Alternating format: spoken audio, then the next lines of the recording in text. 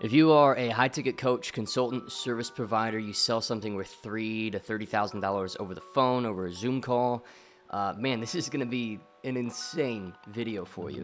I'm showing you the psychological breakdown over the series about 3 Zoom trainings that I did with paid clients of our Kaizen Mastermind group.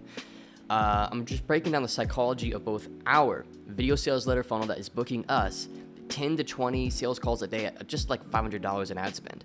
And as we ramp that, we will get way more. And we're just going to build a whole sales team and aim to get this business to at least $500,000 a month in volume. Okay. So I'm going to show you our video sales letter funnel for our company, Kingdom Content Creator Academy.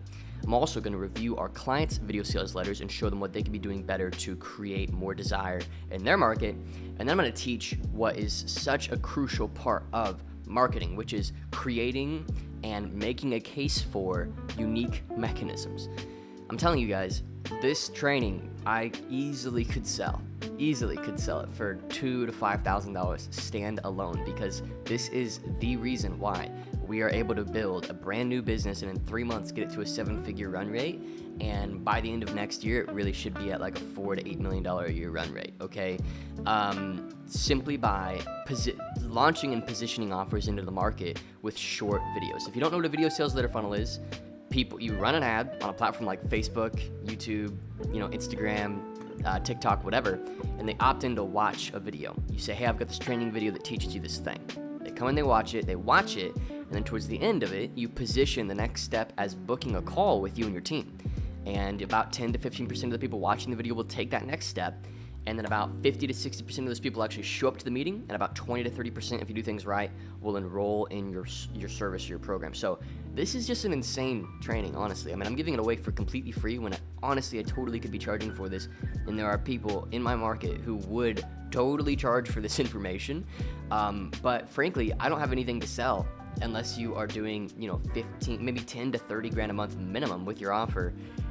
You're really established and you've got a good cash reserve, or at least a good risk tolerance, and you want to scale to minimum, 100, ideally more, maybe even $250,000 a month with your offer, or even $500,000 a month with your offer. In these trainings, you'll see students of mine who have done that. Some of my 8-figure students even, make a pop in, and you can hear a bit more about how they've taken this and succeeded with it. So this is just an insane training. And I wanted to give it completely for free on my channel because I just want to be your favorite place to go. And irrelevant of whether you buy anything from me or not, I just want to be your favorite channel on how to grow your coaching, consulting, or service-based business to $100,000 a month. That's what my content's really all about. So check it out, enjoy, and let me know what your takeaways are in the comments. This is a series, again, of 3 Zoom trainings that I did. The first one is breaking down our VSL, and that lasts about an hour or so, maybe just over, okay? The second one is reviewing my clients' VSLs, okay? And then the last one, I believe this is the order I'll put them in. Actually, I'll do this. First one is mine. Second one is creating mechanisms, which is like the fundamental, that's like the source code of making a funnel work. And you'll see why as you watch it. A mechanism is basically the true what behind what you do and why it's better and why it's unique to the market you serve. And if you can lead with that, then you can start to sell them on your program and implementing that mechanism into their life or their business, okay? And so I'll do my VSL, mechanisms, and then reviewing my clients' VSLs in order. So this is an insane video. Stick around for the whole thing. Let me know what you think in the comments, and please, have a pen and a notepad. Watch this whole thing. It's going to radically transform the way that you see what you do in your market, and hopefully build a runway for you to get to that multiple 7 or even 8-figure level with your organization, okay? Apology beforehand. Unfortunately, I was not using this mic. I was using, on a lot of these meetings, my laptop mic, so my audio is not the best. But if you can bear through that, then this material is just so good. And literally, I've been teaching this now to a group of people for a couple years, and I now have well over 37-figure students, 2 8-figure students, and a lot of it is because of the way that I've learned how to position your offer and what you do and create something unique that feels unique, that you can still funnel people into what you've already been doing for a long time, but do it in a way that stands out, or market it in a way that stands out, and get people interested in a way that is very counter what people are currently hearing in your market, so that you can stand out in even totally red oceans. Check it out. You will really enjoy this video. How are you, man? This meeting is being recorded. Bro, I'm doing fantastic. I'm still here. Yeah. Well, it's gonna be a fun call, dude. Just kind of off the top of my head, going into exactly like I've probably made like 60, 70 VSLs now, and I really and genuinely feel like I cracked like a good code that like you could pretty much write a VSL for any offer. I love that. It's so I'm excited to kind of dig into it today. Hell yeah. Yeah, I'm getting that edited version of the VSL explainer hopefully today. I just had needed to have the guy change the invoice because he put it for like a different company, and I wanted to make sure that it's accurate. But well, your whole angle, like the mechanism that we developed together, dude, and the positioning in your market is 100% like 7-figure positioning, dude. It's really just a matter of getting the right traffic looking at the thing now. It's just it's really good. It's really good. It's very timely right now as well. So I literally just had this call with this guy who's potentially wanting to join Kai's, and he should get started like today or tomorrow. And he's similar to me, like was helping other coaches, and he just felt how much the market changed.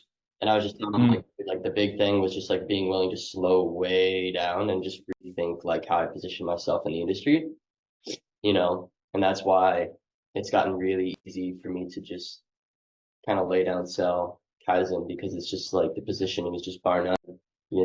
It's up to date with what the industry is experiencing, and yours is too. So I'm excited. I'm excited to see how that goes for you, man. yeah, I love what you said the other day. The idea of like, like being okay to slow roll some of it and like really just like make it happen in a healthy way naturally. Whereas before my brain was always like, let's go a million miles an hour, but it feels good like building something with a little more intention and health, like conscious mindset in the process too. Yeah, for sure. Well, I think once I had my kid, like honestly, it changed everything. Yeah. If I can make an awesome 13 to 15-minute VSL video that like does all the heavy lifting, and then I can just make content that I just want to make. Like I don't have to, it's like that feels ideal, because at some point you just get like burnt out. Like, it's not that I was playing a character necessarily, but it definitely took energy, as we were talking about, So just like we just have like a really, really solid mechanism here. And even for like existing coaches, my mechanism is just like having a banger funnel. Yeah, right. You know what I mean? It's like it's crazy, dude. Like we booked 22 calls yesterday with $600 and spent. It's just ridiculous. I need to figure that part out. That's the next step for me. Yeah, well, and we'll get there, dude. We'll get there. I was on. What's up, dude? Dennis, what's up? Yeah, hi Trey, hi Trevor, good to see you guys. Well, I want to keep this call as much as I can. I'm gonna go into psychology of VSL. It's gonna be a good one. I'm just gonna literally like play our VSL and just like talk about why we're doing what we're doing when we're doing it. Arzam, how are you, dude? I'd love an update from him. Hey, bro. Yeah, just pretty solid month. Still kind of consistent with the 55K, etc. Because last month ads went down, so I had to scale it back up. So pretty much just doing the same stuff. But VSL has really taken off, getting a 7x ROAS just because I changed it more towards the UK, and the UK audience is really responding well. And also just preparing myself to start on the new offer starting January for the accountants, and have my media buyer ready, etc. Ready to handle 20 plus clients a month. And ready to scale that. It's like what we talk about, just like if you teach a business, you should do it yourself. Yeah, it's absolutely crazy how far that goes, dude. You have no idea. It's amazing.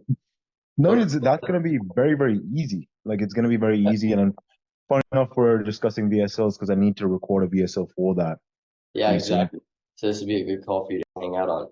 Well, I'll probably put like an hour, maybe an hour and a half here. It'll be good. So just dive in. Just to let you know, I might have to jump off in like 20 minutes because of my next call, but I'll watch the recording there as well. Yeah, sure. That's fine. All right.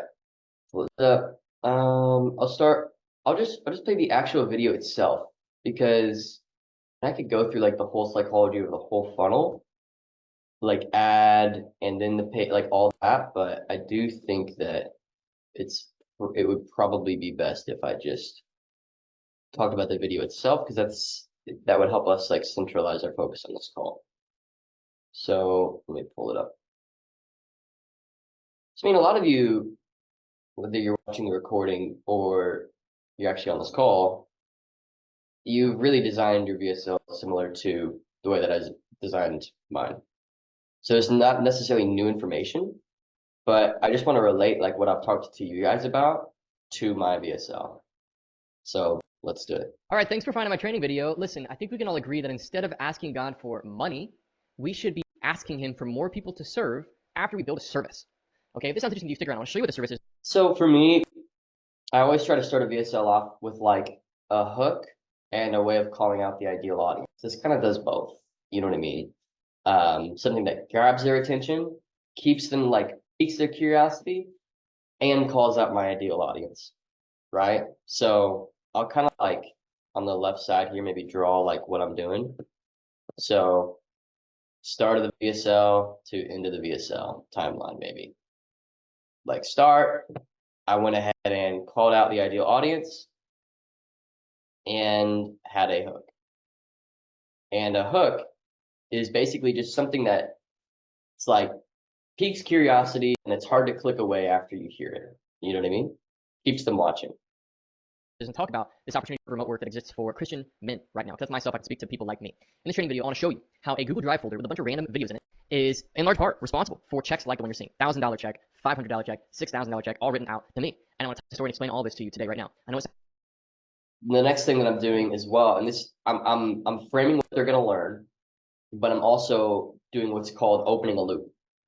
Open loop. And this means I'm giving them information, I'm telling them a statement, and I'll close that mental loop later. It's like, I'll tell you more about this later, right? And that keeps people, again, keeps them watching, right? So it's like, for example, in one of my VSLs, I was like, hey, I want to show you how a crock pot and a fishing rod are responsible for helping me build $1 million online coaching brand. If that sounds interesting, stick around, I'll explain it to you. You know what I mean? So just like, call out the audience, hook, open a loop, and don't close until later in the VSL, right? And this is, by the way, for like pure cold traffic. I mean, I'm running completely cold traffic to this. If you've got warmer traffic, like an organic audience or something, you don't need to do so much at the start. You can just kind of dive right in, you know? But I'm really trying to hook their attention. sounds really weird, and I get it, but if you stick around, I'll be explaining a skill set that, if you learn it, can unlock a whole new life for you, as it has for me. And I'll tell you my whole story here in a moment. And that's kind of another open loop there. It's like, I'll tell you my story here in a sec. So in the back of their head, I know that they're like, who is this guy? You know what I mean?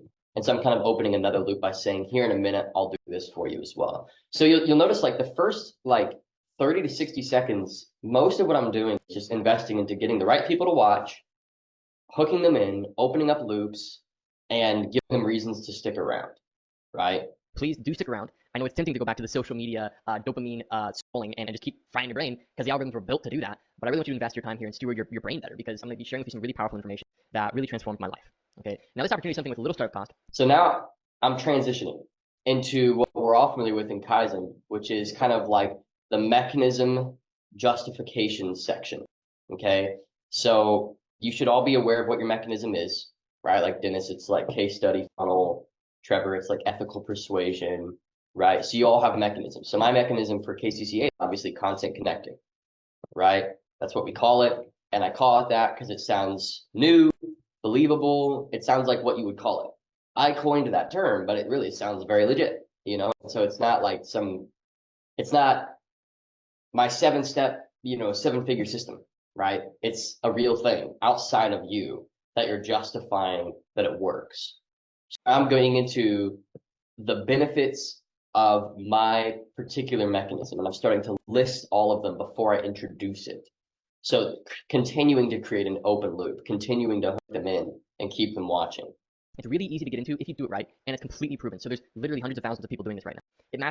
So super easy to get into. That's one benefit of my mechanism. Leverage is a massive trend. Artificial intelligence, that's another mechanism. That's, if you can find these things that are like bigger than all of us that justify the mechanism, like if you think about your VSL, Trevor, about like the coaching industry generally, like anybody can be a coach.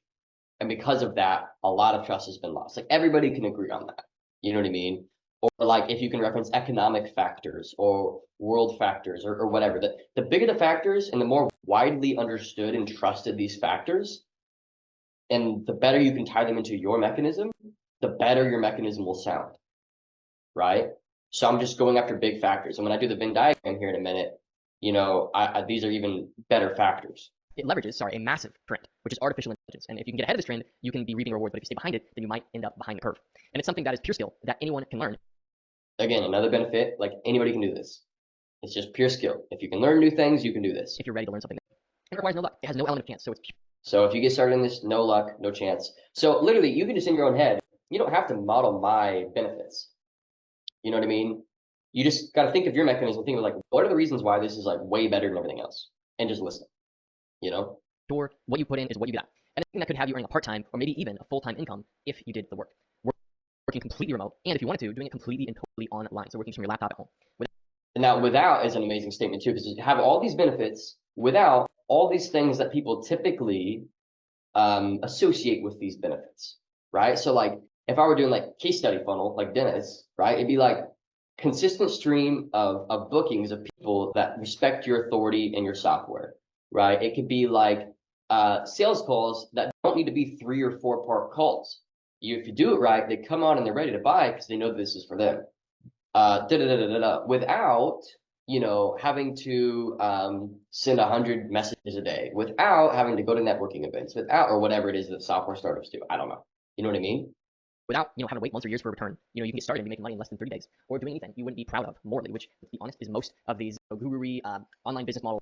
So the subtle thing I'm doing here is just throwing rocks at other people, right? Differentiating myself by speaking to something that people generally would agree on. So like, you don't have to sacrifice your value, or you don't have to sacrifice your profitability as a software startup, but you don't have to sacrifice your client results if you're a coach, Trevor, or whatever it is. You don't have to sacrifice these things, which, let's be real, most of these strategies that are being pushed right now, they do this. So you notice I haven't talked to all about me. I haven't talked to all about my program. I haven't talked to all about next steps. I haven't talked about booking a call yet. All I'm doing is just making a really strong case for, content connecting by listing benefits and, think like without key things that they tend to associate with those benefits, and then making a strong case, which I'll make with the Venn diagram here in a moment, as to why it's timely, right? And then telling my story a little bit with it, right? Peddlers that we see right now, they're asking you to trade values, and you won't see any of that from this. Or having to work more than a 30-hour work week, once it's off the ground and moving. And just for the record, it's none of these things. So these are very popular models that people try and... More differentiating, I would say this maybe is helpful, but like I don't even know that my prospect that is watching this is familiar with many of these. So we'll see. I could probably change that out for something else. I think instead of like more of the guru-y biz-off stuff, I should be more broad and be like, and no, it's not freaking MLM. And no, it's not insurance sales. And no, the more broadly known things, I feel like this is a little too in market. I've thought about this slide and I think that I could expand it even further. Because some people would see this and be like, oh, you hang with that crowd, got it, and then like kind of tune out. So I'm thinking like if I'm going true mass market, like some of this stuff probably is honestly probably not even that commonly known to this person who's coming through this funnel right now. Sell you into. And sure, can these work? Sure, but majority of the time I see that these are being peddled by people who either A, don't do it themselves, or B, don't have your best interest in mind. Okay? And it's not like any other make money online, model. It's not really even a make money online thing. It's not like a get rich quick thing. It's a real... So another point of justifying my mechanism and justifying your mechanism. Benefits without, Venn diagram, large economic or variables or truths that we can all agree on that make this justified, your story with it, and then differentiating it from the blanket categories that people tend to put things into. Does that make sense? It's like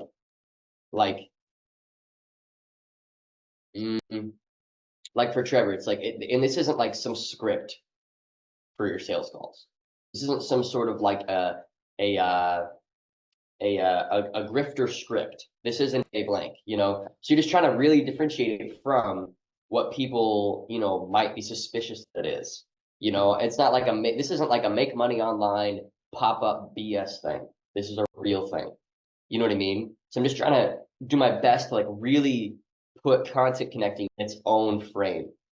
Because as a general concept, and I'll expand this over here so I can draw this, in order from start to finish, you have to sell them on paying attention. Then you have to sell them on your mechanism. Then you have to sell them on you. Then you have to sell them on your program / taking the next step to discover it. That's basically what a VSL is, right? So that's what I'm doing here, selling them on the mechanism. Business. You have to learn real skills, okay? And this opportunity, I'll get right to it, is called AI content connecting. I've removed the AI since then, but I just haven't. I'm like frankly just too busy to refilm it. But yeah. And to put it super simply, a few major economic forces are shifting or merging right now to create a very unique window of opportunity for anyone who wants to take part. The first. So again, referencing the bigger things that we can all agree on that make a case for this. Major force is that millions of brands, organizations, and influencers are popping up and moving online to do a majority of their marketing. The second is that there are more marketing needs than ever for these businesses. And short form content like Instagram Reels, TikTok, YouTube, Facebook Reels Shorts, you scroll with your thumb, it's super addicting. This content is an amazing driver of new attention for these, businesses, brands, or organizations. And then you have AI now stepping into the fray, which helps create short form clips automatically. So for your offers, and for your mechanisms, really just like taking the time to slow down and be like, all right, it's not what's my opinion. It's like I have to say things that they would like nod their head in agreement to. You know what I mean? It's like, yeah, that is true. And so I actually been thinking about rephrasing my Venn diagram, and instead of it being like those three, I've thought about the red one being, instead of millions of brands, organizations, influence popping up, it would be entrepreneurship or owning a business is becoming significantly more common, right? Like it kind of is, and people can kind of agree to that. At least my ideal prospect would notice and agree to that. These businesses need more marketing than ever, and short form content. And I'd show like a Google or like a Forbes article about like short form content being the main way people are spending time on their phone. And then like a Forbes article about we live in the attention economy. So if your business is getting attention, it's making money. You know what I mean? And then I would go to like AI helps create these short form clips, and there's just like literally hundreds of thousands of editors for $2 an hour who can create them. I just feel like that would maybe be a better Venn diagram, but it's still plenty good enough. Like it's getting us bookings who are interested. Any questions or comments so far? I've covered a lot so far. I just want to make sure you guys are like that this is helpful. I've made solid points to make my own anyway, so this is amazing. This is good. This is helpful stuff, dude. Yeah. I'm just looking forward to how you're gonna close this. Yeah. Anybody else? Any questions or thoughts? Just want to make sure I'm not moving too fast. I can tend to just like kind of just peel through it. Just want to make sure this is like helpful. So going through the medium section again, it's the Venn diagrams, like the B, V, the diagrams and S. This would stand for break their limiting beliefs. Yeah, it's benefits of your specific mechanism. Yeah. That they can experience without things they typically associate with that mechanism. Draw a Venn diagram that references bigger variables outside of you or the prospect that you can both agree on, even though you're strangers. And then talk a little bit about your story or even client stories. The client stories or your stories is fine, with the success of the mechanism. Yeah. Right? So I've got them to pay attention, and now I'm selling them on the mechanism. Nice. Yep. Window of opportunity. I know it sounds. Anything else before I move on, guys? It's good stuff. Cool. Crazy, but I'll explain how this is huge right now. Brands or businesses will happily pay $500, $1,000, up to $3,000 a month, or sometimes even more, okay, for someone to chop up their existing content or maybe make new content and give them short form content to distribute to get more eyes and more marketing. This will be on TikTok, YouTube Shorts, Instagram, Facebook Reels, etc. Especially if you can build this in such a way that drives revenue for their business, which really isn't hard to do if you just know, how to do it. Here's the best part. When you do it right, like I said, you don't even make any of the content, okay, meaning you take on no work when you bring in a client. AI does all the work, and if AI can't, then you can outsource it in other directions as well. But it helps find the best clips for you or make these clips, and it can even chop them up. For example, you go to your church, and I didn't put this in the presentation, but your church probably has all of their Sunday service on YouTube or something. You go to that, an AI tool will scrape. So again, spending more time justifying the mechanism, how it's better, how it's easy, etc. And then I like to just like break script and be like, yeah, actually, I didn't put this in the presentation, but here's a good point too. You know what I mean? Just to show that like I really believe what I'm saying. You know, just as like a little note. It's always smart to do that because it just humanizes what they're watching, I guess. So yeah. All of it, find the highlights and make these little clips, and you just give them to your church, and that's a great place to start. Okay, because it'll help them get more reach, and it'll help them expand their influence online, which ultimately grows their organization, their church. This means you can pocket 80% of this as profit and do none of the work yourself. And this is why it's called AI content connecting, because you're simply connecting businesses or brands, organizations, startup, influencers, whatever, with an engine that generates their content, and you're just pocketing the difference. Remember. So further selling the concept of the benefit. So it's like here I'm like making a statement that like I'm trying to shift a belief because I know that a lot of the viewers here, I just my knowledge of like Christian men is like they have this idea that like you have to like work really hard for your keep. It's like, no, you don't. You know, there's nothing that says that, you know. And so I'm just trying to like get them to understand that, you know, it's like you don't have to work hard, you just have to get results, you know. So I'm trying to shift that belief.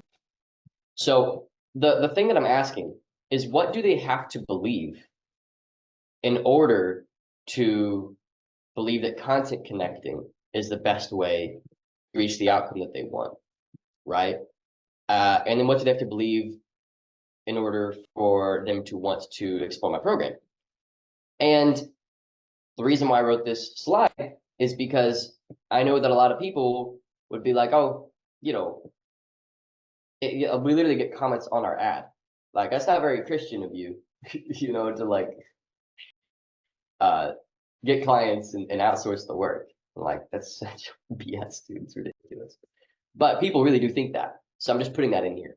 You know, like I know my market. I know what they're thinking. And I'm trying to get rid of this. You know what I mean? The wealthy do not get paid for how hard they work with their time. They get paid for the results that they drive. You know, the top 1%, they understand that it's about driving results, not working hard. So you can find a way to add a lot of value without putting in a lot of work. That right there is called leverage. And it's especially bountiful if it adds real value to people. And this adds real value because over time, they're going to get more expansion of their business. You know, and I know this deeply. So very important there is I'm just thinking like, what's like maybe a false belief in my market or something that they would believe that would prevent them from fully accepting content connecting. You know what I mean? And I feel like that is one of the last ones in line. So I'm just using a quote or an idea that like isn't that much of a stretch to believe. And it's true. The wealthy get paid on results, not effort. So I'm just kind of like driving that home to help them it really sink in. So you can think about like, as you wrap up the mechanism explainer section or the mechanism justification section, at least here forward, not quite your story yet, like maybe is there anything that would keep them from accepting this information? You know, any belief, any value, or any past experience, or anything that would keep them. It's like just maybe spend a little bit of time on that and really drive it home. You know what I mean? Because like you really want it to be like, if people could just freaking pay attention, they're probably going to book a call. You know what I mean? Most people, the reason why they don't book a call is their attention span is hoarse, you know? And so, but like we book like 1 out of 8 leads, I think, you know? And it's just because this just like makes a great case, you know? And personally, you guys, because this is just a couple years ago. I had no clear path in life. So now I'm getting into my story.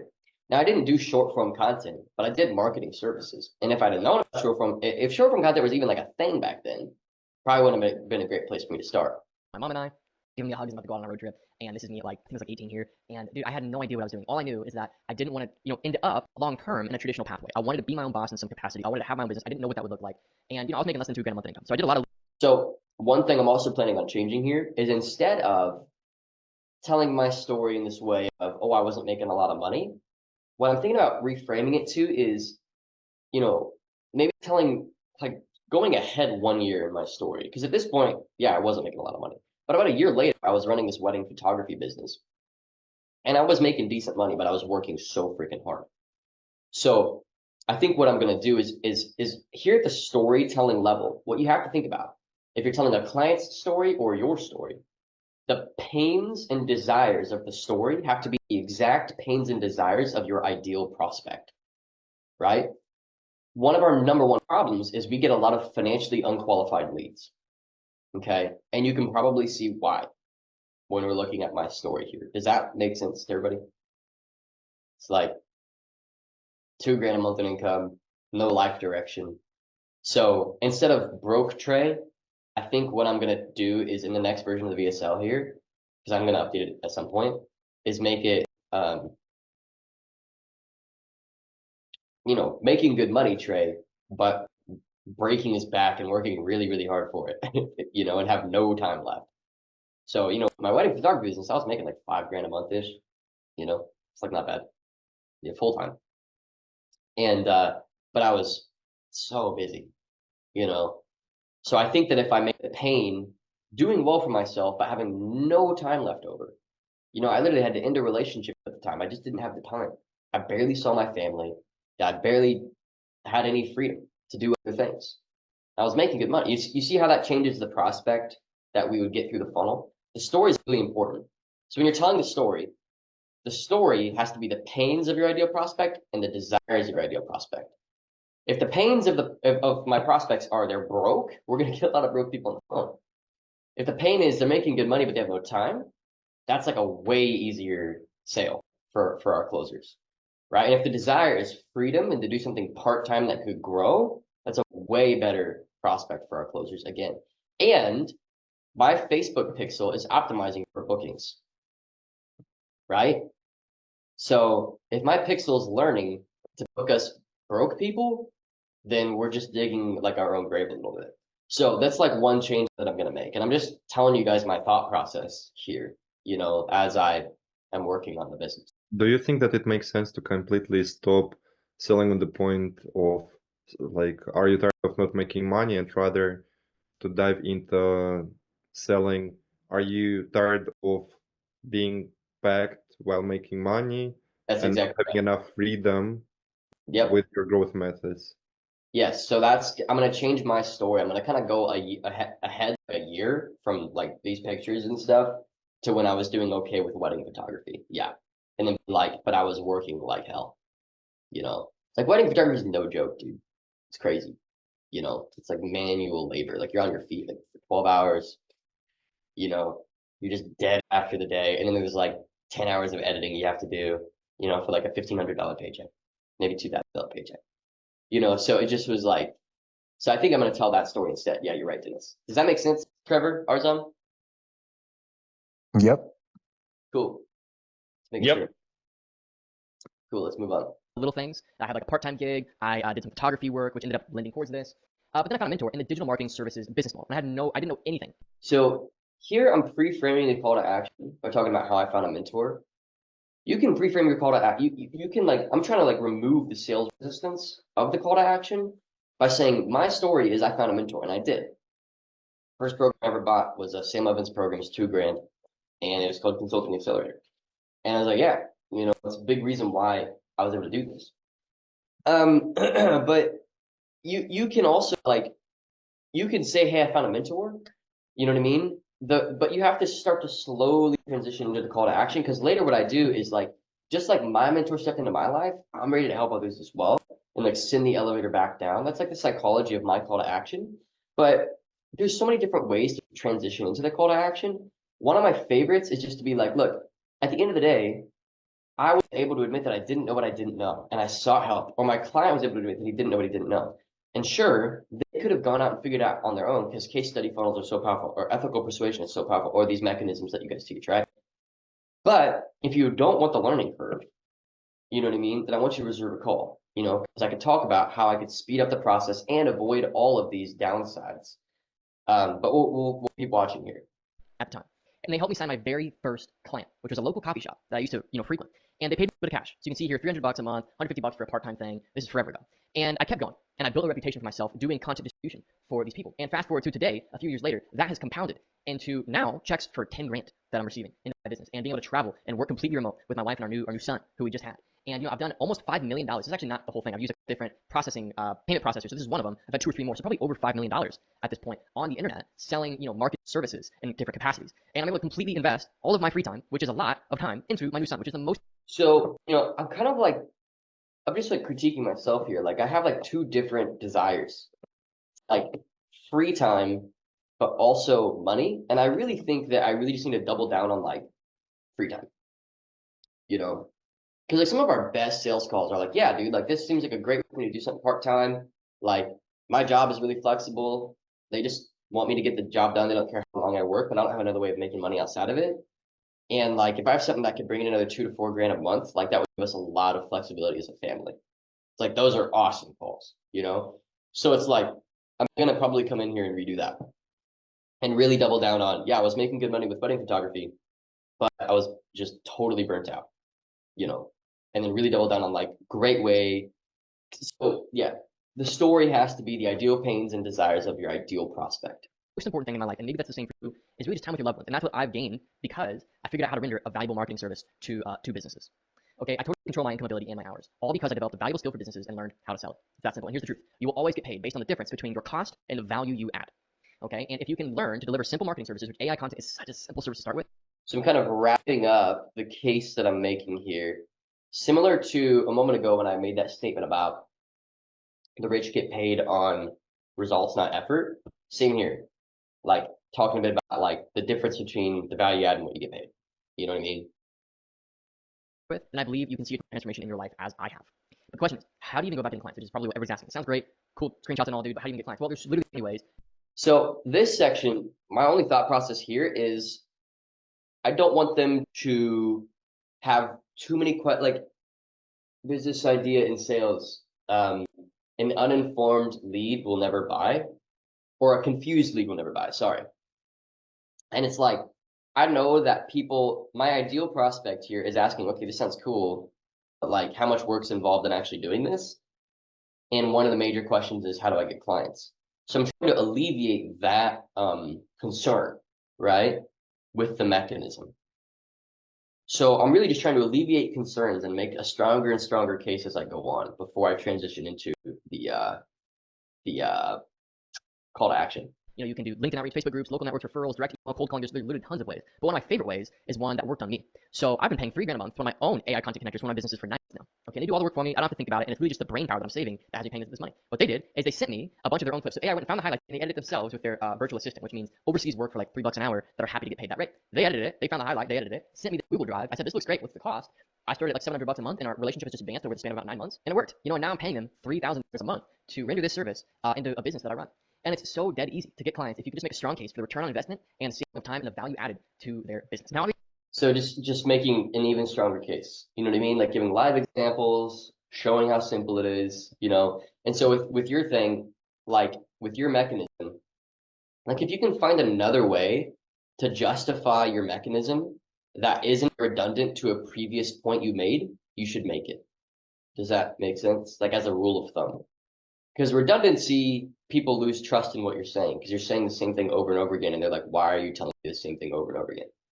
But if you can find a new way that isn't redundant to make a case for how simple your mechanism is in reaching the desired outcome of your marketplace, you should make it before you move on to the call to action. And really, you should have like 3 to 6 major points. Like it's like point 1, point 2, point 3, point 4, point 5, point 6. You know, it's like, for me, it's like anybody can learn it, and it's purely skill. Tons of demand for it. And when you get clients, you don't have to do the work yourself. So therefore freedom, right? Worked for me, works for other people. That's like 4 points. Major shifts happening in the world that are making it more viable, right? And then probably the 6 is like clients are really easy to get. You know what I mean? So like I have these like points. This is where I start to transition into the call to action here. Be really, really clear for a sec. You know, this is not some sort of like a get rich quick scheme or some sort of like a make money hack. You know, this is a real business, and it's something that can take time to master. So fundamentally, the reason why somebody would buy coaching is to save time in implementing a valid mechanism. That's like my belief. Like they want to speed up the process, especially cold traffic. If you're like a guru and you've got like an audience and people like follow you and want you, then they want proximity to you, right? So really, I kind of have like 2 businesses a little bit. Like Kaizen is a little bit proximity to me. And then like KCCA is just like time and learning a skill and doing something. They don't care if it's me or not, right? And that's why I have a head coach who I literally don't even touch any of the students when they're in there. You know, he does everything, right? So I've just coached him on how to do group calls, and he built a great program and everything. So yeah, it's just time, right? So fundamentally, I believe that it's time, right? And maybe certainty. you know? And so speed up the process and know it will work. That's really like what people fundamentally want once they're sold on the mechanism, sold that it can help them reach their desired place, and sold that it will solve their pains. So I'm kind of pre-speaking to that as I transition into the call to action. Right? And it took me personally getting direct mentorship to get past the initial hurdles. Right? The problem is I didn't know how to approach businesses online, especially. I had no idea how to go about finding these people. It felt like a massive task to even get the initial payment. Had no idea how to go about that. And I didn't know how to effectively sign them or outsource the work even if I did get signed, right? Even if I found a job. And I didn't know what I didn't know. Okay, it was just I didn't know what I didn't know. All I knew was that. And this is a great quote for just generally putting yourself in the place of authority. It's just getting them to admit that they don't know what they don't know. You know what I mean? It's like at the end of the day, you don't know what you don't know, but you know you want these things. And if you want to do it quick and you want to have it sure, then like here's what the next step is, right? If I could add more value than I asked for. And I'm speaking in the first person here about myself. And as a byproduct, they're accepting these things, right? Does that make sense? Like I'm talking about me here. And when I'm talking about me, in yourself, people don't take it as like their ego doesn't get involved. There's no resistance. They're willing to accept what you're saying. You're talking about yourself. It's like they'll come to their own conclusion. Like, yeah, I can do that. Yeah, I don't know what I don't know. Yeah, I don't know how to approach businesses.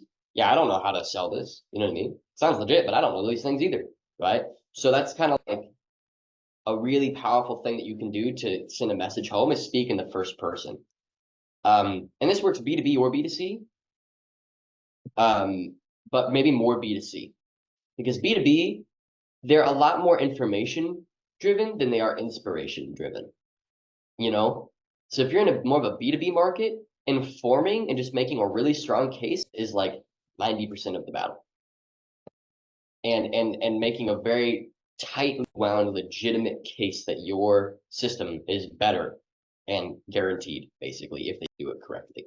Like that's most of the battle. B2C, if you have an amazing mechanism and it kills and it is pretty much guaranteed, they still might not buy it because they just hate themselves. You know what I mean? Like, or whatever. Like B2C, they need inspired a little bit. So yeah. Or that I could get paid. That's all I need. Probably like yourself. And though like you, I could probably have figured it out by myself eventually, ultimately, I just didn't want to spend time doing so, okay?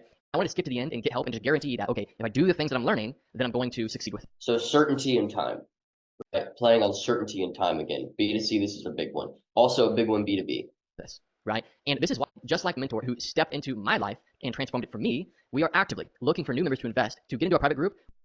I filmed a version of this that didn't say invest, and I had to fix that later. Because people would just book a call and think it's like a free program. They'd be like, yo, like, I love the help. And then we tell them that it's paid. And then they'd be like taken aback. So just as a note, like you just have to literally consider everything. But yeah. So we're actually looking for new members to invest. If you notice the way that I say it, I almost like say it very strongly because we got so many calls like that. And transformed it for me, we are actively looking for new members to invest, to get into our private group, which is called Kingdom Content Creator Academy. So now we're moving into, you know, because I've sold them on the mechanism pretty much. I'd say I could do a better job at all of these. I mean, I'm very nitpicky. I'd say attention is pretty much good. Mechanism, I could do a little better. Me, I could definitely do better and tell a different story. But they're sold on me at that point. Like I at least am a human. You know what I mean? I could probably go deeper. But now I'm kind of selling them on our program and like taking the next step to explore it, right? Which you'll notice is almost half of the video. So what I've noticed a lot of people do is they mechanism explain, and then at the very end, as like a side thought, they do a little call to action, right? And it's like, that don't work. You really have to like take some time and really get this done, you know? And just like with your mechanism, you're finding new ways to justify the mechanism. You have to find new ways to justify your program in taking action and taking that next step. Content Creator Academy, where we're aiming to help 1,000 men free their lives and add value to businesses and get paid to do so, okay? Therefore, expanding the kingdom and creating for themselves freedom, and same for their clients, freedom for them as well. And if you're interested in becoming a student and learning about this, you can book a call using the link beneath this video. But I'll say it now, you know, we're only looking for serious people who are ready to do the work, because we don't guarantee any results. It's really completely on you to succeed, and frankly, most people who get started in a mentorship program like what we have to offer won't see any results. That's just the nature of it, because it's completely on you to succeed, and not everything that we're going to teach is going to work perfectly for you. So that's the risk you take on. I think honesty is huge. I think honesty creates a lot of trust, you know? So you're just being real. Like, not everybody, it's not going to work for everybody. A lot of people won't succeed. This will be very hard. But, and then if you can sandwich almost like an outlier dope like result with like damaging admissions, it makes the result you're promoting more believable. Right after this, I share a testimonial from an old student of mine back when I did like social media marketing agency coaching, which is basically the same thing. You know, it's like marketing services.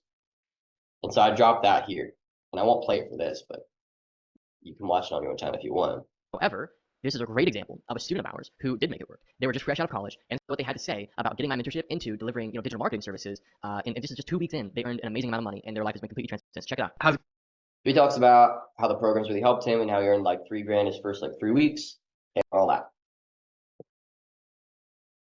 We don't guarantee any results, okay? It's fully on you to make this program work. However, we do offer a 6-month money-back promise in order to just be in complete integrity, because now this guarantee is huge. This probably drives a lot of our business. Well, I'd say it drives like 30 to 40% of our business. A lot of people don't need it, but some people really, really do.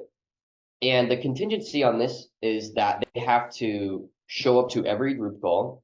They have to report every single week. We've got a feedback form that they have to fill out. They have to totally complete the course. They have to do daily outreach according to the way that we teach it. They have to, what else? They have to get their tracking sheet for that outreach reviewed on at least 5 group calls. There's so many contingencies that make it like, if they actually do everything we teach them to do, they're gonna get the result. So this is a powerful thing to include if your like conveyor belt in the system that you have, whoops, I'll see ours on. Thanks for being here, dude. This is a really powerful thing to have if the conveyor belt you walk them down is like super tight. If you don't have a conveyor belt and you're kind of like loosey-goosey meeting people where they're at with your offer, which is totally fine. And that's what I've done for a lot of my offers. Just kind of just wing it based on the client I'm working with, especially B2B. I can kind of just like my experience speaks for itself. I can kind of figure it out with them. I don't recommend doing this if you have that kind of a environment, especially not on money back. You can do I'll work with you for free until, right? If you're not at outcome within 6 months, I'll work with you for free until you're at outcome. That's fine. But I don't like money back unless you have a conveyor belt process, which B2C at scale, it's super conveyor belt. Like I can show you guys inside of KCCA and talk about our conveyor belt maybe on another call. Is there even any point in adding I'll work with you for free until you do type guarantee? Because I mean, the point behind the guarantee is usually reversing the risk, but here, like the number one question would be, well, if it hasn't worked in 6 months, what's the point of continuing? I mean, yeah, anybody who thinks far ahead would think like that, but really what you're doing is just showing that you're confident that you can get the result if they follow your mechanism. Yeah. Okay. Yeah. I mean, it wouldn't work on me, if somebody told me how I work with you for free until, all right, cool. But yeah, a lot of people, they need stuff like this. Quick question before you jump off. Yeah, OBS. Thanks, dude. So I use OBS and I just crop my webcam and then I live click the slides as I read it, as I record, and I'll edit it in Premiere, Adobe software, which you don't have to use Premiere, you can use anything. Cool. So let's move on, keep moving here. But I'm just trying to relieve risk, perceived risk here. We want to make this really, really good. If you do everything we teach, and we'll have you actually do it, we'll check your homework and everything, right? And you don't make back your initial investment as a minimum, then we'll just give you every single dollar back that you paid to initially get started in the KCCA Kingdom Content Creator Academy program. So like I said, the next step would be to reserve a one-on-one Zoom call with my right hand in our academy using the link beneath this. One thing that I'm going to add to this, I think what I'm going to do is just screen grab the thank you page and like, I could literally add this today, but it's like way back here. It's like the next step is to book a call, right? Like clip it right here, like 9 minutes and 14 or 15 seconds. Screen grab the thank you page and say, and after booking, we ask that you go through everything on this next page, because otherwise you're going to come onto this call and have zero context, and we'll actually have to reschedule it unless you get through this material, because it's very, very important. It's going to answer all the major questions you might have so that we can help make a strong decision on this call. Because we have a lot of people who book a call and then don't watch the thank you page material, like half do, and then of that half, like 60% show up, and those guys close at like 60%. You know what I mean? But like only half watch it. You know what I mean? So, but like consistently, if somebody has the money and is watching the thank you page material, they freaking close. So I'm So adding that. just quick question here. So in the end, for VSL in B2B sort of sophisticated market, would you currently do the guarantee money back guarantees or not? I think the money back guarantee is like an afterthought, dude. If you make a strong case for your mechanism, if your mechanism is legit, if it's real, if it's driven results before, better than other options, the mechanism is, or the guarantee is just something you add at the very, very end. That's kind of my thought on it. It's like I do it as a shield against anybody who might be left over as a skeptic. You know, and if somebody buys just because of that guarantee, like I probably don't want them in anyway. You know what I mean? We don't have a lot of calls where it's like, I yeah, came dude, for the guarantee, yeah. yeah, it's like, hey, I'm super skeptical. I'm really afraid. I'm really nervous about this. Well, dude, we got this guarantee. And they're like, okay, I guess. And they buy. Yeah, it's just I'm writing the VSL right now, and I used to do the guarantee. Now I don't mind. I don't mind. Yeah, I mean, it's fine, but if you think harder about your guarantee than you do your mechanism, you're screwing yourself. Okay, Yeah. that's how it used to be for a very long time. Yeah, mechanism-led marketing is really like my mission for my clients. It's like have a banger mechanism. It needs to like make so much sense, feel so real and so legit, be inarguably good, and then yeah, I guarantee pop it in there, but don't have to have one. Nice. Cool. I'm gonna wrap up here. So the next step would be to reserve a one-on-one Zoom call with my right hand in our academy using the link beneath this. So let me just kind of draw what I'm doing here. So again, in the timeline of the video, we've grabbed their attention, we've justified the mechanism, sold them on we'll sell them on you, sell them on me, right? So attention, mechanism, you. And then now I'm going into that like program / next step section. And so far with program, what I've done is other results that I've generated, case study, student, damaging admission, being like, hey, look, this might not work for everybody, which is an amazing way to get them to believe what you're telling them. It's like most people won't get any results. Most people, this isn't going to work for you. This doesn't work for most people. But here's an example of somebody that it did work for, you know? And I think that's just honest, and I think that's just like good practice anyway. But I do think it drives it home further. And then a little bit of a guarantee. And then at the very end, I kind of go into some emotional stuff of like, look, if you don't make a change, then nothing's going to change. You know what I mean? If you stay where you're at and you don't do anything about this, fine, stay where you're at. But if you like me a couple years ago, we're here and you want this change, let's get to work, you know? And then the final thing that I do is I inform a little bit. So I give them a little bit of a peek inside of the program. You know what I mean? So we'll watch this video. It should be a big blue button right beneath the video you're watching. And you'll notice too, not to keep interrupting the video, I have like 4 call to actions to book a call. It's not, hey, go book a call, and then you don't say it again. It's, hey, book a call, make a case as to why.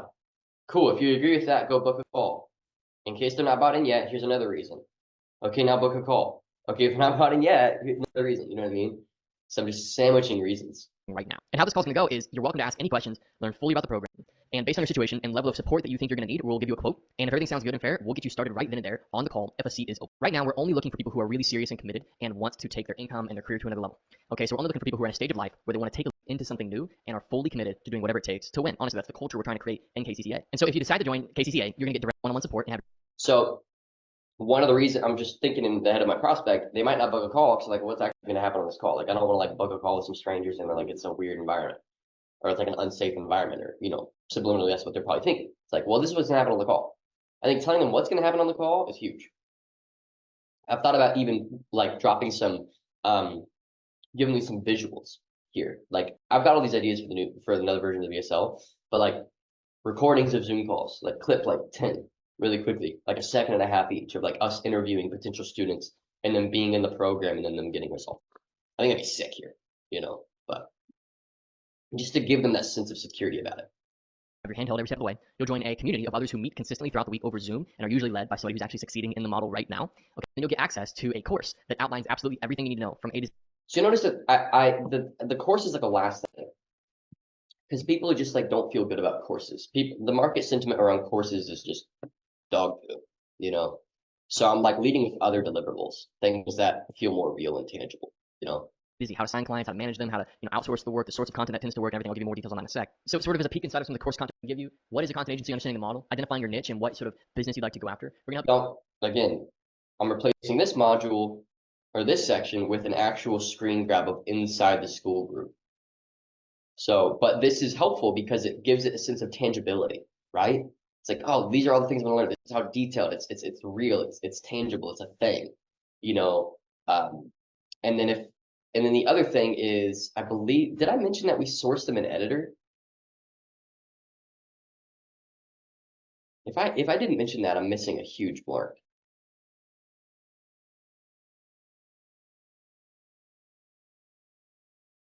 I don't think I do. So you can see there's like, work in progress, things I got to work on. We're going to show you how to price your services. You're actually making a profit after you're expected to succeed with them. These are people who are succeeding with them. So here we go. Now I'm going into that emotional stuff.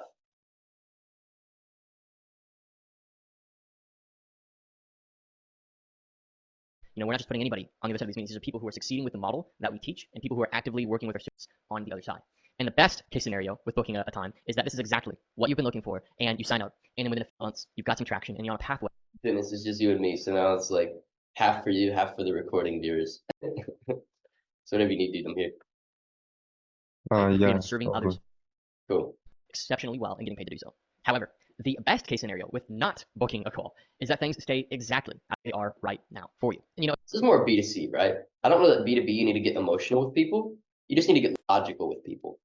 It's like a lot of businesses, they're just going to stay at the current revenue level that they are because they don't make any changes. You know what I mean? Yeah. You know what I mean? So just making a more of a logical case as opposed to an emotional case. Because like consumers buy off of emotion, business owners generally buy off of logic. Very few consumers buy off of logic. The thing I didn't do for quite a while with my VSLs and what I'm implementing now is emphasizing the danger of staying where you are. So previously, I may drop one line about it, like because you don't want to be where you are, and continue. But now I have a couple slides which are, for example, you have a couple options. You can do the same thing you're doing now, or you can change it. If you continue doing what you're doing now is short term, low risk. However, long term is going to be high risk and potentially you will go bankrupt. However, like if you do change some stuff about it, then it's vice versa. So I'm doing a couple more highlights about it. Nice. It's good. If you're okay with that, then you're welcome to leave this training and go do something else, right? But if not, then let's have a chat and see if this is good and go ahead and sign you up. Because our doors might not always be open because we want to work really closely with the people who get involved in KCCA to make sure that they have the success that they were promised when they enroll. A little bit of scarcity, and it is true. Like, I don't know what the upper limit right now is of our head coach's time.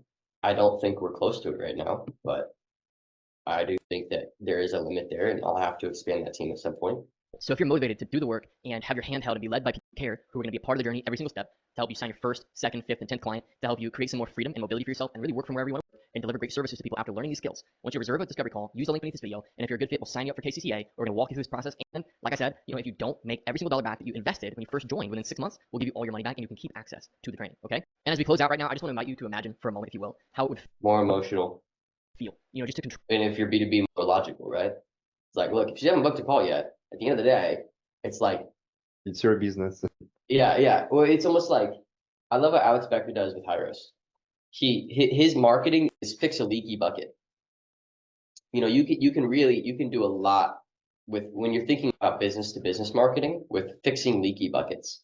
It's like right now, if you don't book a call, you're probably leaving at least $100,000 on the table this year, minimum, for most people watching this. You know what I mean?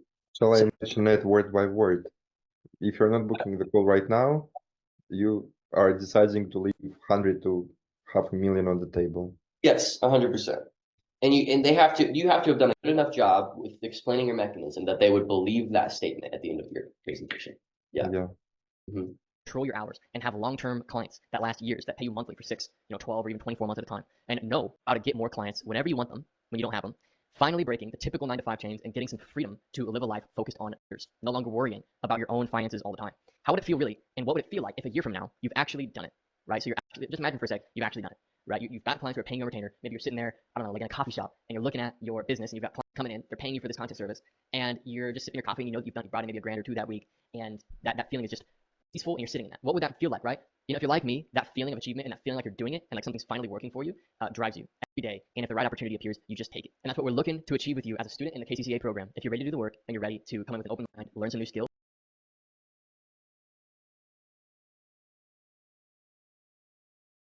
Dude. You as well. This meeting is being recorded. Seth, right? Sorry, the recording in progress spoke over you. What did you say? You're all good. Your closer's name's Seth, right? Oh yeah, Seth. Seth, is he going to be joining these calls, or is it just going to be you mostly? I think he's on a sales call right now. But he could. I wasn't planning on him.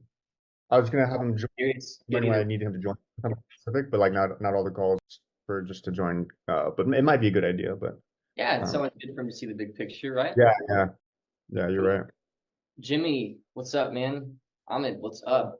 Hey, what's up, Trey? Hey, everyone. Hey, Jimmy. Good to see you. Does everybody just real quick want to introduce themselves, their business, where they're at, just so everybody knows where everybody's at, and then maybe talk about some of the problems they're facing, and then we'll kind of find topics from there that, you know, make sense. Yeah, so I run a coaching course business helping people learn how to code and start a career in software engineering. I've been full time in this business for like 10 months now. Right now, last 4 weeks did about 38,000 revenue. I am looking to scale to 100K. Right now, my main, I would say, the ROAS is yeah. So right now I'm implementing a new funnel with Trey, and hopefully that makes it easier to scale and trying to dial in the funnel metrics. I'm from San Diego, and my name's Alex. What's up, Alex? Hey, what's going on, Trevor? Hi, Alex. It's like an AA group. Who's next? Yeah, I think it's just good everybody knows where everybody's at. Yeah, I guess I'll jump in. So I'm in a bit of a kind of a relaunch. I had a sales offer about a year and a half ago. I got to like 10, 12,000 a month and realized I didn't really like what I was doing. I was attracting a lot of people that were really early on in their business. And so I went back to actually doing high ticket sales. And I've been doing, high ticket sales for 10 years. I've worked inside of some big coaching names, and I met Trey and I was like, dude, I gotta refine what I was doing before and build a little bit more predictability around it with the ability to attract people who are actually having sales calls every month and need help building out their sales team, closing better, etc. And so yeah, I just kind of started with Trey and building out some early systems and getting ready to run some ads and do some fun stuff. And yeah, I live here in just the surrounding Atlanta area here in Georgia. I got a 20-month-old beautiful daughter and a wife that is a physician's assistant, and so she's doing her thing, and I'm gonna build something special here with your guys' help. So let's do it. Let's do it. Cool. Who's I next? can go next. Yeah, I could jump in next. Hello, everyone. My name is Jimmy. I'm from Canada, so I think a lot of you guys from the States, maybe. But I'm from Canada, from Toronto. I run a coaching business, teaching people, B2C coaching business, teaching people how to start an agency, a lead generation agency. I've been doing that for around a year now. General monthly revenue is between, I'd say, 25 to 35K. All organic, so all from like my YouTube channel. Haven't made a single sale from ads. So kind of working with Trey to really crack ads, the VSL funnel itself, things like that. But excited to chat with all of you guys. Sweet. Good stuff. Actually, interesting. My dad is interested in being a part of these calls, so he's gonna hop in too. He doesn't know that. He's a G. Oh, great. This be fun. All right, who's next? All right, I can go next. Hey guys, hopefully there's no feedback on your side, Trey. Not this time, dude. Good work. I don't know what you changed, but that's good. I didn't change anything. I was just hoping for the best. Hey everyone, I'm Ahmad. I'm currently currently helping guitar players and musicians monetize their music through performing, through releasing music, and through teaching. I've been playing music since I was a teenager. Been a professional musician for a couple of decades. I've toured, I've released records, and I was looking for a way to do this more, not travel a lot, since performing can take up your time. You don't want to travel all the time. Eventually, when you get to my age, want to relax a little bit. So I wanted to help others to monetize their music. Like my income goal is to get to 70K a month, which would allow me to focus on this more full time. As Trey knows, I'm currently doing it part time right now. I think I'm roughly around 11, 12K only a month right now. And I think I mentioned I want to get to like 70K, and create like a community of artists and musicians that, that's serious about this. They know that's their purpose on life. They want to take that to the maximum and fulfill their purpose in life. And I have a dog, as you can see. His name is Flurry. I have an 11 years old daughter. I live mainly in San Francisco Bay Area. I live in LA as well. He heard his name, so he's coming to join us. And yeah, that's all, folks. I'm excited to meet all of you guys and work with Trey and work with all of you guys. And here's to our success. So. Awesome. Dennis, that's you, man. Dennis is Yeah. going to keep it short and sweet. He's going to be like, well, I'm Dennis. This is what I do. Yeah, a classic. Hi guys, good to see you all. My name is Dennis. Originally, I'm from Moscow, Russia. Currently, I am in London, UK for the past few years. I have been helping B2B software startups with their sales and marketing. I specialize in getting them to the first 1 million in annual revenue. And excited to be here. Sweet. So I've got 2 topics that you guys asked for in Slack. So Jimmy, you talked about metrics. That could be a really, really cool topic because that expands into so many other things, right? Yeah. So, maybe I could talk about like month 1 of KCCA, what I was seeing in our metrics that like inspired the decisions that I made that lead to where we're at now, where this week we're closing out at like 4.5x CAC, which is really good. And it's very sustainably, we can do that too. So we can talk about that. I know Connor Ricky also put in the Slack. He's a little late, but he wanted to talk a bit about like, what did he want to talk about? Angle, mechanism, like it's kind of like what we were going back and forth on, Alex, right? Talking about like the name of your mechanism, justifying it, really making it really strong, We could talk a bit more about like my philosophy there that is helping KCCA work as well as it is. And then also maybe download some of those ideas into your businesses. Trevor, it's kind of like what we were working on too, like AEBQ method, making your mechanism really solid and feel real and, all that. So I think maybe, those 2 topics, that'll make an amazing hour or 2 hours. I'm here as long as we feel. I've got nothing today. This is the only thing I'm doing today, besides a bunch of admin work on KCCA, and then I'm cutting my work day a bit early for family stuff. So those are 2 great topics. Anybody have anything else that they want to talk about? Any recommendations, any challenges? I got one that's related to the second topic, but you'll probably speak to it. It's just the kind of a technical thing, whether you advise to do the VSL kind of explainer with how I think Alex, I saw his and your example with it, like, script and then video, or if I can do it to where it's just, camera facing with some B-roll and, some stuff popping up when I'm talking about some of the method. Do you recommend specifically kind of like the Loom style with the copy, or do you recommend if you can do it without that, is that better? Yeah, dude, at this point, so that's a quick question that we can answer. At this point, dude, I've filmed probably 50 VSLs, like for different things in my business, and that format just consistently outperforms every other format. Big text on the left, big, easy to read visuals on the left, camera on the right that takes up the right third. Nice. Okay. Over and over again beats every other format because it works on mobile or on desktop. Big words are easy to read on mobile or desktop, and when you use big words, it forces you to hit the next page button often, which keeps like people's attention and stuff. So I know it sounds small, but I do recommend that format. You know, you could really just model the KCCA VSL for most businesses, even B2B. I mean, it's, you know, it's the accumulation of, you know, probably $400,000 to $500,000 in R&D cost of advertising, and I found it, you know, so you know, so it works really well. That format really does very well. Cool. Thanks. I'm happy with that because it's much harder to do it without actually having the script. Oh yeah, I literally just read off the screen. So I'm reading off the screen, and I try to one take it, and I try to just get into a good state before I do it.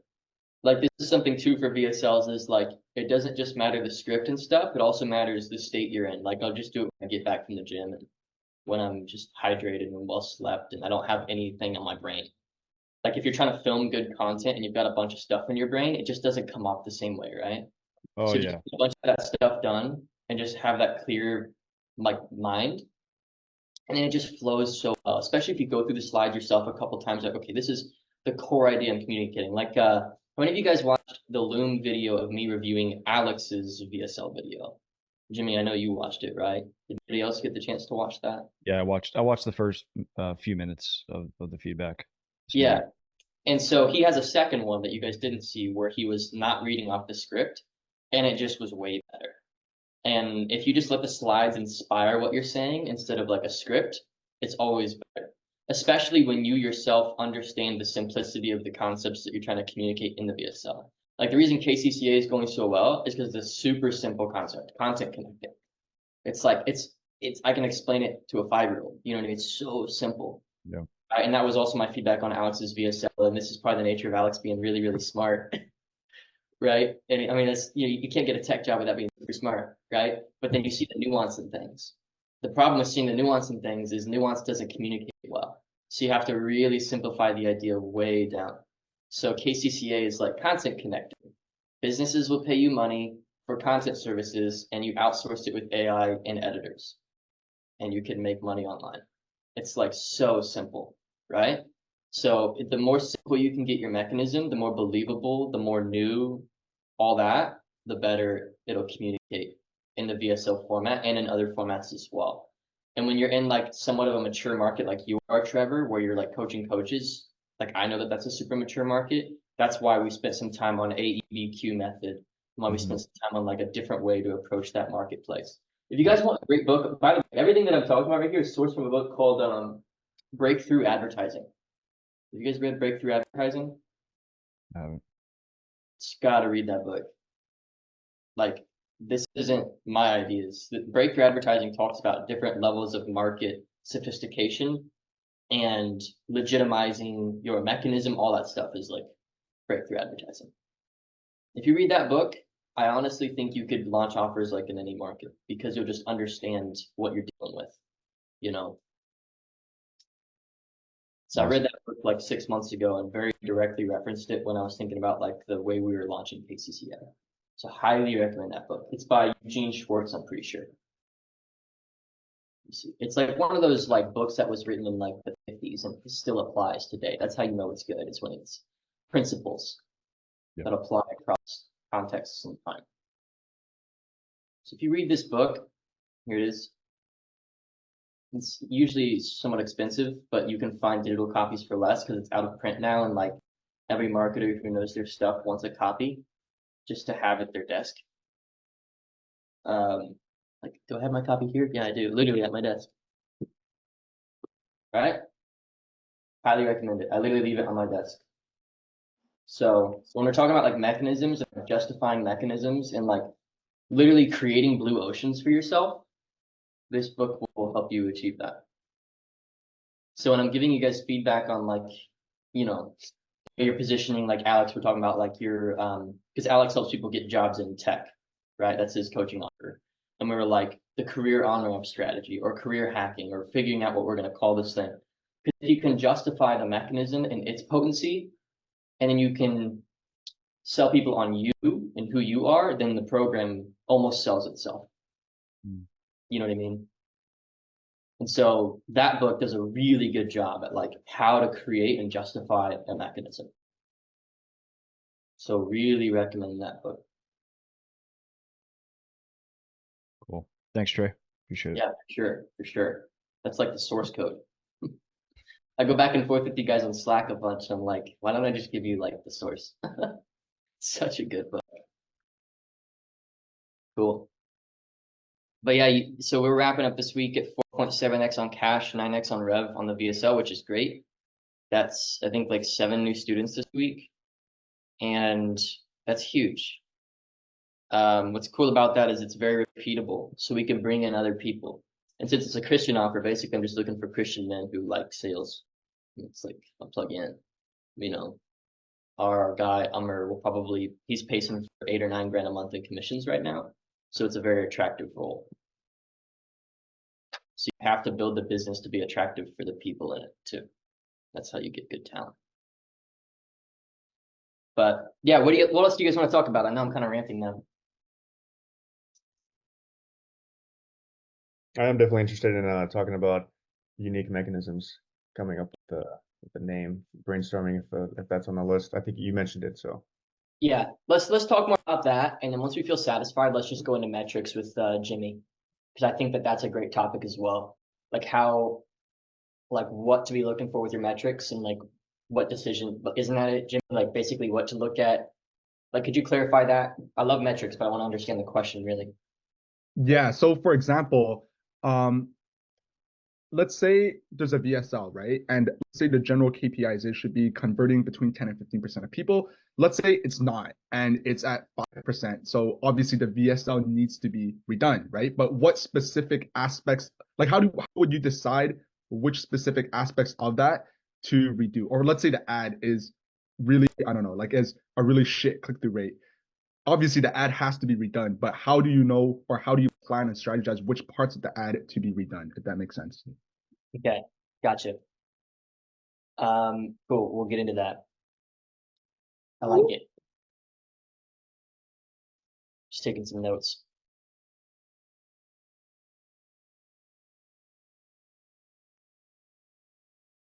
Cool. Let's talk about mechanisms. So could everybody just go around and explain their, like, hey, this is my mechanism, this is how it works?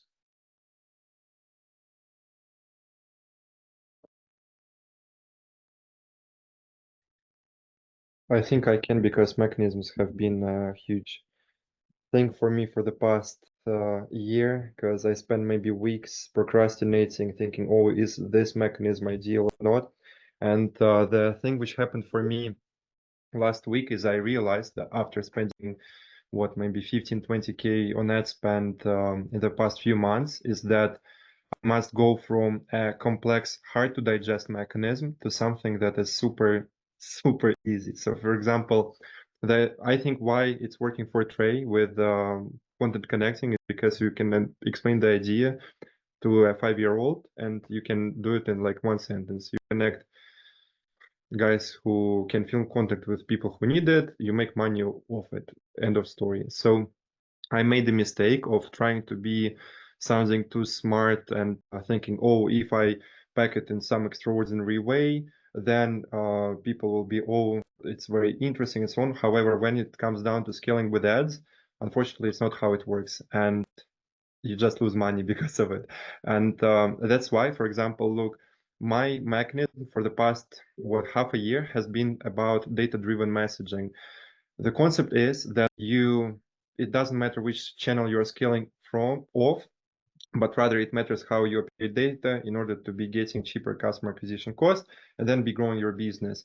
However, as it's not attached to a specific funnel or channel, and it's just about the concept of, tracking data and leveraging it correctly, it's not super easy to digest, especially for cold traffic. And this week I chatted with one guy who told me, Dennis, when people buy Ozempic, they know what they're buying. When they're looking at your mechanism, they don't know what they're buying. And I'm looking at the copy and I'm like, damn, that makes sense. And that's why this week I went from this vague one to, okay, how can I approach like scaling my coaching business of a super easy to digest mechanism that I can explain to everyone in like one sentence, because I also realized that all coaches I know who are doing, for example, from 100K a month to multiple six figures, they have one mechanism which is nearly 100% of time attached to one channel, and that's why it's working. So for example, not sure about you, but I don't know a single six-figure coach who is coaching people on multiple channels and multiple frameworks. All successful guys I know are, for example, doing just one channel, just one methodology. And I'm like, well, I'm not doing that. What if this is the issue? So that's why I went from this data-driven messaging concept, which is super cool for me, and I wrote like 100-page PDF about it, to now doing something stupid simple. So I came up with a case study meta ad funnel for B2B SaaS startups. Practically, it's a spin on VSL funnel, but for B2B software startups. Practically 3 steps. You run ads into a powerful case study. You have people who are similar to your ideal clients watch it and send their basically opt in, and then you get back to them, booking them into calls. I realized that one of the best success stories I've generated this year was through setting up such funnel for one of my clients. And I thought, well, what if I just show this one funnel for everyone else instead of trying to be this guru who can help with like 7 different channels in different frameworks? And that's why I'm now changing all my marketing assets to just be, look, here is the case study meta ad funnel for B2B SaaS startups. It generated this one client of mine $500,000 in 6 months. This is how you set it up in less than 2 days. That's it. Yeah, your mechanism has gotten more and more and more simple since you've been working. Yeah, it's becoming super simple level. Yeah. Yeah. Well, what's funny, dude, is like if you lead with simple and you deliver on the simple, you can expand the relationship into the complex later if you want to. Yeah. You know what I mean? But you just it has to be super, super simple. Because it's like, and I do like that. What are you calling it? Case study? What's the case study funnel? Like case study. Super simple. I like that. Yeah. Yes, and it's like you understand the concept. You take your most powerful case study, you run ads to it, and you get more people who are close and to. it's working for your clients, and you've got a client result doing it. Yes. Yeah, just literally add the case study ads. But like that, I like it, dude. Thank you. It's like, because when you make a mechanism, it has to be. So my rules for successful mechanism are new, right? It has to be like new, believable, right? So it's new, it's believable. Novel, meaning sounds almost too good to be true. And a part of your sales process is justifying its legitimacy, right? So it's almost too good to be, it's like, it sounds really good, like it could really help me. And then a part of like phone sales and stuff is like legitimizing the thing. So new, believable, almost too good to be true. It needs to have an ease of entry, right? So easily done, easy to execute on.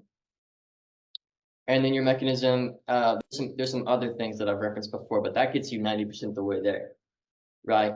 And so like case study funnel, like everybody intuitively knows that that's going to get, if you get more people like intuitively, you don't have to think that hard. You don't have to burn a lot of calories to follow that message. You know what I mean?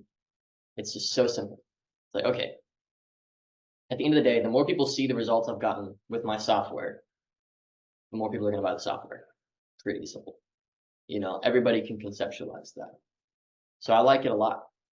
And I think the goal is to like, if you can collapse a lot of the complexity and the nuance that you know into just a really simple concept and then communicate the concept really well, like in literal sequence order, what a funnel does is it calls out a group with pains or desires, sells them on a mechanism that can solve those pains or reach those desires, and then sells you on the person, which is usually you, who came up with or discovered the mechanism and their backstory and who they are.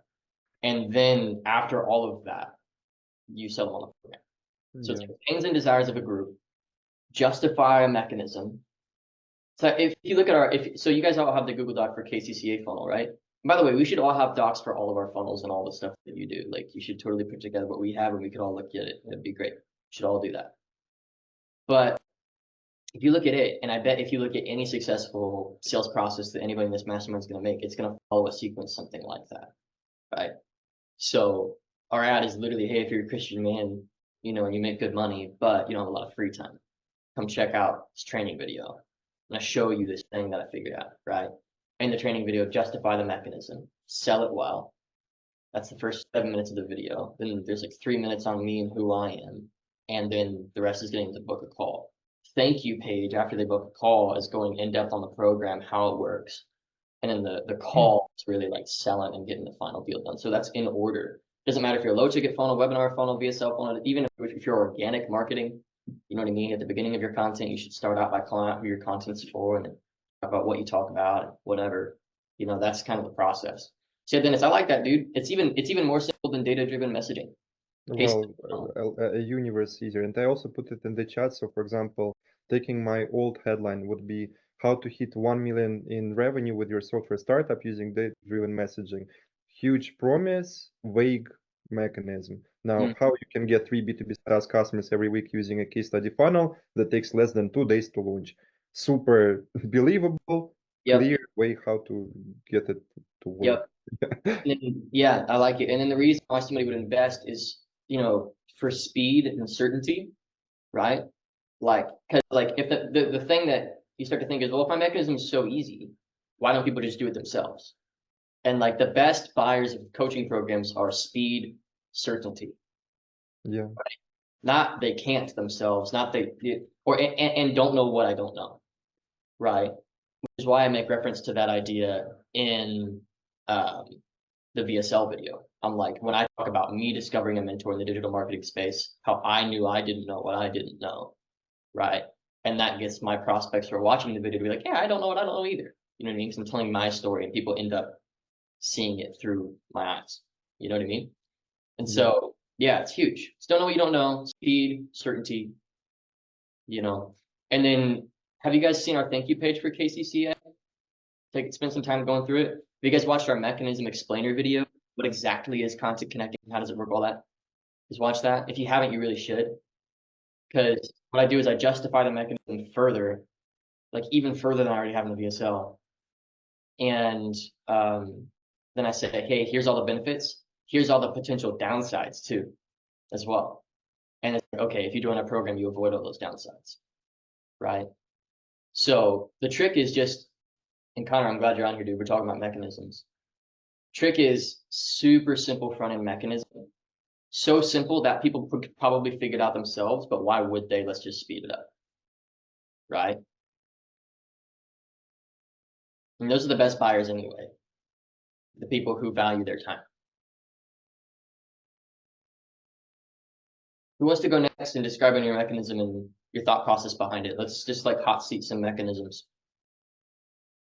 I could go next. Go ahead, Alex. Sorry, you could go. We all said the same thing at the same time. Go ahead. Jimmy was first. All right, thank you, man. Yeah, so the thing that I'm selling is B2C, like it's a make money online, start an agency, a lead generation agency. So essentially helping B2B businesses book sales calls using mechanisms such as cold emails. So when I first tried starting ads a few months ago, I just kind of started a lead gen agency, but I don't think I got good results.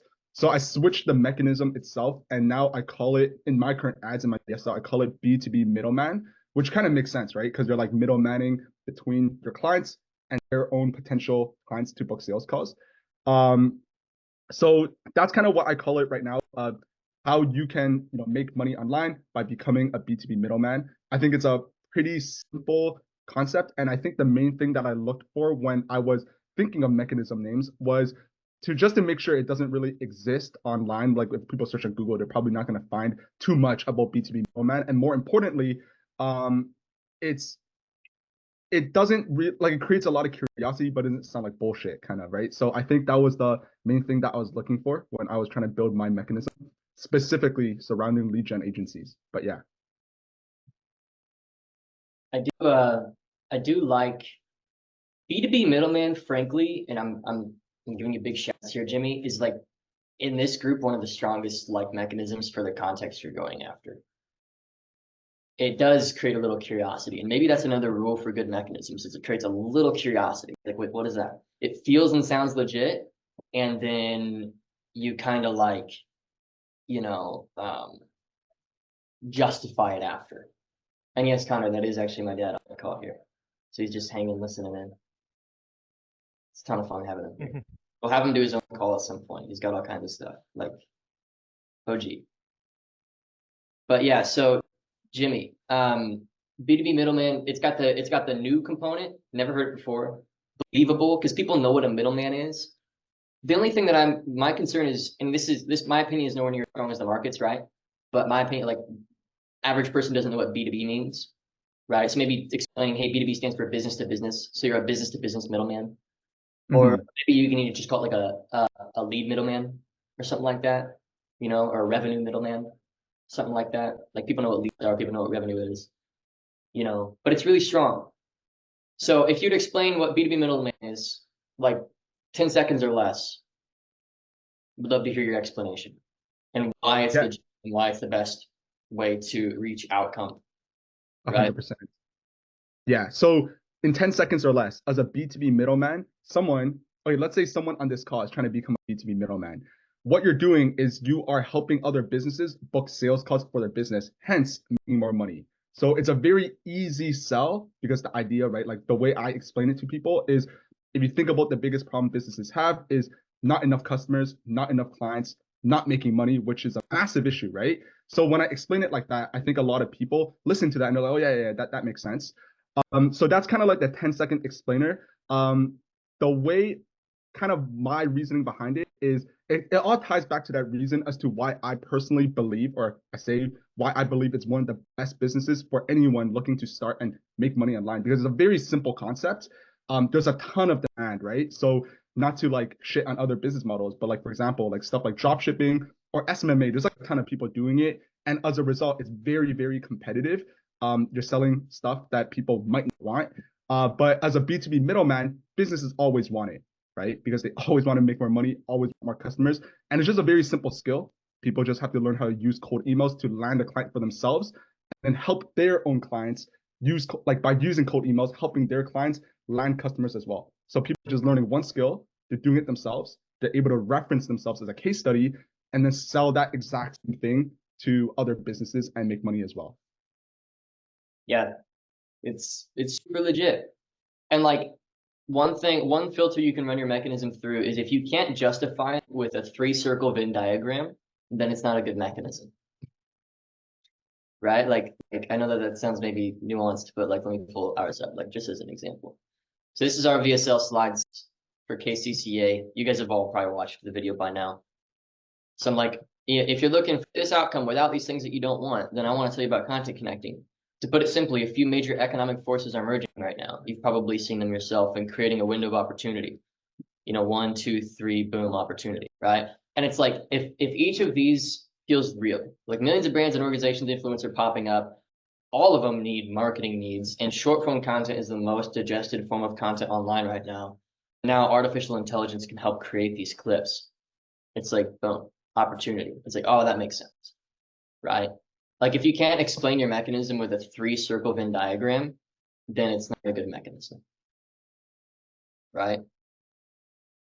And it's like, if you can simplify it down to a 3-circle Venn diagram, and maybe like a picture of some like article online that legitimizes it. Like, is it Jimmy or is it Alex? Your VSL uses a Forbes article. I can't remember. I think it's yours, Jimmy, right? You're putting that at the front now. I told you to put that at the front. Yeah. Yeah. Because like, because what you don't want it to be is, this is what I call it. This is what I think. Like, people don't believe you. It has to be outside of you, right? So content connecting, even though I came up with the phrase content connecting, I don't say I call it content connecting, right? It's called content connecting. And these are the forces moving right now that justify why it's legit. And I don't just say, there's a few things happening, like economic forces. That's bigger than all of us, right? So when you're justifying a mechanism, you're referencing things bigger than the viewer and bigger than you for why it's legitimate, right? Like, random idea that pops into my head is like, Connor, I don't know, man. Like, we could say something about how a majority of brands right now are spending most of their social media screen time on LinkedIn or something like that. Like, or you know what I mean? If you're going to do LinkedIn as a medium for videographers to get clients, So we're thinking of things bigger than the context to justify the existence of the mechanism with, which is why I know I'm pinging around a bunch of different people, but you got to get to know each other. I'm not going to apologize for this. Trevor, with your mechanism about ABEQ method, which is basically a methodology for sales, which is why when I was looking at your VSL and you're telling me, hey, what do you think? I was like, we need to reference something bigger than all of us, which is why we ended up at a bias in the frontal lobe. That's bigger than everybody. There's a bias in everybody's frontal lobe, which is basically the idea that you can lead somebody to their own decision through questioning. Because Trevor's a sales coach, for those of you who don't know. Like frontal lobe, everybody's got a frontal lobe. It's bigger than everybody. Economic forces bigger than everybody, right? LinkedIn, hundreds of millions of users, most screen time from founders than compared to any other platform or something like that, right? Short form content for content connecting is like, that's bigger than everybody. Everybody's using short form. Everybody knows what short form is. I don't have to explain what that is. So, you know what I mean? So these are sort of the pieces that start to come together to make a mechanism that's just like, oh, okay, that grips, right? That makes sense. And the name, I like what Jimmy said about curiosity. I really agree there because it gets people to be like, oh, I'm going to like spend some time and explore this, right? Because if we just say, it's just Connor's smart in doing this, it's not help videographers get clients on LinkedIn. It's help videographers use what we call what is called the LinkedIn flywheel. It's like, what's the flywheel? Could you explain that? And you go into explaining how it's like a compound effect that you can create on LinkedIn. Dennis says, how I came up with my mechanisms. Take your 3 to 5 most successful students, write down 3 to 5 things they all did to get these results. From these explanations, make up a bunch of word combinations and pick what makes the most sense. Yeah, that kills. I love that. If you're having a hard time coming up with it, 100%. Another thing is a good mechanism ends in ing. I know that sounds weird. I don't know if I got this from somewhere or something, but if you look at all the best mechanisms, it's content connecting, right? Or like drop shipping. There's like hundreds of millions of dollars made from people coaching that. Ends in ing, right? Like it's ing makes it an action, something you do, right? ABEQing, I don't know. You know what I mean? Like something that people do, right? Yeah. I'm kind of spitballing here, but I'm just hopefully downloading the thought process because I honestly, and I don't mean this to brag, really, but I do not know anybody else. I've been doing this for 5 years. I don't know anybody else that month and a half into a new offer is 4.5x on cash with a brand new thing with no testimonials or case studies on cold traffic. And the reason why is I'm just taking all my time to understand this stuff. And that's what gives, hopefully, you guys the ability to go replicate that. Right? It's because I'm really trying to understand just because I'm thinking in stages of funnel, call out a group, pain or desire, introduce a new mechanism, justify it with all the tools we're talking about today, then my story a little bit and who I am and why they believe me, then justify the program. Like that's the process. You could sell anything. Honestly, I really believe if you understand this stuff, you could like sell anything. But that's a great framework, Dennis, especially if you already have clients, right? So that might actually be something you do, Alex, because you've got a lot of clients in your program. Maybe talk to them and be like, hey, if you had to boil down what you would credit your success to, if we were to give it a name, which of these 5 feel most like it or something like that? Even though I believe we're just going to go with, what's it, career decoding? Yeah, career decoding. Oh, I was also thinking career backtracking. I know you said career reverse engineering. Maybe sounds a little too wordy, but yeah, I might go with career decoding for now. We'll see. Career decoding, and it makes sense because it's tech too. So it's cute, like tech. Yeah, it works. Yeah. If you think so, yeah, I wasn't sure if career decoding sounds a little just too made up, but I mean, yeah, if you think it's decoding is definitely not a word people use in their life. You know what I mean? Like it's that word kind of feels like you put a word on top of another word a little bit. But if you justify it well, the name's not that big of a problem. You like it better than career backtrack? What's that? Sorry, no, continue. Actually, finish it. Yeah, if your 3-circle Venn diagram is good, then you can kind of call it something that's good enough. The name's not as important as your 3-circle Venn diagram. And even in our new VSL, I'm gonna like hey, it's content connecting, boom, boom, boom, 3-circle Venn diagram, and then talking a bit more about, you know, the benefits, the upsides for someone to chop it up, make new content, especially if it drives revenue for their business. And then in our new VSL, I'm even going to show an example. This is actually our head coach in the program, Tom. Like, he's got 10 clients. Here's how simple it is. One of his clients, he ran it through this is their video, ran it through an AI tool that got him highlights, sent those highlights to an editor, pays the editor $2 an hour, and the editor makes clips like this, and then like play it, like, you know what I mean? And then it's like, that's how simple it is. So, you know what I mean? That's like, if you can explain it like that, then it's like, okay, you know what I mean? It's very like, okay, this makes sense. So Venn diagram, if you can Venn diagram it and show a visual example that takes less than 20 seconds and it feels legit after that, it's like, boom, you got it. You know what I mean? Especially if it's believable, new, easy, entryway, different than other things they've heard. You might even have a section in your VSL or when you're communicating at all, like, what makes this different than XYZ, right? If you've heard of XYZ before, you know, like as an example for Dennis's like case study funnel, it's like, what makes this different than running ads in general? Well, usually when you run ads, it's this, this, this, and this doesn't work for these reasons. This is what most people will teach you though. So instead of that, what you should do is case study funnel, because it reverses all those issues.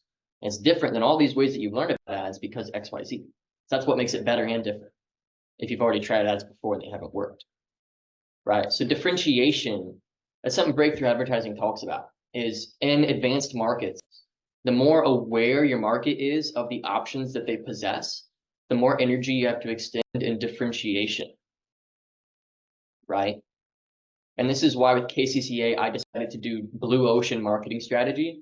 Like, our ad says nothing about short form content, nothing about agency, nothing about anything. It's just, hey, if you're a Christian guy making decent money, but you don't have a lot of freedom, come check out this training video. I'm going to show you something. And it's just curiosity based, so that I have like a whole market in front of me. Like, literally, if I could press a button and have the leadership power to do it, this business I genuinely believe could be an 8-figure business, because that ad has such a massive total addressable market, right? The TAM on that is huge. And so I think, Jimmy, you're doing that as well with curiosity. I don't think it'll work in every context though, because if you're in somewhat B2B or people who know their stuff, curiosity doesn't really work. You gotta, in the ad, sort of hint at the mechanism and justify it out the gate a little bit in order to get the lead. Yeah, Trey, if I can ask a question about, you just spoke on something that I think relates to ABQ a lot, which is, it is a mature market. There's a ton of people that like have either gone through sales programs, or like they think that they know sales, or they're struggling to make sales, but they don't think that that's the most important thing. They think of leads, marketing, ads, whatever. But when I look to where and how authentic emotional breakthrough questioning came from, it was actually from when I was doing executive coaching, and in my early 20s I was coaching C-level executives, and I had like this reverse mentoring thing, and I had to figure out a way to persuade somebody who's, you know, at the height of their career, and I'm this young dude, right? And so I learned a specific way to ask questions to bring about kind of a deeper psychological realm that saw something, that allowed them to see something in me that normally wouldn't happen. And when then I stumbled upon this high ticket coaching industry, and then I started closing like crazy and crushing it. And I was like, well, how am I doing this? And when I'm thinking about all of this to say, when I'm thinking about the VSL, and I think about this, applying the mechanism to something bigger than the actual context, because if I stay in the context about sales, the language that people use about sales is very similar, and it's kind of hard to create some new language about sales. It's like it's all about positioning, to your point. And so I'm trying to think of, like, when I look at this 3-circle Venn diagram, I think of it more or less like, can it also be from a place of pain? So what's Here's, not to interrupt your thought process, dude, but I think I do have an answer to your question. Do you know what I'm trying to ask? Because I think you know what you're trying to ask. You're trying to say, what higher source do I pull from to legitimize AEBQ? Yes, because I can pull from like the executive coaching thing, or just like the the skepticism of the marketplace and Yeah. feeling that. So anyway, go ahead. Yeah, so I think here's what you would do. So it would say coaching industry getting diluted with out-of-date sales strategies that people are aware of now, right? Thousands of hours of data collected from like how executives of 8 and 9 figure businesses make decisions, right? And then like something about that frontal lobe thing maybe, or something about how the ease that comes with transferring your old sales philosophy into your new sales philosophy if you're an ethical salesperson. Yeah, like the natural, like the natural ease with which you can make the change. It's not that difficult to go from pressure sales to this form if you actually care about your prospects, right? That would maybe be the 3-circle Venn diagram. It's like, boom, this right here is why this could potentially 10x your business in the next month or two. And I genuinely believe it can do. Like I've experienced the impact of like shifting somebody's sales philosophy in their coaching business and how huge of a difference it can make. It's insane. So yeah. So, but maybe those would be what I would pull from. Yeah. So it's a little more complex, but it is more of a complex market. So you can speak that sort of language, you know? Yeah, but I think it still resonates, right? It's like there's a general, like the big elephant in the room is like most people, if they've been trained by, let's call it the old way of doing sales, it's very script based, and it's like you're not even able to be yourself really. You're just like applying whatever other high ticket coach told you to do sales instead of using a natural curiosity driven approach to like just be a human and create a breakthrough. And so that helps though. Anyway, thanks, man. Appreciate it. Sweet. I do like that. I got a quick book recommendation for Trevor, just based on what he just said. I think you'd love this dude. Have you heard of the book Never Split the Difference? Oh yes, it's a great. I read it it like 4 years ago, but I have it in my Audible and I'll read it again because it is a phenomenal book for sure. Yeah. Chris Voss, right? Exactly. Yeah. Listen to his Jordan Peterson hostage interview. interrogator, right? Yeah. Listen to his Jordan Peterson interview as well. Oh, I love one of the best Peterson interviews he's ever done. It was one of his earliest ones. Yeah, you'll love it. Thanks, man. Appreciate that. Talking about negotiating and being human. Yeah. Awesome. Thanks. No, I do. So, because if you're trying to pull from a higher concept, right? Like frontal lobe is like a higher concept. How executives make decisions is a higher concept. Coaching industry fundamentally transforming is a higher concept. These are some concepts you could pull from to justify the mechanism. Yeah. Huge help. Thanks, guys. Yeah. Is this a good call, you guys? You guys getting a lot from this? Cool. Good. Just making sure. Because that is the most important sale is the sale of the mechanism, because it precedes everything else essentially. You know, if you justify it, everything else comes really easy. I'll give you guys a sec, or maybe you have some questions that are top of mind or directions you want to take things, but balls in your guys' court, questions or things you want to go deeper into, or maybe you want to relate it to your specific business or whatever you want to do.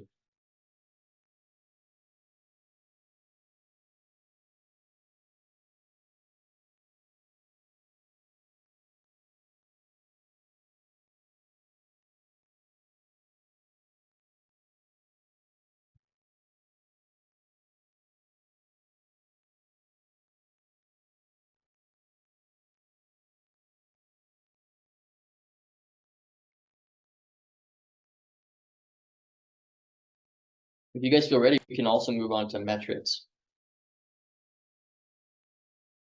And I don't want to, because I don't have a unique mechanism name. I'm just kind of like, I do the career decoding, and I'm still kind of I can go with that, and I'm still kind of brainstorming how to justify it. Is it, Yeah, you want to Venn diagram it, dude? Well, okay, so here's what I'm thinking. There's a few concepts that I'm working with, but basically it's like helping people land a software engineering job by like reverse engineering. So like looking from the company's perspective, like how do they recruit an interview, and what does it actually take to deliver value once they're hired? Yeah. And then based on that, coming up with something. And that's kind of like Well, not to abstract. interrupt you, but that's your higher concept is having been in the industry, there's some secrets that the recruiters use to make their decisions. Yeah, so like insider. Yeah, that's your higher concept. Yeah. Okay. And then another one would be like the hard part's breaking in as an entry level developer because you don't have a track record of delivering results. So what I would help them do is help them look like they're already in the industry, like they're already experienced. Because the supply and demand dynamics for entry level developers is not on your side. It's very competitive. But then for experienced developers, the supply and demand dynamics flip, where there's a lot of actually recruiters trying to recruit experienced developers. So if I can make them look like one of those experienced developers, then they should be able to that's how they can easily get interviews. Yeah. Well, a bit of a tangent, and it doesn't relate to really the trunk of our conversation, but just for you, like in our skills training in Consulting Blueprint, that's the first program that crossed like 4 million in sales for me in my career. Like we put an ethical use warning in front of the sales training, and it Sorry, legitimized ethical what? an ethical use warning in front of the sales training. Because legitimately, if you do this, you could sell anything to anybody. And I really do feel that way. Like it's very just gets behind their logical decision-making process, gets into the emotional decision-making process, all that stuff, right? You have to have something good. So I think it would be dope, super tangent, would be if in your VSL, hey, ethical use warning, you can't just get a job and just screw off. You got to actually want to add value to the company to get hired. That said, I want to teach you about career decoding or something like that. And people are like, oh, whoa, this is legit. This is like people continually reference how our sales training was really impactful, and it literally leads with that. Because I have stories of people who used it to sell things that were just not good. You know what I mean? So that's something you could maybe do that adds some legitimacy. It's like, hey, ethical use warning and a legal disclaimer. You could get a job at almost any tech company doing this. If you're just there to suck company funds, not add value, I kind of don't want you to watch the rest, and I don't want you as a client. But if you're willing to actually add value, you see how that adds some legitimacy? Yeah. And in a subtle way, legality of the disclaimer or whatever is your higher concept you pull from to legitimize the thing. And then it's like the recruiting process that executives use at the top tech companies, the way they make decisions, there's some patterns there, right? And that's some of your Venn diagrams. If I were to Venn diagram career decoding, it's like a majority of tech executives have consistent patterns with which they make their decision to hire, right? These patterns are getting more and more easy for people with good intentions in their career to utilize to get jobs. And then getting interviews has become easier than ever thanks to the use of like social media or something like that. Just talks about that entry level step, right? It's like, and this is career decoding, and this is why it's so easy right now to get a tech job, right? You know what I mean? Yeah, I like that. And so, and then also, because I don't know if I'm like trying to put too much into the unique mechanism. Also, what I would do is That's a great thing to think about, dude. No, it's a great thing to think about. If it's too much. No, I'm saying it's a great thing to think about and spend some time on. No, I don't think you're too much into it. I think if you know you got it when you kind of reach this like aha kind of moment with yourself. I knew that KCCA would crush once I kind of figured content connecting out in my head. I'm like, okay, this is good. You know what I mean? And there's more too, because there's also like, okay, and then because the programs develop from basically, I think from first principles. And so like, okay, they also need to acquire the skills. What's the best way to acquire the software engineering skills? I show them the best learning strategies proven by science and apply that to their learning, which is not something that other programs focus on. It's just like content. So that's that too, but I don't know if it's like too much. Like it's also like teaching them how to code from scratch and then like landing the job. It's all of that. I think it'll be improvement by subtraction for you, Alex. Okay. Honestly. Do you think I should maybe market to people who already know how to code and just help them land a job? Dude, honestly, yeah, I really do think so. Yeah, because that's a way easier market for you. And if your goal is 100 grand a month, those people exist. Easy. Okay. Yeah. You could do 100, 150 grand a month, 7 figures a year profit, with that. Yeah. And they're a lot more aware. And those are people who speak your language more and you can talk to them better anyway. And you're not having to like intellectually, okay, they can't code, they don't know software, you know what I mean? Like KCCA, I'm going, blue ocean mass market because it's such an easy mechanism to communicate. You're a little more you are in a slightly more aware market, and so you have to do a little more differentiation when you justify your mechanism. Again, this is breakthrough advertising, right? People in tech, no people in tech, no jobs, so differentiation, right? Most people in tech, what they try to do to get a job is this. This is the regular route. But career decoding is way better than that because of Venn diagram, right? And right? So you're kind of doing what is called, I think Russell Brunson calls it an opportunity switch. So it takes one opportunity that's legitimized, which is just get your degree and send resumes everywhere. And that works. You know what I mean? And then you replace it with a better thing. And that's for slightly more aware markets, right? That are aware of the options that they possess. That's where you do opportunity switch, which is where you take something that's like, this is good and it can work, but you got to do downside, downside, downside. Career decoding has none of those downsides, and it's faster, and it's more guaranteed, and you get paid more, and right? Yeah. So I don't have to differentiate because I'm not in an aware market.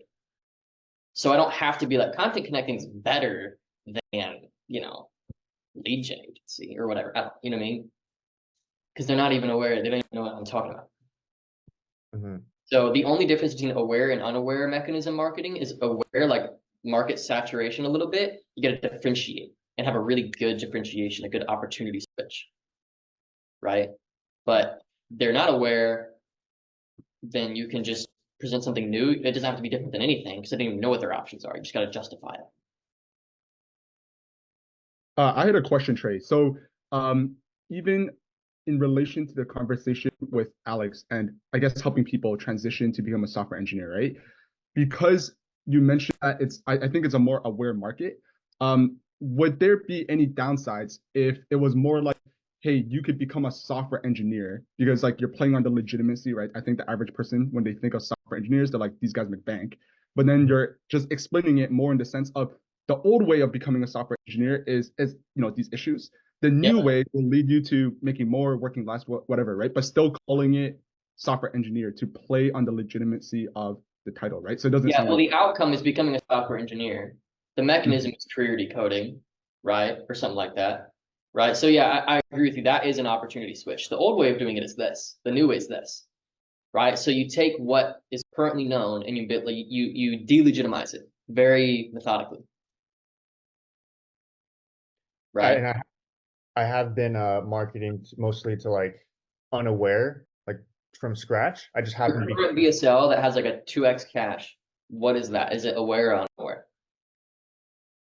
Unaware. Well, I mean, but I attract a lot of people who are aware, which I don't do it on purpose. I was just targeting people like how to learn. Like I told them how I went from 0 to Microsoft software engineer. So I'm explaining my own story from starting from scratch, no coding background. Yeah. I'm going to show people how to do that too. So but I have been attracting probably half the people already know how to code a bit in the program. Cool, that's good. Yeah, I mean, in general, like people who have some market awareness also have a little bit more buying power because they've kind of been in it a little bit, usually, especially for these money-related offers, career-related offers, stuff like that. So, that's something to think about. I do attract a lot of like computer science students though.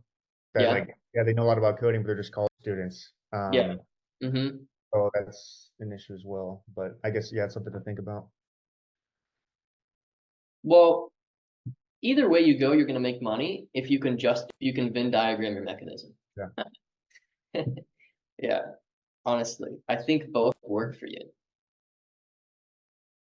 Cool. Well, yeah, I know we've been on this topic for a while, and I appreciate that. No, we'll spend as long as we need, dude. I mean, I'm in no hurry to get it done. Like you got to do these things right. Like content connecting was baking in my head for a while, and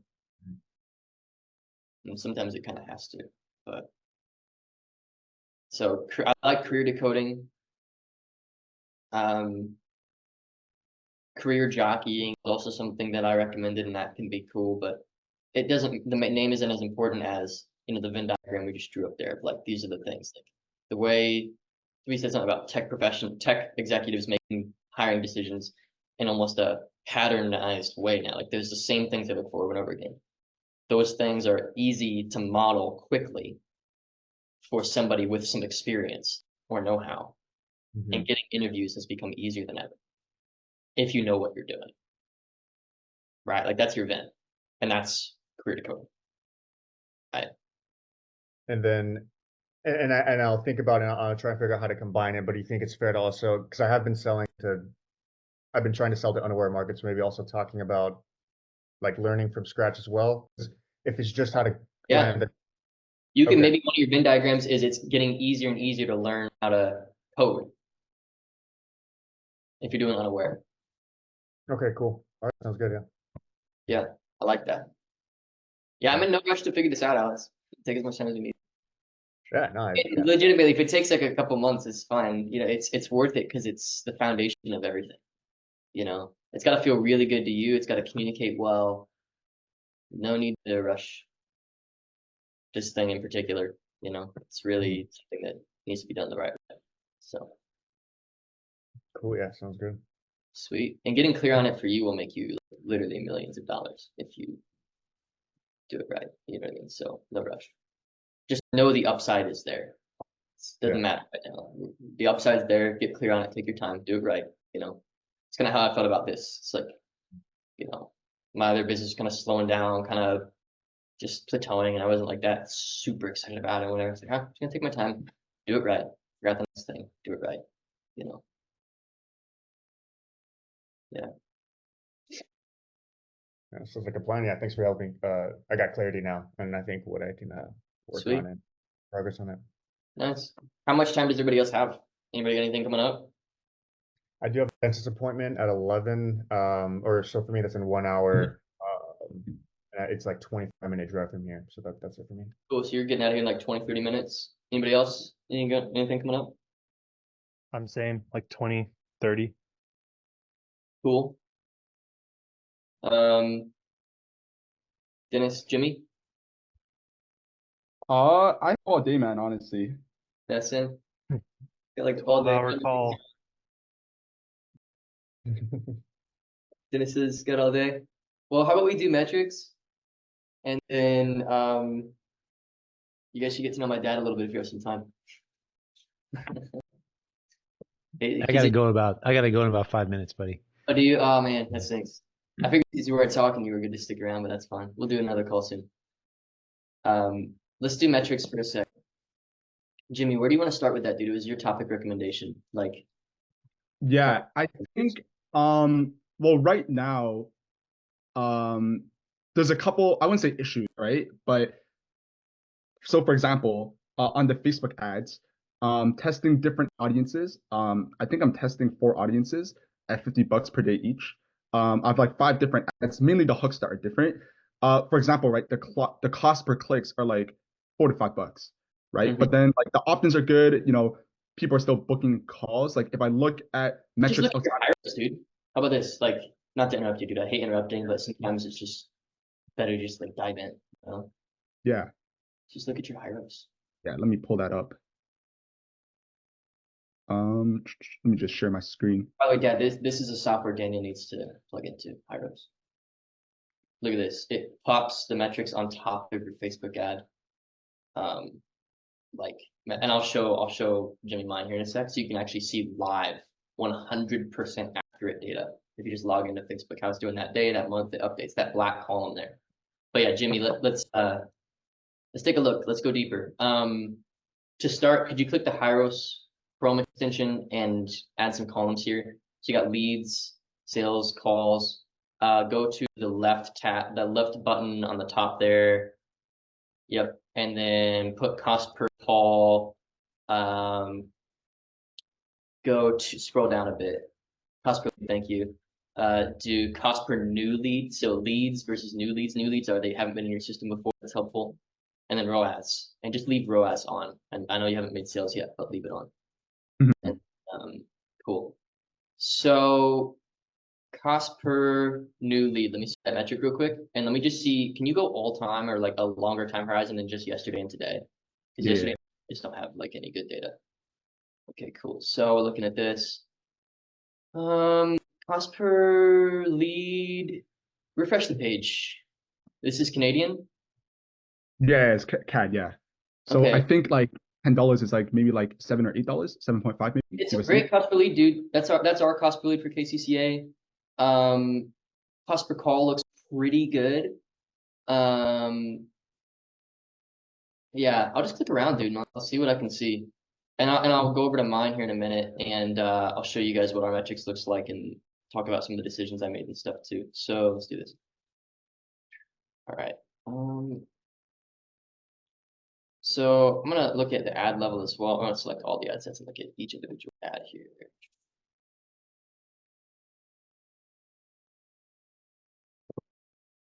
So you're talking about looking at like cost per click and stuff like that, right? Like what do I look at basically? Yeah, kind of, right? Because I see like, for example, like the cost per impressions is like $80, which is super high, right? Cost per click, some of these are like $4, $5, that type of thing, right? Well, it is high, but you're also Canadian, you know, so it's more like, you know, because a lot of the marketing advice you're going to give people is like, oh, CPMs is high, it's too high, but like you're Canadian, so this is actually like what, $55, right? Mm-hmm. So that's not bad. Your CPMs are good.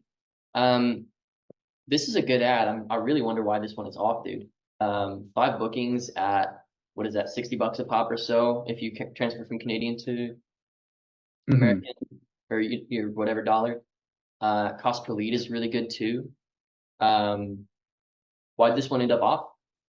Was it just really bad Super calls? unqualified, like really financially unqualified people. Well, that's the issue that I have with a lot of like basically all my calls basically up until now is Yeah. like say I had a call with a guy. I messaged him on my iMessage and he kind of told me he didn't have money, but I was just like, I'm just gonna go through the process. And he was like 50K in debt, like 40K in debt, live paycheck to paycheck. Like it's like that's kind of like the type of leads that I get on calls is like, oh yeah, I have a shit ton of debt and I live paycheck to paycheck, right? Yeah. There's a lot of people like that's the nature of advertising is you just get people like that. Like most people are broke. That's like the average person's life experience is they are month to month financially.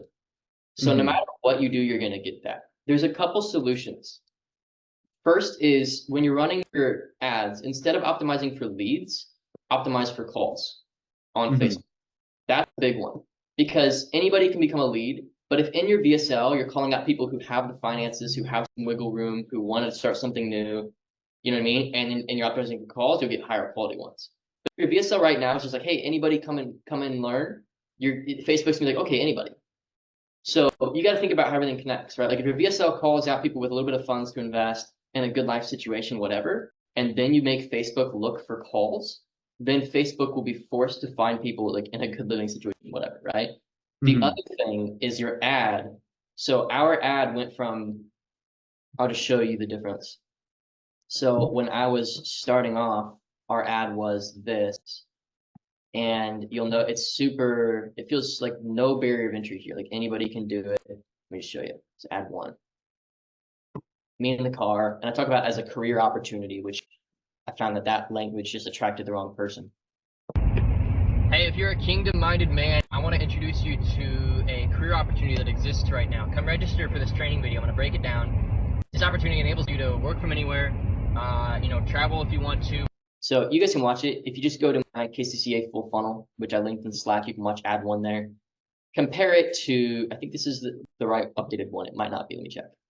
Listen up. If you're a Christian man, a kingdom-minded man, and you do well for yourself, but you don't have a lot of freedom, I want to help you start something part-time on the side that can grow into full-time completely online after you just learn some simple skills. Come register for this training video.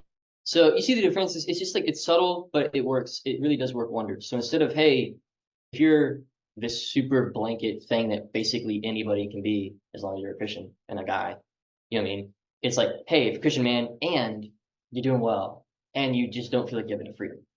It's a different quality of person that comes through at that point, right? So those are a couple of fixes you can make, dude. You know what I mean? And it's very practical. The other thing too, man, is, and I know you told me privately, you haven't taken a lot of calls yourself. Take the calls yourself. Do not go off their forum. Like for real, we just today had a $3,800 paid in full who came through the form and they said they had $1,000 or less accessible capital on the form. So Right. you have to take the calls. You don't know based on their form. The form is like 40, maybe 50% of the story. You know what I mean? So those are a couple things for you. And then the last thing is, are you doing email sequences yet?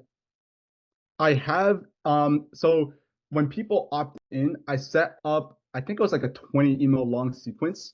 That automatically, like the goal of all of those emails is just to push people back onto the VSL training page.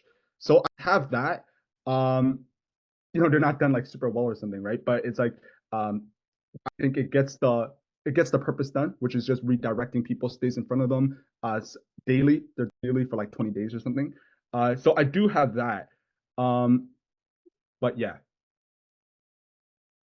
Okay. I think the really big thing that I'm having more so than like the ads for the VSL is just straight up show up rates, because like I think in total, I booked probably close to 20 calls, probably had like 5 live calls in total. Like I have like the thank you page, send them the message on like iMessage. Like people just leave me on red, right? Like people have like that red notif on, and I just see, I'm like, hey, this is Trey, this is Jim, just like that kind of message, right? And then like they literally leave me on red, right? And then I was like, I'll tell you what, dude, these are all the same problems I was facing when I was launching mine. It's very common. So a couple things. Show rate can be artificially adjusted with like reminders and a better post-booking process. But at the end of the day, the ultimate thing for show up rate is mechanism legitimacy. You legitimacy, company legitimacy. People don't want to waste their time with something that doesn't feel real, right? They will book because they're curious and then ghost, right? So everything leading up to the booking affects show rate, literally everything, even how things like feel.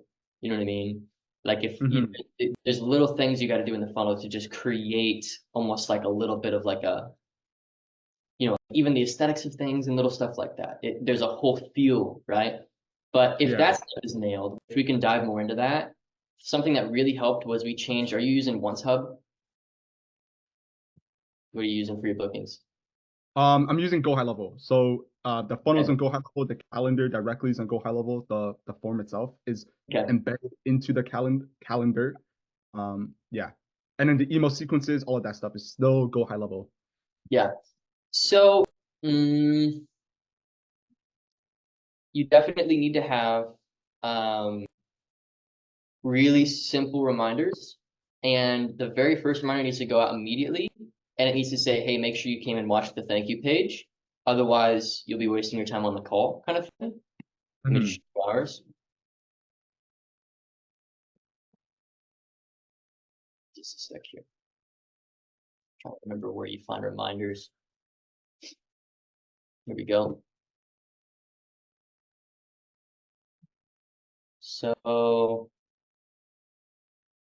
let me just, I think I scheduled a fake one. I'll see if I can find. Yeah, so here we go. So here's what ours looks like. You can see just how simple it is. So it comes from the closer that they're going to speak with. So they're used to that name. Hey, testing Trey, which would normally be my name, but this is me. Congrats. Please take the time to watch our material on the thank you page before our meeting here. This will answer all major questions, more in-depth discovery, content connecting, and how it works, as well as a sneak peek inside of our program. Your event will be held at this Zoom link. So make sure they have those basic things, right? Yeah. And then if they text watched or booked, text them back quickly, right? And it's tough for you because you're the business owner, so you got to be doing it. But like once you're a closer and you're full time doing it, it's obviously easy to get back to them. But that helps a lot.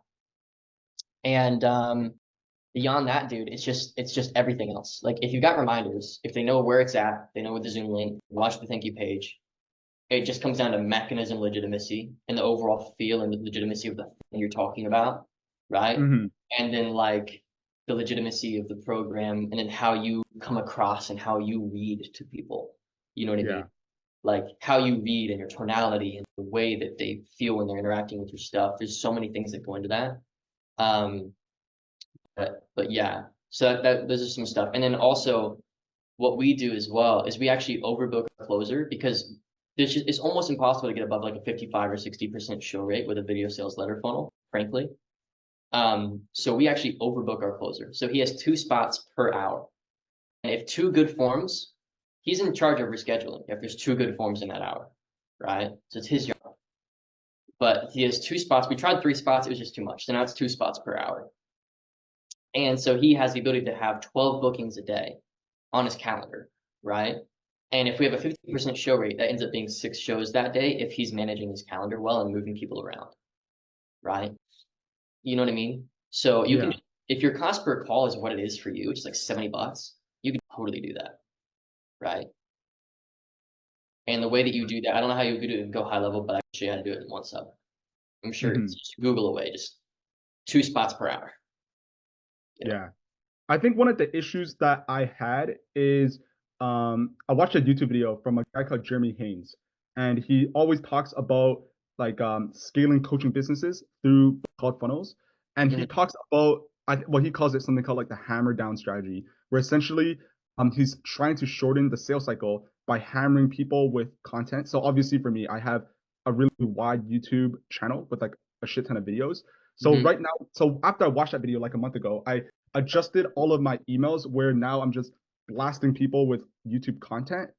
But I've also seen my show up rates to be like drop significantly since. I actually, you know, there's this idea that like, oh, you got to get them to watch your paid stuff and then watch all your organic stuff too. I think it's a benefit that none of my organic stuff, honestly, this is very counter to what people are saying. None of my organic stuff has anything to do with content connecting, which means they don't have any context on what it is, how it works, who I am, anything outside of what I control. And I know that a lot of people are like, oh, mixed paid and ads, and I agree. But in my specific context, because of the legitimacy of content connecting, like, it's not like they go on this search and then I say something you don't like, and like, I don't know, and they just dip. You know what I mean? Yeah. It's like I can control from point A to Z exactly what they understand about my business, right? 100%. And you know what I mean? And so I do think that, like, yes, there's some merit to that. If you've really, really dialed in your messaging from day one and all of your organic content says exactly the same stuff your VSL says and expands on it, and you've found your bigger than all of us justification of the mechanism, your Venn diagram hasn't changed in 3 years, you know, like, and it's super consistent, yeah, maybe. You know, 100%. or if you as the person are the mechanism, that's a big one too. Like if your mechanism is who I am and how I can help you, then organic can do a ton of work there. After they book the call, they watch a ton of organic. You know what I mean? Yeah. For me, it's like, I think it's to my benefit that people literally, they're coming from our ads. We get DMs like this, like, hey, dude, just book a call for Kingdom Content Creator Academy. It's so cool that you help coaches. Like, excited to learn more about KCCA on my call because there's nowhere else they can go to learn about it. You know what I mean? Yeah. So it's like so yeah, I don't know. As I'm experiencing the benefit of controlling the dynamic, I'm starting to kind of change my philosophy a little bit. You know what I mean? Like 100%. organic drip and like long-term nurturing makes up for bad legitimacy of a bad mechanism because trust cuts all of that. If they just trust you, you can say anything a lot, right? So you have to work around any reasons why they wouldn't trust you quickly, right? Or not. Like one of the principles of a sales process is once a prospect's red flag is raised, it doesn't go back down. Yeah. You know what I mean? If there's anything that subtly sends a red flag, you know what I mean? It's going to stay up. So, you know, and it could literally be like as simple as just, it could be anything, but you know, I mean, you're still, so 20 calls and 5 shows, so 25% show rate. Yeah, really shit. Yeah. Man, it's bad, but it's like not permanent. How have the calls gone? How many of them have you taken now? Well, okay, of those 20, 15, there was 5 that was booked directly with me. One of them showed. So I've had one, it was yesterday, the guy who was 50K in debt. The rest just no show, right? And so out of the 5 that booked directly with me, I only had 1 live call. And you sent 15 to your closer? Yeah, into my closer. So the way it worked, so the reason why it was my closer is because he's based in the UK, I'm based in Toronto, and his availability is just wider, right? Like he's able to take calls the equivalent of like 7 a.m. to like 9 p.m. my time zone. But then for me, since I'm building the business. My Yeah. availability is like 10 a.m. to like 4 p.m. Yeah. And up until like a few days ago, I kept it wider so that people could still have the availability to book, because I'm seeing a lot of my leads to come in from UK specifically, which is kind of like a slight time zone mismatch for me. But I since closed it from his availability, so it's just only mine. Yeah. Yeah, and that Dennis is making a good point in the chat, like not just making sure that they show in their calendar, but all that tech stuff. Make sure they know that it's on Zoom. Make sure they know where it'll be. Make sure that they know how to see that. You know what I mean? All that stuff. You know Yeah. what I mean? That's huge. So it's going to be at this time on Zoom. Make sure it's on your, like, you notice, I mean, our email basically does that. And OneSub gives you the ability to get these custom links where with one click they can add it to their calendar. Right? So here's the Zoom. Here's the thank you page. Add it to your calendar. And at this point, if they're paying any attention, they'll have texted us, and now they have a line of communication with us, with our closer, right? Yeah. So you know what I mean? I do. Yeah, no. So I think what I'm gonna do is, so today I'm filming the new VSL based on the feedback, but I think I'm going to change up I'm just gonna remove all the content from the email reminders and just make like 3 email reminders that are just like go back to what it was before. Like, here's the Zoom call at this date, at this time, the link. And you can spin super low. Like if I were in your shoes, looking at your business as a whole, knowing that YouTube Organic is such a thing, I would spin super low on the VSL. Be very patient with dialing it in. It might take 2 months. We don't know. Yeah. And put a lot of my eggs in the YouTube basket and getting that thing ramped up. You know, we talk about ads to your channel and stuff, the stuff we can do there. Because that's the lowest hanging fruit right now. The VSL, it's just gonna do this for a while, and then you'll kind of figure it out, and you'll go a little bit, and you'll start to pop. You got this season right here, just figuring it out. It's huge. Hey, one sec, guys. I've drank a bunch of water today. I'll be back. Hey, Jimmy, I dropped in the chat something for you. Are you running these ads on IG? I am, yeah. So I am. That's a really good idea, to be honest. So what I was thinking I was gonna do was, because I'm only running on IG, so I know they have Instagram. Inside the form, I was going to ask them for their Instagram handle, and then I was just gonna message them on Instagram. Like, that was what I was thinking, because just, you know, if I was running on something else, maybe they don't have Instagram, right? But if they're coming from Instagram, they definitely do, right? Yep. Yeah, dude, Trey had me do that like honestly a year ago now, and we pretty much like instantly raised our show rate by 20%. And then I also have a back and forth with them in the DM. So if their form is like iffy, I can qualify them more in the DMs, and then I can even warm them up, send them more free resources, and then they show up to the call even more qualified. That was huge for us, and it's super easy to do. 100%, man. Appreciate it. Yeah, man. Having a line of communication with your callers between when they book and the call has been huge for us, like huge. Have you compared IG group chats with text group chats or iMessage group chats? We just do IG between my closer, me, and the lead. Because I don't take the calls. You could do text too, for sure, but we use Go High Level for our CRM and our bookings, which is not iMessage, unfortunately. So can't make group messages. Yeah, I think I'm gonna do that. Yeah, to be honest. I think that's definitely the play for sure, man. Yeah, try it. It's just, it's another thing to test, right? 100%, man. You're running a VSL funnel, right? Kind of trying to crack it. I am, but not to crazy success yet. We're mostly doing like appointment setting in the DMs. So for us, it makes a ton of sense because we're already like DMing with them, and then I'm like, here's our calendar, book in, and then they book in, and I'm like, cool, I saw you just booked. Let me connect you with our closer, basically. And then it's just like super easy, and then my closer and them start to have a back and forth and build rapport and stuff. So it makes a ton of sense, especially because we're doing DMs. But we have booked plenty of VSL leads and done the group chat thing with them too. Sometimes they're not really like active though on their IG if they come in through VSL, and so they may not see the message, but they also get emails from us. They also get a text from us. We just cover all the bases. 100%. It's like, yeah, it's like not something that's gonna like make or break your business, but just like another one of those boxes to check. You know what I mean? Yeah. I've been seeing your ads, man, to be honest. Oh, It's really? pretty, like I see your ads and I'm like, I just see it. It's pretty good. Cool. Yeah, we're about to like revamp everything, so keep an eye out. You may not even see them when we revamp them. So a little bit of a different strategy. Yeah, I also think too, I mean, Connor, if you run your VSL ads only on Instagram Reels or Instagram Stories, which I really recommend you do because it blends with your existing like, Yeah, I think I'm gonna try that. I'm just gonna cut Facebook. yeah, dude, I'm telling you, because it blends with it we already have. And Mm-hmm. it doesn't for us. It's not why I did it. I just the context of a 16:9 vertical video, it's such an easy ad to film. It takes me 2 minutes without the phone make it. So Yeah. I'm gonna run exclusive on Instagram. And so this weekend, what I'm gonna do is because it still runs off of app Trey Cockrum, which is built for my coaching coaches business. It's like I've got another app, which is app Trey Kingdom Biz, which is like Christian business stuff.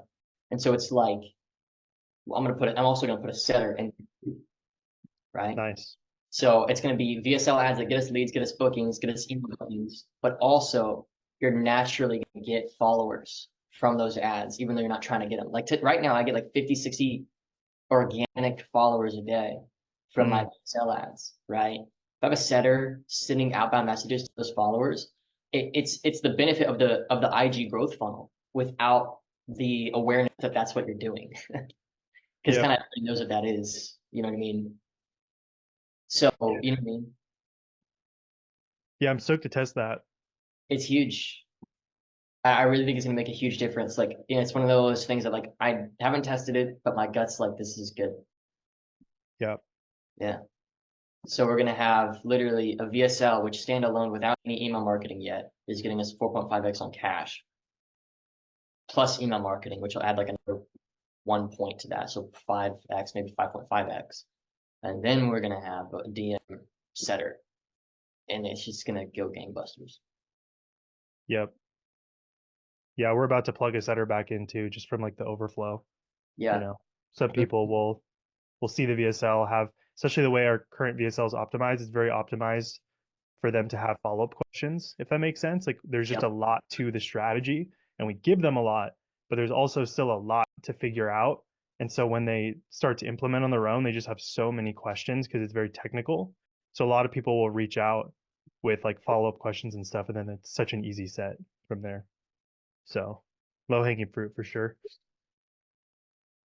Well, cool guys. Well, I think it's been a great call. I think we'll probably wrap unless there's anything else you guys want to get into.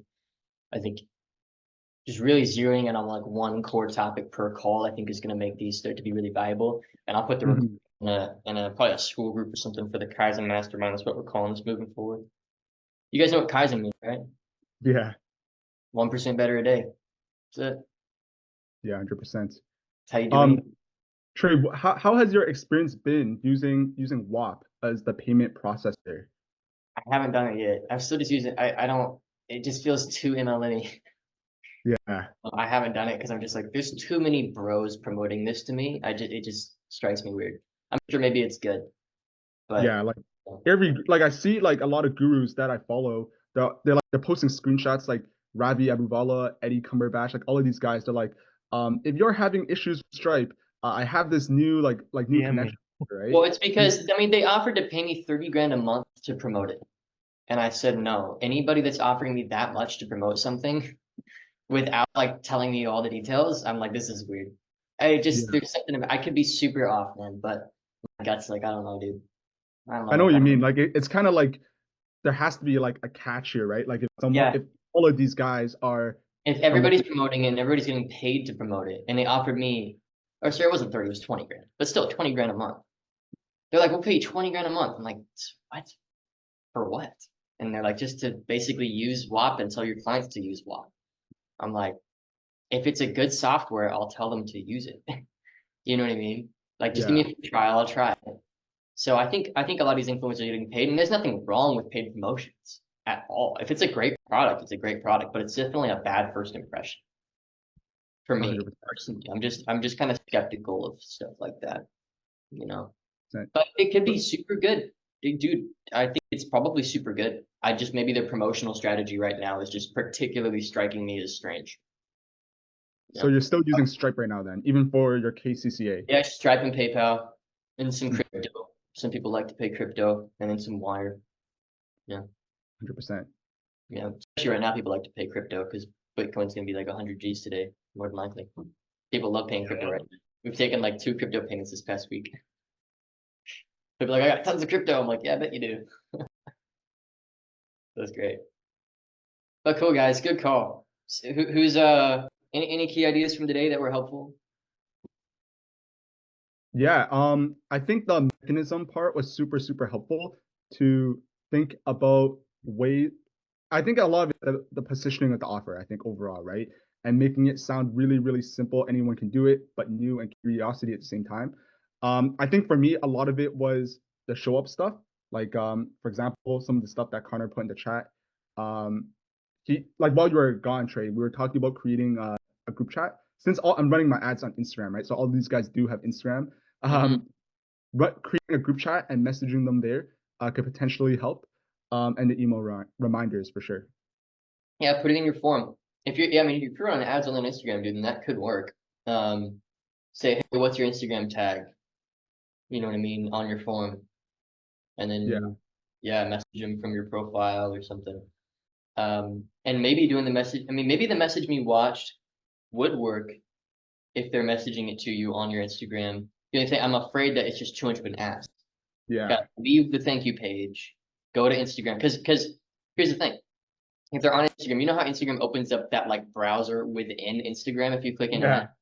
Yeah. But then they leave the thank you page and they don't know how to get back to it. They got to go back to that email you sent them to get back to the thank you page. So I'm a little worried about that, basically. 100%. But beyond that, I do love that model of like, let me connect with the guy you're gonna be talking to. You know what I mean? And so on our thank you page, text us the word booked, text us the word watched. And like our closer is just really good at staying on top of it. I mean, he's good because he realized it doubles his show rate if he's on it. So, your closers will pick up on that, So, cool. All right, guys. Well, we'll keep making progress. What's up? Jimmy, This Alex, meeting is being recorded. what's going on, boys? Hey, what's going on? How's the month wrapping up for everybody? It's been an okay month, the average month basically. Yeah. Cool. Making good foundational work, though, I would argue. It's stuff that doesn't always show month one. Like month one with KCCA was like nothing. $2,000 and brought back maybe 3. It's just, slow, steady. How these things are, How about you guys, Alex, Seth? Yeah, so I've been doing a lot of deep work on just trying to sharpen the VSL script and messaging with all the feedback you gave and trying to figure that unique mechanism and justifying it. And yeah, Seth has been taking the sales calls. But he's been freeing up my time a lot so I can focus on this. Yeah, it's not gonna make quick money with this right now, but I can see like long term, like once I dial these things in, it's gonna make a huge difference. So I'm definitely looking forward to that. It's just gonna make a huge difference, team wide. So Connor Ricky's in this mastermind. He was the first student I ever consulted that got to 6 figures a month profit, right? And he's gone backwards since. And the big reason why is he just didn't have like a good mechanism, honestly. Like he just had amazing results and he just like quote helped videographers get more clients. You know what I mean? That was like the extent of his messaging. But now we're like going backwards and we're like, all right, it's moving into like 2025 as I see it, and even my mentor. So I've got a mentor. I pay him like $7,000 a month right now. He does like 1 to 2 million a month across a couple different offers. And he is saying the same thing. He's like, if you don't have like a strong mechanism, it's just getting harder to compete because like testimonials don't go as far anymore. Because generally people kind of get the idea of like, okay, I think people are smart enough to feel like, well, they got results, but will it work for me? And moreover, people are also smart enough to understand like, sure, they got results, but maybe they joined and had something as like an asset when they joined that I don't possess, some leverage or something. You know what I mean? And you guys have probably seen that too. Like students come in and they just blow it out of the park. It's like, it's not really totally honest to say that they got this result this quickly because they had this advantage against all the rest of the students. And I think people are realizing that as well. And so it's really just a game of that quote is actually from Breakthrough Advertising. Eugene M. Shorts talked about it last week. That I put in the Slack channel of like marketers are in the business of justifying mechanisms. And I really do like that idea. So yeah, well, we'll dive into whatever you guys want to do, man. I'll give you an update on our thing. You can go wherever you want. Jimmy and Alex, you both have topics that we were set to actually cover on Monday, so we could like spend some time and dig into those here. Yeah, whatever's helpful, really. Cool. And then yeah, just a heads up as well. If you want to do on this call, or if you want to wait, whatever you think is best. So I have my VSL keynote ready and a script, and I was going to record it today. And so I can present it here to get some feedback before I like actually like record it and edit it, or I can record and edit it and then you give me feedback when it's ready. But that's also an option. You could totally do that. That'd be a great way to Sweet. spend time and a great valuable recording too for other members as well. And then Jimmy, I think this will apply to you as well, frankly, dude. Mm-hmm. I'm thinking about your situation, dude, and I really think, I don't think there's anything fundamentally structurally wrong. A lot of the time, no-shows are bookings of curiosity that don't quite get totally sold on the thing, almost. If that makes sense. Yeah. I have an advantage of like going after Christians, and I know it sounds a little manipulative. It's like they're like, oh, I'm a Christian, he's a Christian, and like if you really believe in Christianity, then like when you put God's name on something, then we believe that you're going to be eternally punished if you don't believe what you're saying. So I have that advantage, you know, and I do feel convicted about what we do.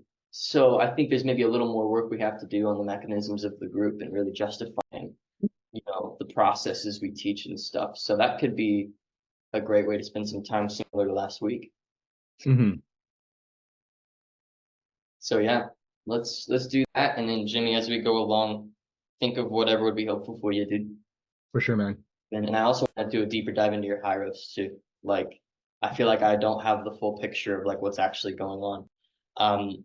And actually moving forward, if you guys both want to invite me to your Hyros, so I can just like be like a view access, just invite me right there, and I'll just get view access to all the Hyros accounts here. So just like take a look at what's going on.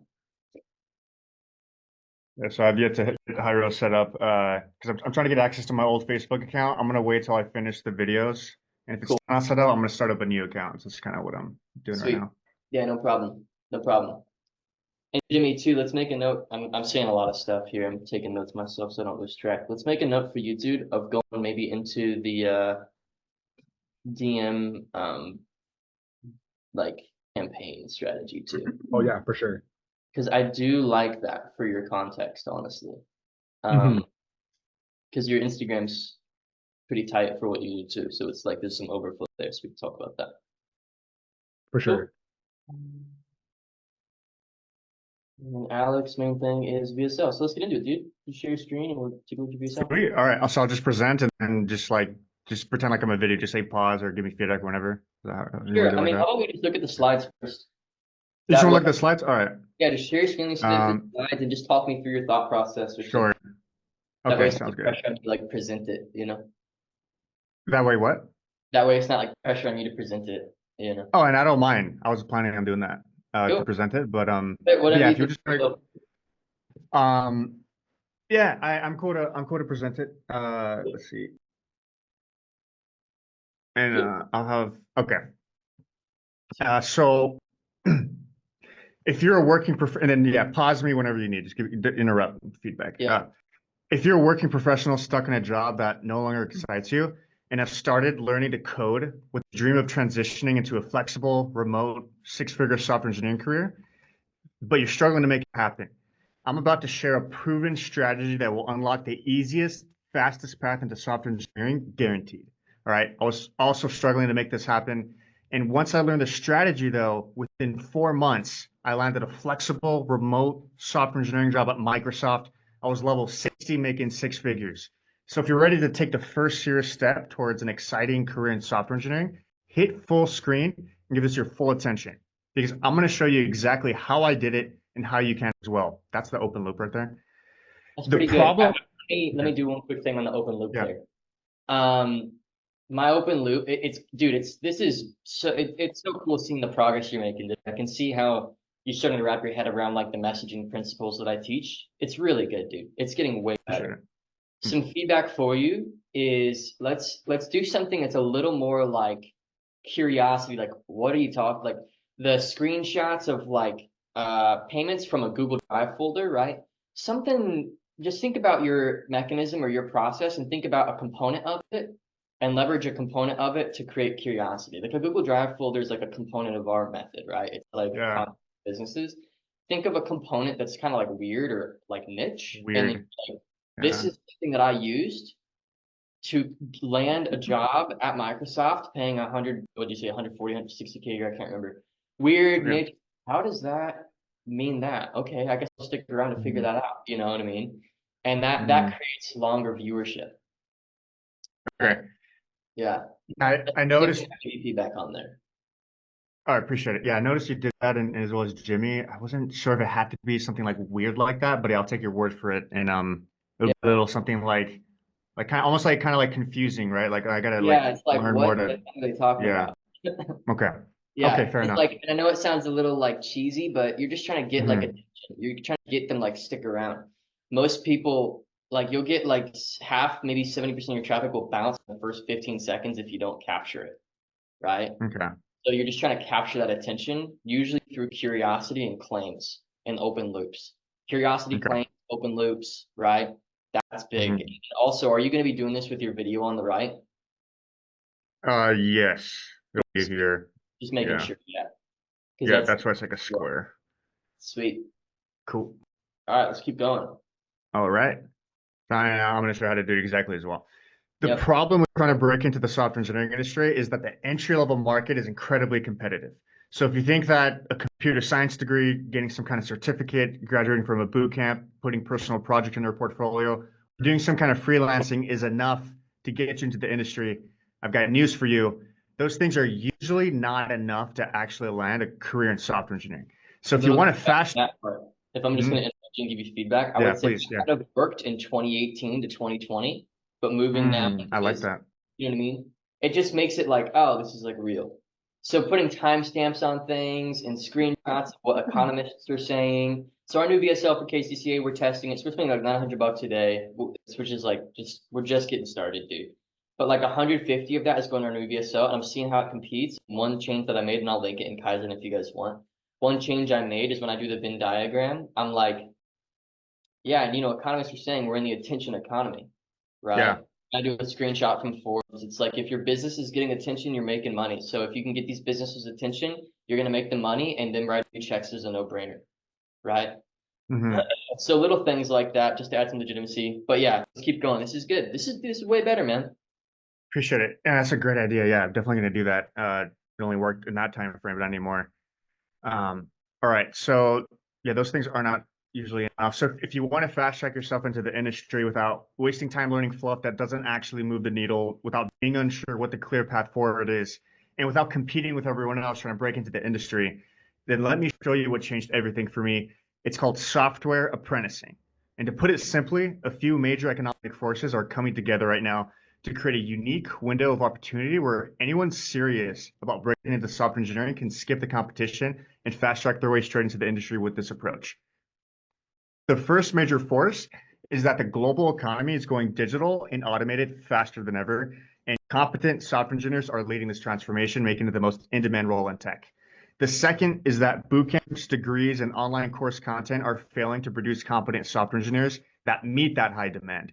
And so there's a huge talent shortage of competent software engineers, super high demand, super low supply. This is a massive window of opportunity. Let me show you exactly why. So the digital transformation market is growing at 23.9% every year, and which is 8 times faster than the global average of 3%. So this is why software developers are in high. I would slow down a bit here. It's a lot of information. 1 or 2 really key screenshots will do the trick. Yeah. Okay. So like it's just a lot of text, right? So like you're moving, you're hitting slides at a pace that I can't read what's on the screen, right? So maybe you can talk slower. You know what I mean? And here's exactly why. So the digital transformation market, if you look at this graph, market forecasts are set to grow at 23.9%, which is huge. And this is pulled from research and wherever. and then the next slide, right? And just like, explain what they're seeing here a little bit, because these all seem like really solid graphs and stats here. Just spend a little more time explaining what they're looking at, and this is good. Okay. Yeah. Because I'm going to go over like 12 minutes. Like, should I take away other things to keep it 12, or it's fine to go a little over? You're adding like 5 to 8 seconds per slide here. I wouldn't think that it's gonna do too much. Well, for just this, yeah. I'm talking just this. Like, okay, sure. Because you got to think about, once you've lost them, you've lost them. You know what I mean? You're not getting them back. They're not gonna go back and do the due diligence of skipping backwards on your VSL for you. Yeah. You just gotta like really take your time and drive home the key points you're trying to make here. So I would just like budget another 30 or 45 seconds on these screenshots here, because these are awesome screenshots. Okay. All right. Sounds good. Cool. And so this is why software developers are in high demand. They build the digital world. And this is a big reason why the median software engineering income is $180,000 per year. For entry level, it's $125,000, and it's realistic to be making over $400,000 as a senior. And all while being able to work remotely with a great work-life balance. And so, due to the high demand, great pay and benefits, many are learning to code to break into software engineering. But here's what most people don't realize: entry-level software engineers aren't actually in demand. You see, software engineering is a performance-driven field where top performers can be 1,000 times more productive than the lowest. And companies have learned that most entry-level applicants are undertrained. So they prefer paying 6 figures to engineers who've proven their competence through real experience. Because current programs are producing undertrained developers who can code basic apps, but not the competent software engineers driving the digital transformation. I like the Pokemon. So this creates 2 completely different markets. For competent software engineers who've proven themselves, there's a huge demand but low supply, because experienced software engineers are already tied up working in an existing job. And current coding education programs are failing to produce the competent software engineers in high demand. So companies are fighting over the few competent software engineers available. But for entry-level engineers, it's the opposite. The high supply of undertrained developers far outpaces the low demand. So for the competent software engineers, there's a massive talent shortage with tons of vacant positions companies are trying to fill, that are desperate to fill. I would take some more time right here. Again, so you just got to think about like visual load, right? Like people's eyes and brains can only compute so much at a time, especially when you're talking like text. So these are all great points. So it sounds to me like the point you're trying to drive home is entry level doesn't work. You need a strategy to jump from that perception of entry level to being perceived as somebody who's done it, right? And then like your mechanism is the way that you do that so that you can. Okay. So if that's what you're trying to do, then I would take a little just see if you can consolidate total Google/article screenshots, because there's a lot of them, and B, see if you can expand on 1 or 2 that drive the point most of the way, because you just think about like caloric intellectual load, right? Like too much and you lose them. The best points can be made extremely simply. It's like you don't like, and it's people also intuitively know that when you have to over explain a point, they're like, why are you trying to spend so much time trying to convince me of this? You know what I mean? So it's like a very simple, elegant point, like the case of content connecting is very easy to make. Lots of businesses, attention economy, short form content being easy to produce, AI helping make it. Right? Like I can make it in 2 seconds, right? So just continuing to boil it and boil it and boil it, But you're making a much stronger case here, and it's a lot more refined than it was. But I would just say, if you had to narrow it down, like if you're presenting in front of like a jury, and you had 30 seconds with the jury, what are the key things you got to get across before the case closes and the judge makes a decision? You know what I mean? That's like a good mindset for when you're kind of refining the justification of a mechanism. Got you. All right. My thought process was the script was kind of like the thing, and then the visuals, I didn't expect them to read it all. unless they paused it and it's just more information if they needed it, but it sounds like it's just Maybe adding write too into the much. script, you're welcome to pause and see this as I move forward or something like Okay. that. You know, Okay. Yeah. because they're just going to be like, if they don't think they're getting the whole picture, then they don't think they're getting the whole picture. And if you're Okay. making slides like that, they're going to think they're not getting the whole picture, and they're not going to be given the ability to, you know, it's almost like presenting in front of a jury and you've got a bunch of visuals, and you're just flipping slides like this. It's like the jury's like, whoa, whoa, whoa. Yeah. Yeah. So, okay. So as long as they're aware that they don't need to read it. Yeah. But I'm not that exactly right. Exactly. So I'm not saying that the way you're justifying it is bad. It's actually really good. This is very strong. It's just the speed and the format with which you're doing it. Yeah. In my experience, just moving too fast. Yeah.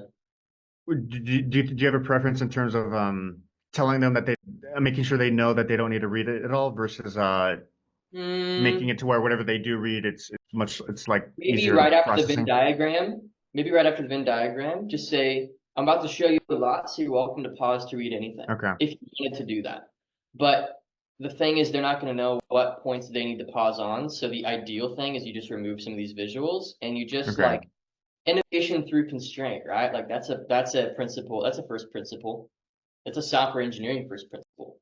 If you only have so many lines to make a program with of code, you're forced to make something better. You know, so it's kind of the same thing. Like if you limited yourself to like 5 screenshots, what would those screenshots be? You know what I mean? And then you know what I mean, and then really make your decisions from there. Yeah. Cool. All right, sounds good. Sweet. All right. So companies spend millions trying to recruit a software engineering talent, but still fall short. And I'm sure maybe similar feedback here with the visuals. So there's an enormous opportunity for those who can meet the demand. Software apprenticing lets you skip the line and become the competent engineers companies are fighting over. Because programs today still teach software engineering like a classroom subject, which is why they fail. Because software engineering is the craftsmanship trade, just like carpentry, mechanics, plumbing, or electricians. In fact, software engineering is the ultimate modern craft, one that's even more suited for apprenticeship than any traditional trade. And if you need to be convinced by that, super soft. Appreciate it. If you need to be convinced by that, you can pause this and read this slide. But basically, software engineering is the craft of the digital world. I don't think now you that can you're getting that feedback, I'm not sure this is too much. Yeah. Okay, so if they think they missed, like, here's the thing: they don't know what's important. Does that make sense? They don't know what's important. So if they feel they missed anything, then they're like, well, this sounds good, but I don't know that I have the whole picture. And then they're not going to book, or they're not going to be convinced of the mechanism. So just read that slide. Too much. You don't need to convince people. I think it kind of has just that. It just rings true, doesn't it? That like the modern trade is software engineering. That just kind of feels true. You know, like you don't really justify that one. I like that too. Maybe the ultimate modern trade and then craft kind of makes it makes the connection better too. Yeah. Okay. And there's you can on that, like, you know, probably something like, you know, everybody knows the most stable industries are ones built off the back of tradesmen. Plumbing, Now software engineering has become one of the ultimate tradesman crafts, something like that. There's you could do there, but we can explore that later. But yeah, this slide's probably not necessary. Is all I'm saying. Okay. Yeah, for sure. All right, sounds good. So this proven approach, apprenticeship, pairs you with real-world training, resume-ready professional experience, and expert mentorship and guidance. So you can learn by doing. And this isn't just about learning differently. It's about proving yourself differently. While others show credentials and basic projects, you'll prove your competence by delivering real results, real businesses. And I'm wondering if the same feedback here, maybe like too much. Maybe it doesn't really like make one show at a time. You know, the conventional path, you just get credentials. Software apprenticing, you ship real features. Conventional path, it's basic portfolio projects, where the software apprenticing is production experience. So it's just kind of make it show up in bullet point slides. Cool. Sounds good. So this will allow you to skip the competitive entry-level market to become that in-demand software engineer that companies are competing for. And when I decided to break into software engineering, I was a personal trainer with zero tech background, and I tried everything the normal way first. I took countless online courses, built basic portfolio projects, completed coding challenges, and applied to hundreds of jobs, and I couldn't even land an interview. I was about to give up, but then I met a mentor who introduced me to software apprenticing. And instead of more theory, I finally started working on real world projects and got to show a track record of solving real world problems. I got direct guidance on production level code. Everything changed. And within 4 months, like I said earlier, of doing software apprenticing, I landed a remote role at Microsoft making 6 figures. Because after software apprenticing, I wasn't just another entry level applicant. I had recruiters coming to me because they could see that I'd already delivered value in the real world. And so if you want to fast track your way into a highly in demand, well compensated software engineering career, software apprenticing is the key. I wouldn't have landed a 6-figure job at Microsoft if it wasn't for a mentor who introduced me to this approach. And without software apprenticing, I wouldn't have been job ready, and I certainly wouldn't have stood out to employers. And although, like you, I could have probably tried to figure it out on my own, ultimately, I just didn't want to waste any more time. I wanted to guarantee my success by following a proven path. And so this is why, just like my mentor did for me, I'm here to help you fast track your career through DevBolt, our exclusive software apprenticeship program.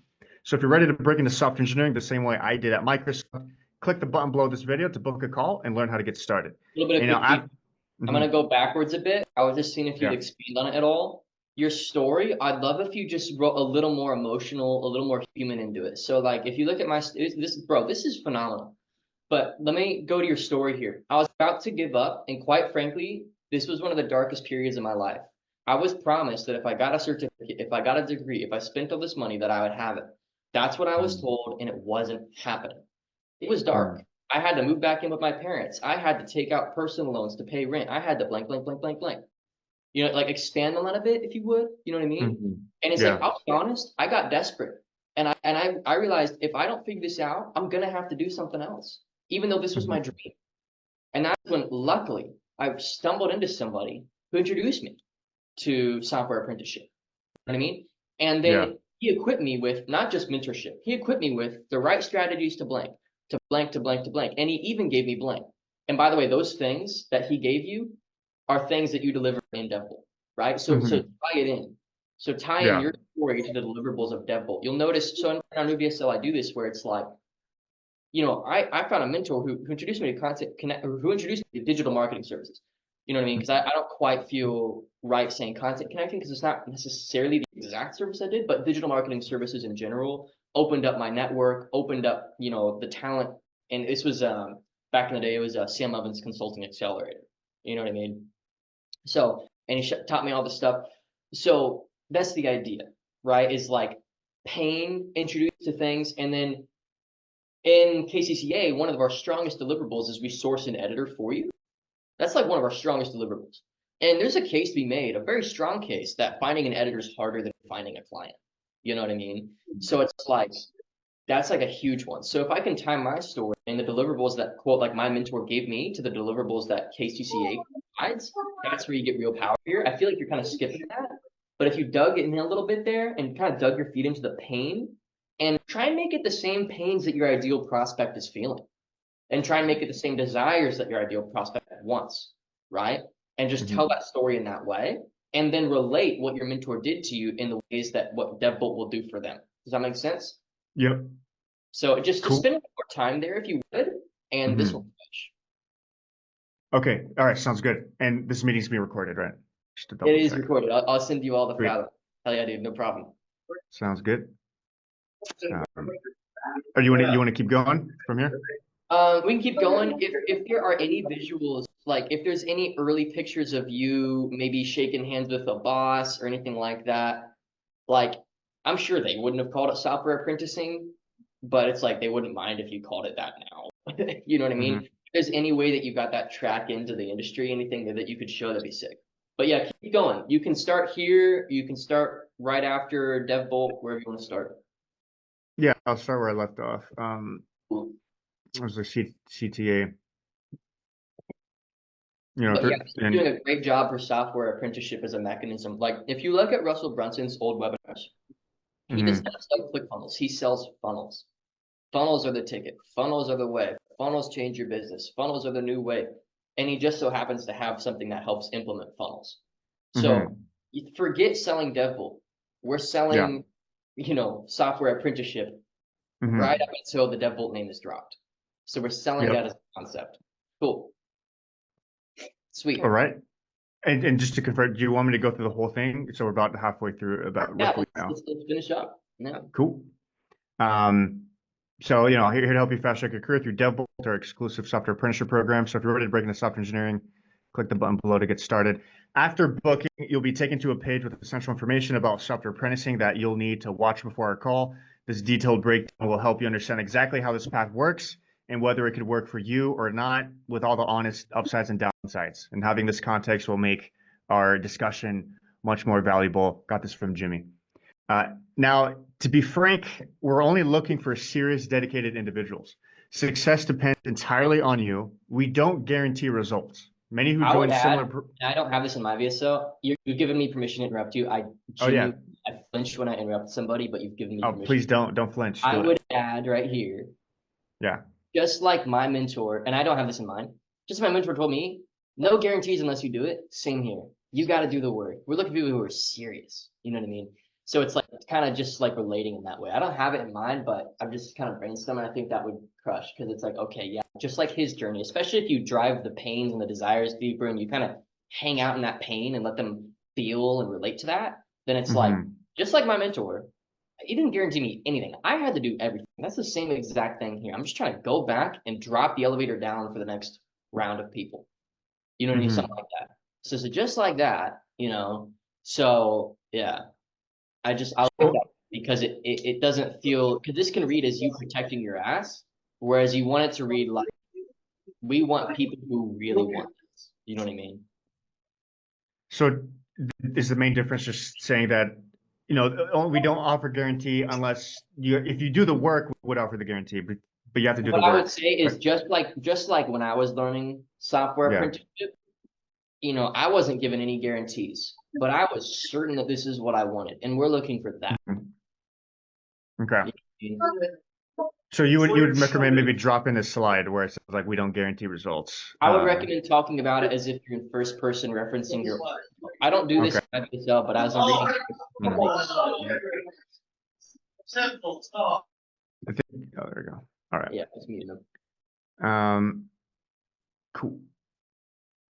Yeah, so we don't guarantee results. Many who join in similar programs won't see results. That's a risk you take on. But yeah, I'll change it like you recommended. Sweet. And then, however, here's an example of a student of ours who did make it work. He came straight from Ukraine, didn't have any computer science degree, and we started working together May 15th. And 5 months later, he got an offer for a role paying $180,000 per year.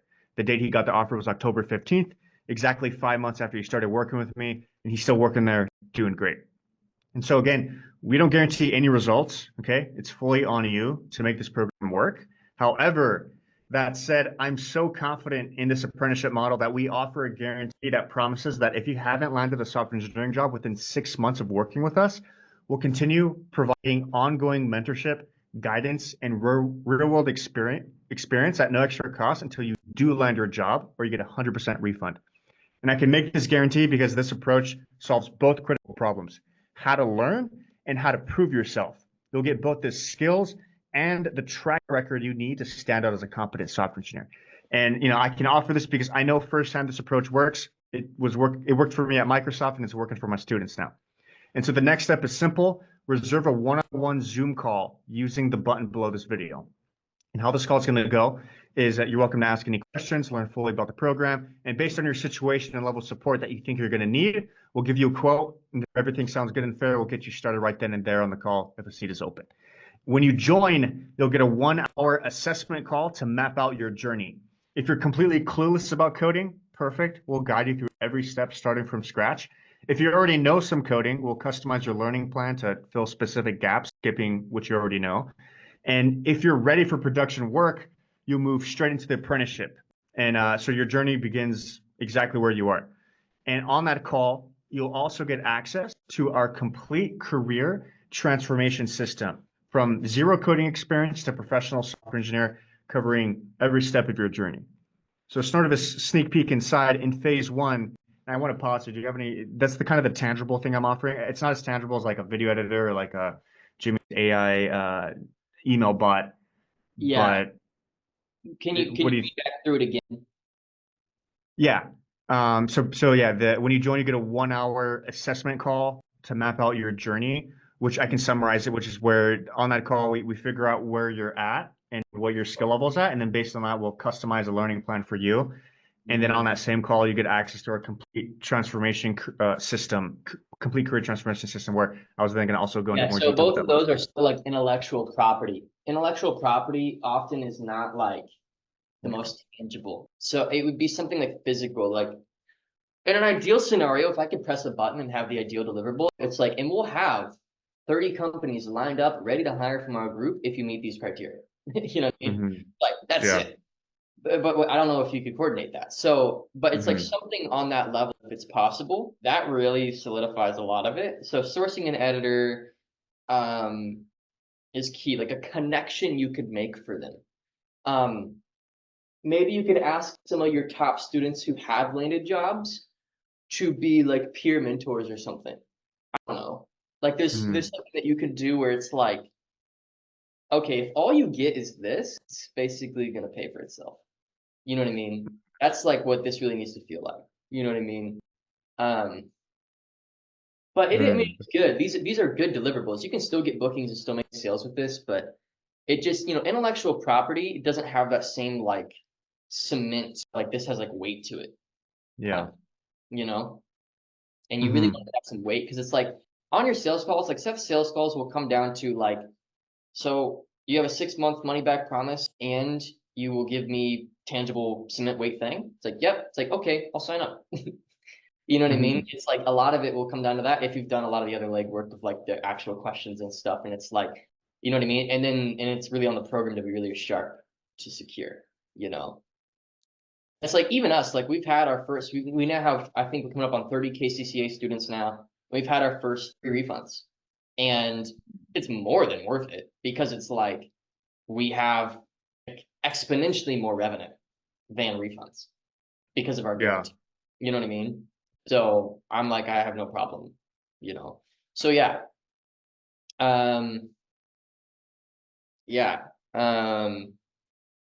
Like again, if I could have the perfect one, it's like you literally have like jobs lined up. But I just know that that's probably impossible to coordinate.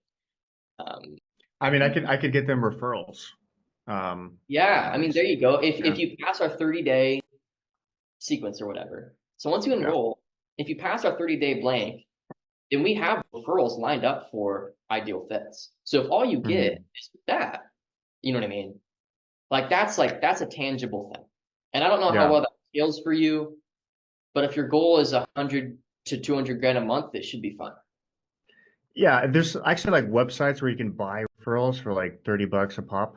Like that's something I could just leverage. Exactly, man. We run ads to get editors. So we use Tom, who's my head coach, his Instagram page set up for his content connecting business. We just run ads saying, looking for editors who can produce content like this, and we get editors for like $2.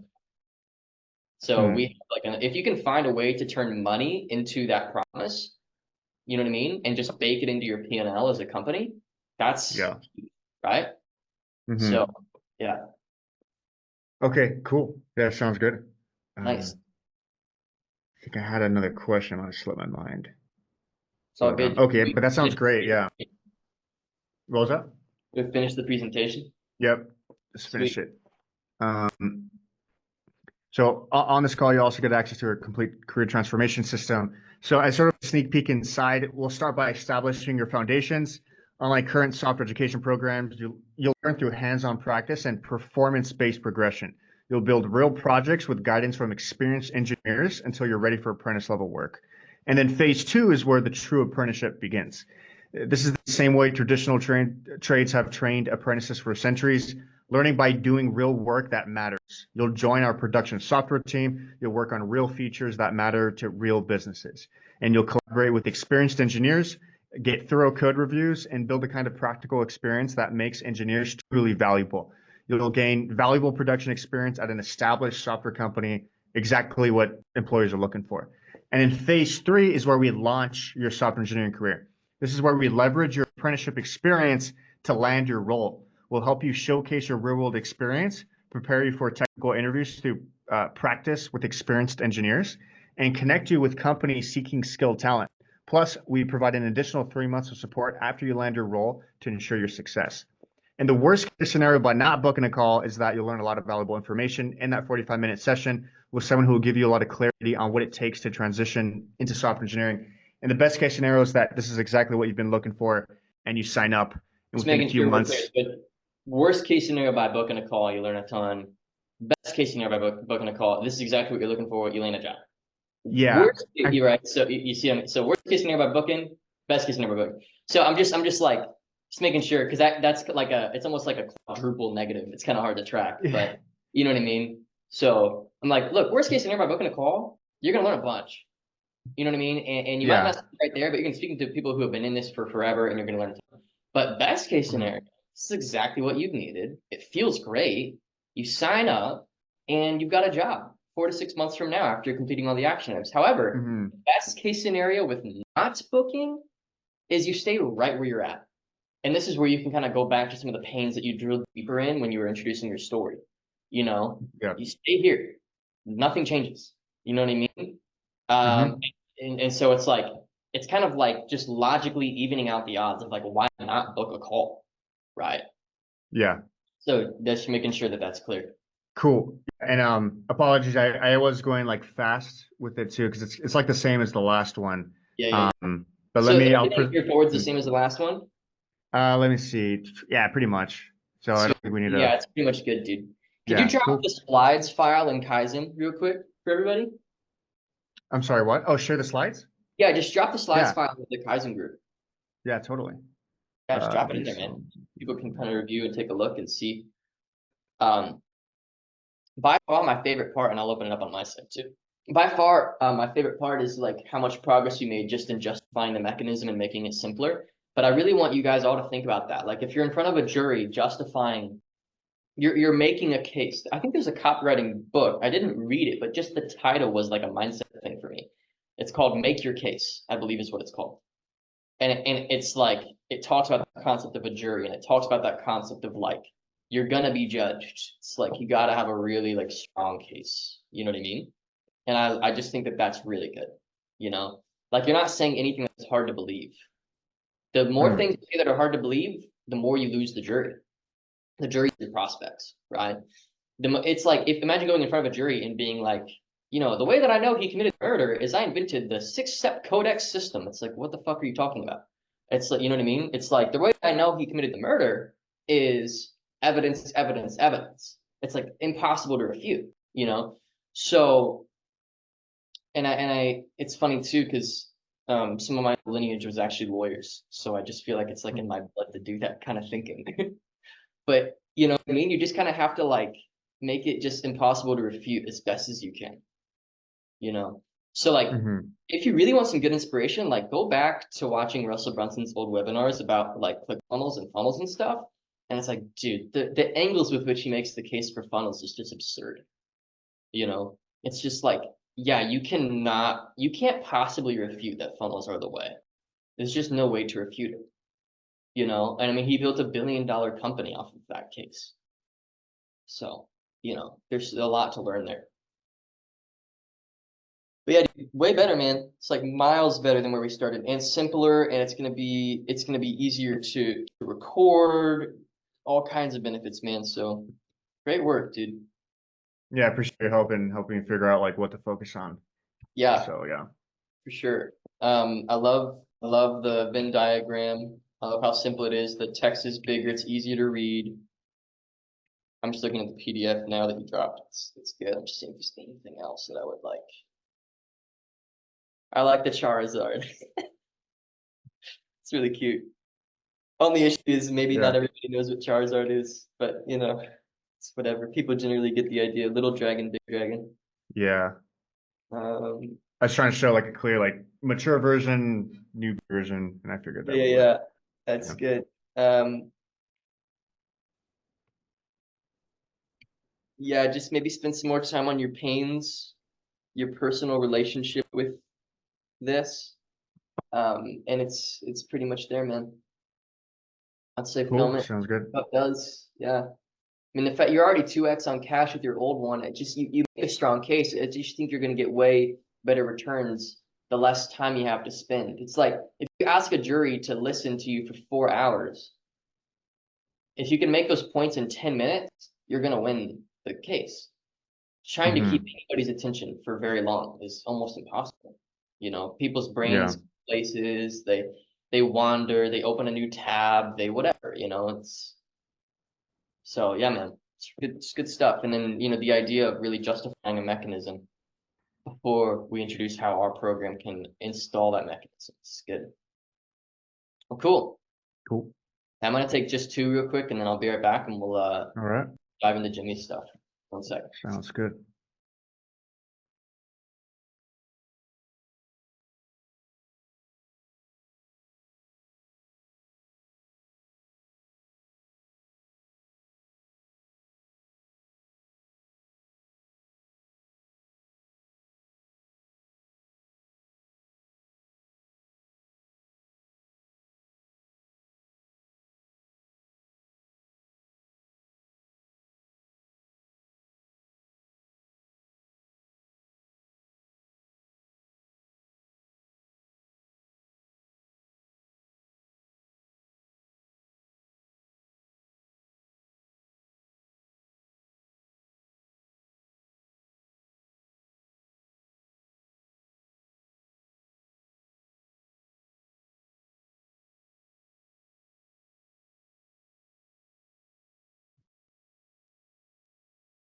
Yo, Alex, I like your new VSL, man. It's pretty good. Appreciate it.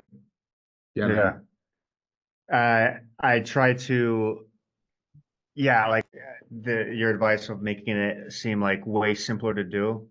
I tried to do that. We're like, yeah, software apprenticing will make you look like that experienced engineer who's already in super high demand. So I did try and apply that feedback, and I think it helped a lot. So I appreciate that. 100%, man. You created it using, I think it was like Apple Keynotes, right? Yep. How long did that take? Because usually I use Canva of like the images and shit, but like how long did it take you to like build it? Because it usually takes me like kind of a while to like build the actual slide after I know what I'm talking about. Well, I've been working on the slides along with the script, so it's hard to isolate. But like, I mean, if I were like these slides probably took me, I don't know, maybe like a day or two. Maybe longer. Yeah, it But takes yeah, maybe like at least 2 days. I probably, like 2 full days. Like yeah. like 8 hours. It really took some time, especially if you've never done it before. I'll tell you what, it gets so much easier after you do them. I can just whip them together now, and it gets way easier once you've done it a couple times. So it's just one of these core skills. Like I tell you what, like the guys who do like $1 million months over and over again, they're just great communicators, great marketers, can build decent presentations, and it's like that's like the core skill. Dude, Gherkin, good to see you, bro. It's been like forever. Yeah, it's been more than a year. I just saw a Zoom link and would like to join. Yeah, dude, swing on, man. We're just launching angles, launching mechanisms, launching offers. Gherkin was one of the first students that we got over 300 grand a month, I think. So it's cool to have you on here, man. Yeah. Cool. Well, well, maybe you just listen in and we'll catch up and see if there's any value we can add, dude. Jimmy, do you want to go into your stuff, man? Yeah, man. Let me just, I guess I could share my screen and go into the ads manager. If that's where you feel like could be a good start. Let's do that. Maybe even just logging into your Hyros account too. Yeah. And we'll just look at everything, dude. Like I just want to do like a whole like corporate raid of your data. I just feel like I'm not clear on your data, man. Like I feel like I know some KPIs, you know what I mean? I just don't like have the whole picture though. So 100%. Cool. So we could start with the ads and then I have my high rows as well. Yes, do that. Your click-through rate, phenomenal, dude. So when I'm looking at like the quality of an overall message and angle and like mechanism or whatever, click-through rate's a big deal. So really good, especially like your cost per click considering your CPMs is ridiculously good, dude. So great work.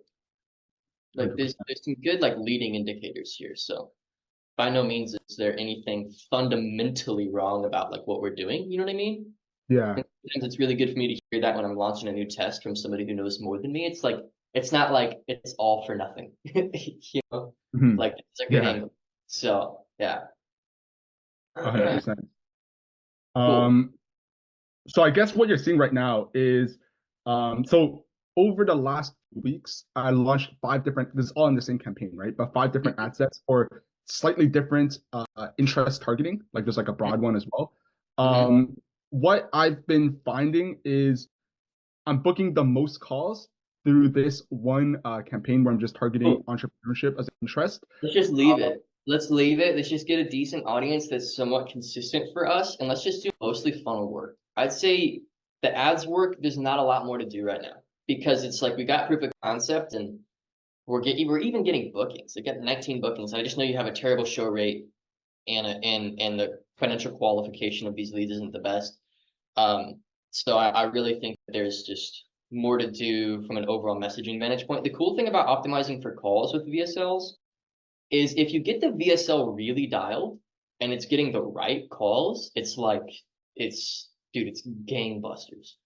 You know, so like the ad that I showed you guys remember it's the new one calling out entrepreneurs who want to move, right? The Warren Buffett quote thing that I did. Yeah. So it's already getting us, we've gotten 4 bookings and 3 of them are existing entrepreneurs with businesses that do 10 to 40 grand a month. Like got like a roofer, a real estate agent who's done really well with this stuff. People just like kind of tired of their career, want to move into something part-time on the side that can create income, maybe grow into full-time, right? Like it's killing it. So I just think it's something like that for you right now. You know what I mean? I think like our angle is like, for me, this $3,300 that we've spent here, Jimmy, is like, okay, this is gonna be really good if we can dial in these little pieces on the edges.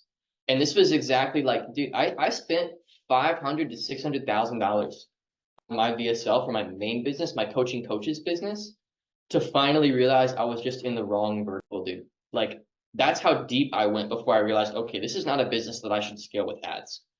So now it's Kaizen, it's closer knit community, it's me just hanging out with guys who get it, and it's no beginners, it's whatever. And that's what it really needs to be.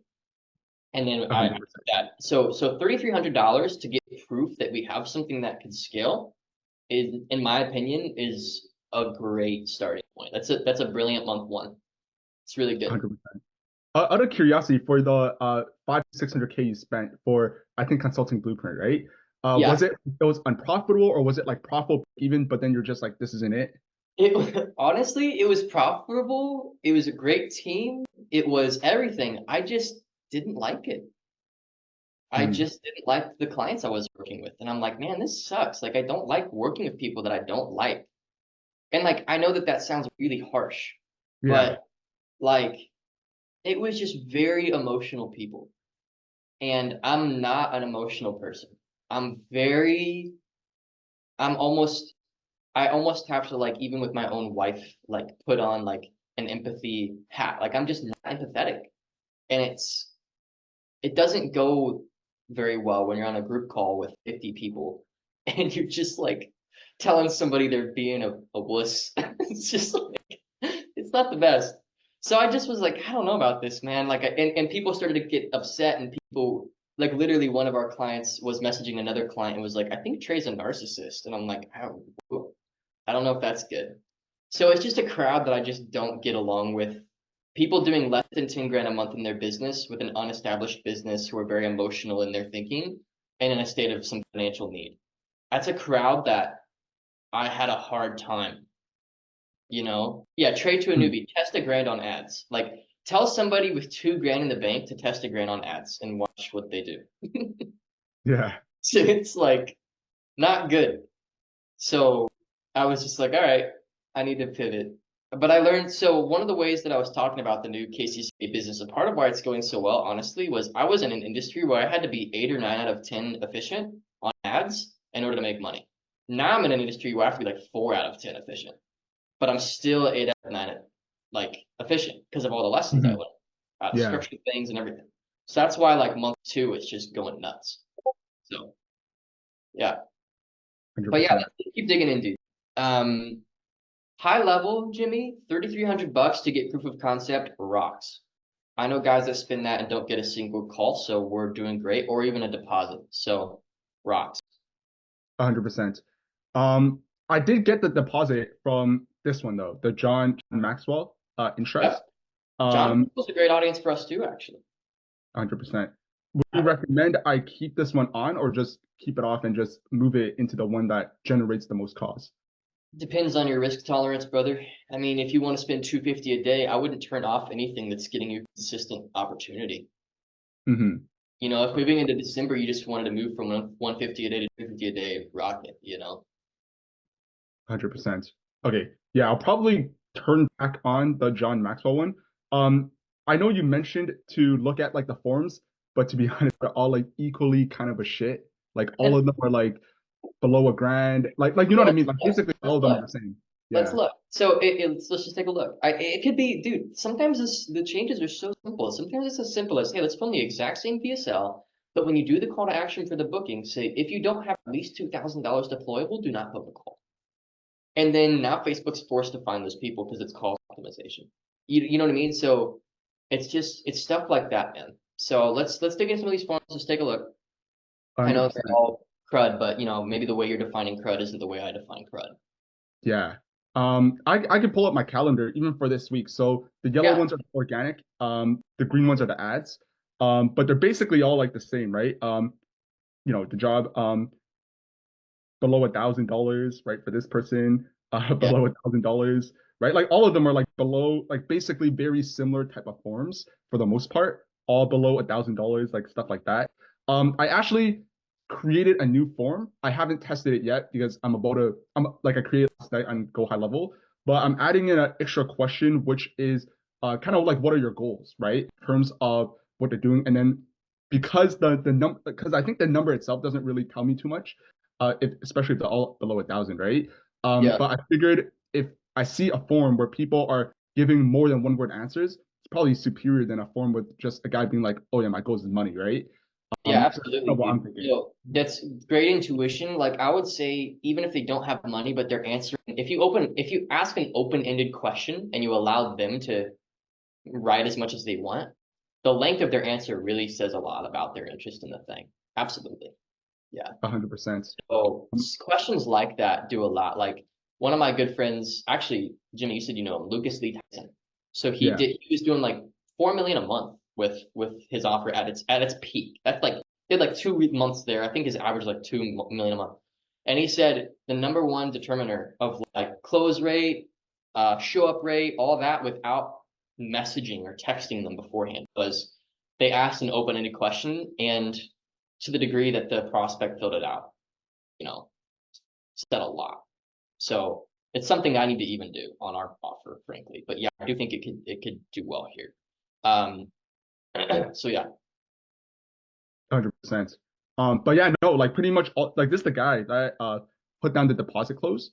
It was like one of the 2 people that showed up, like the other guys from last week, but none of these other ones showed up. And some of them, I think maybe like 4 or 5 of them, I messaged them and they like they responded initially, but then they kind of still no showed.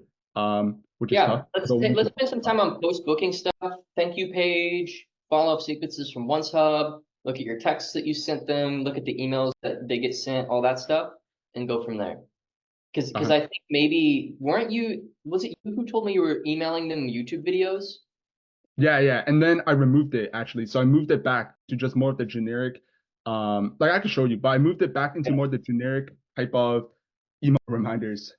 Yeah, you honestly, dude, I think that might have been a part of the problem is they just get lost in the sauce of all the stuff you're sending them. 100%. You send them one email and it's our thank you page. And I think I gave you the advice of, hey, embed your YouTube video on the thank you page. It's like, that's really good if you've had the same mechanism and you've justified it the same way for years. You know what I mean? 100%. It's not good if that's not the case because now you're confusing the messaging. So how recently did you make that change? Forgot the specific date. It was definitely a few days ago. Let's let that play out for sure. I think I did it last Sunday. Last Saturday, maybe? Yeah, last Saturday. I think Saturday. when I changed it, yeah. So 16th? Yeah. Okay, so you've had how many bookings since the 16th? 1, 2. It is not this week. Oh, shit. 1, 2, 3, 4, 5, 6, 7, 8, 9, 10 bookings. The ads. Okay, since the 16th? Yeah. And Wait, what's shit. No, I did it last week. So the 22nd is when I did it. Yeah, last week on the 22nd. Okay, so you updated on the 23rd. I'm about to say you have 2 weeks since the 16th. Just 1 week. Just 1 week. 1 week. All right, so you've had 8 bookings this week. Any noticeable changes? Not really, to be honest, right? Like still 0 people texting booked. All right, well, let's take a look at thank you page, dude. Let's dive into thank you page for a sec. I put a lot of thought in thank you page. I'll tell you what, thank you page done right or done wrong is a huge thing. Especially the way that I teach you guys to format your VSLs. Like some people do this thing with their VSL where it's like they don't even get a freaking booking unless the guy's like totally warm. And that's great and all, but in my opinion, it's like, I don't know, put more work into your thank you page. All right, let's watch this. Let's watch this, share sound. Let's go through your whole thank you page. For sure. All right, congratulations on reserving your call. Look, we believe that instead of asking for more success and just a way to make more money, we should instead build a service that truly adds value to other people and other businesses. And then as a result, we get paid for the value that we bring. And all right, immediately a little bit of feedback. So let's go to my thank you page. Can somebody pull, maybe I have it. I'll pull it up. Let's look at my thank you page and let's look at the copy at the top of my thank you page and let's look at the copy at the top of yours.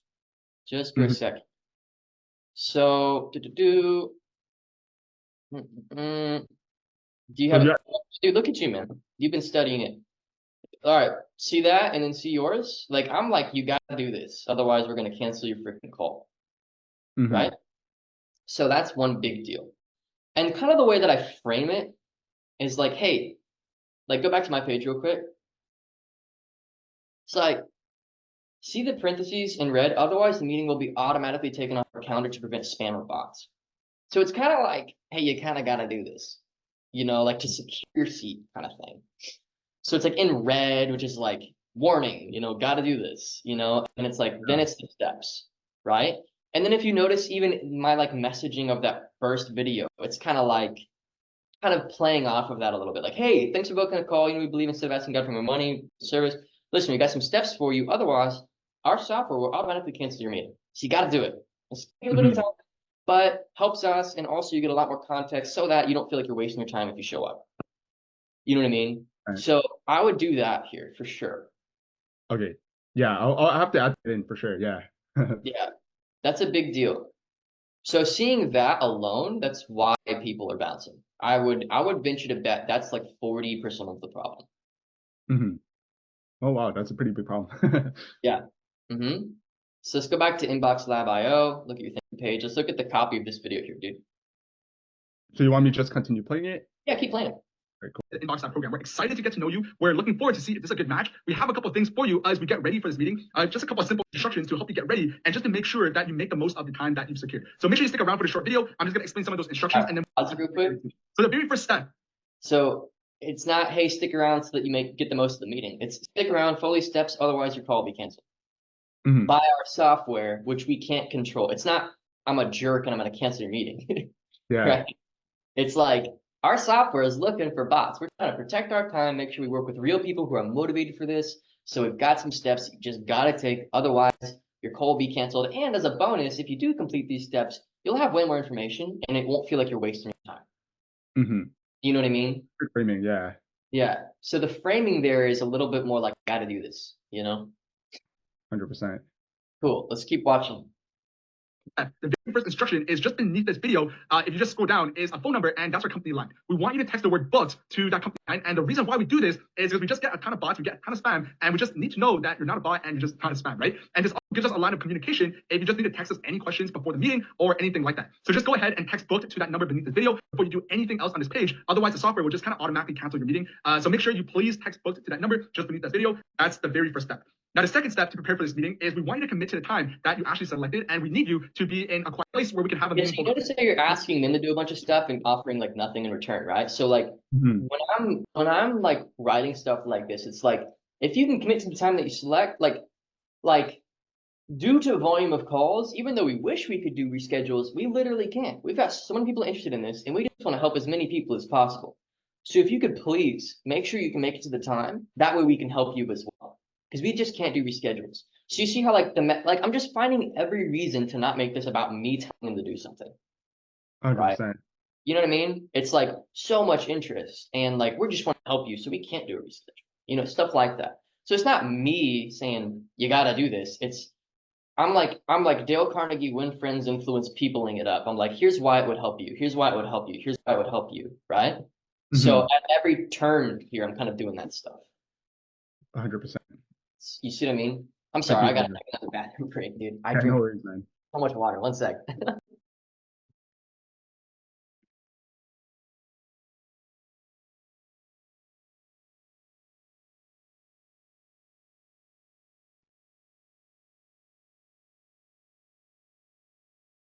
Jimmy, how much time it took you to set it all up in the first meeting?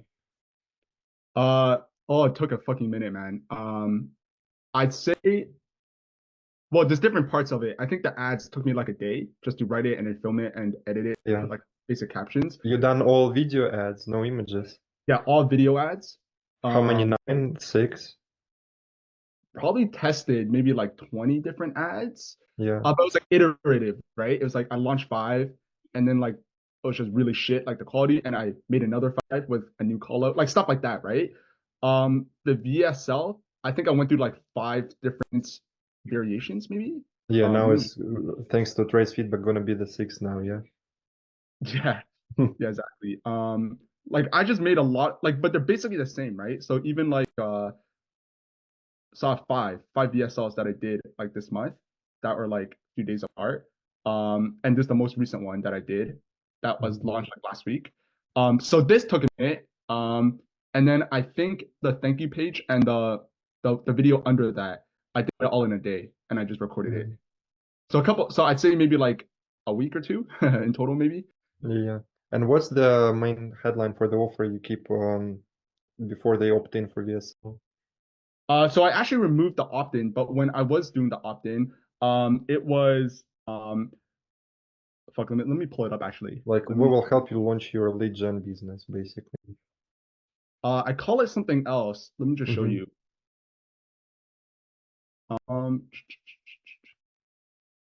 It was new how to so this is what I have. So I don't have an opt-in page anymore, but when I did, it was this headline.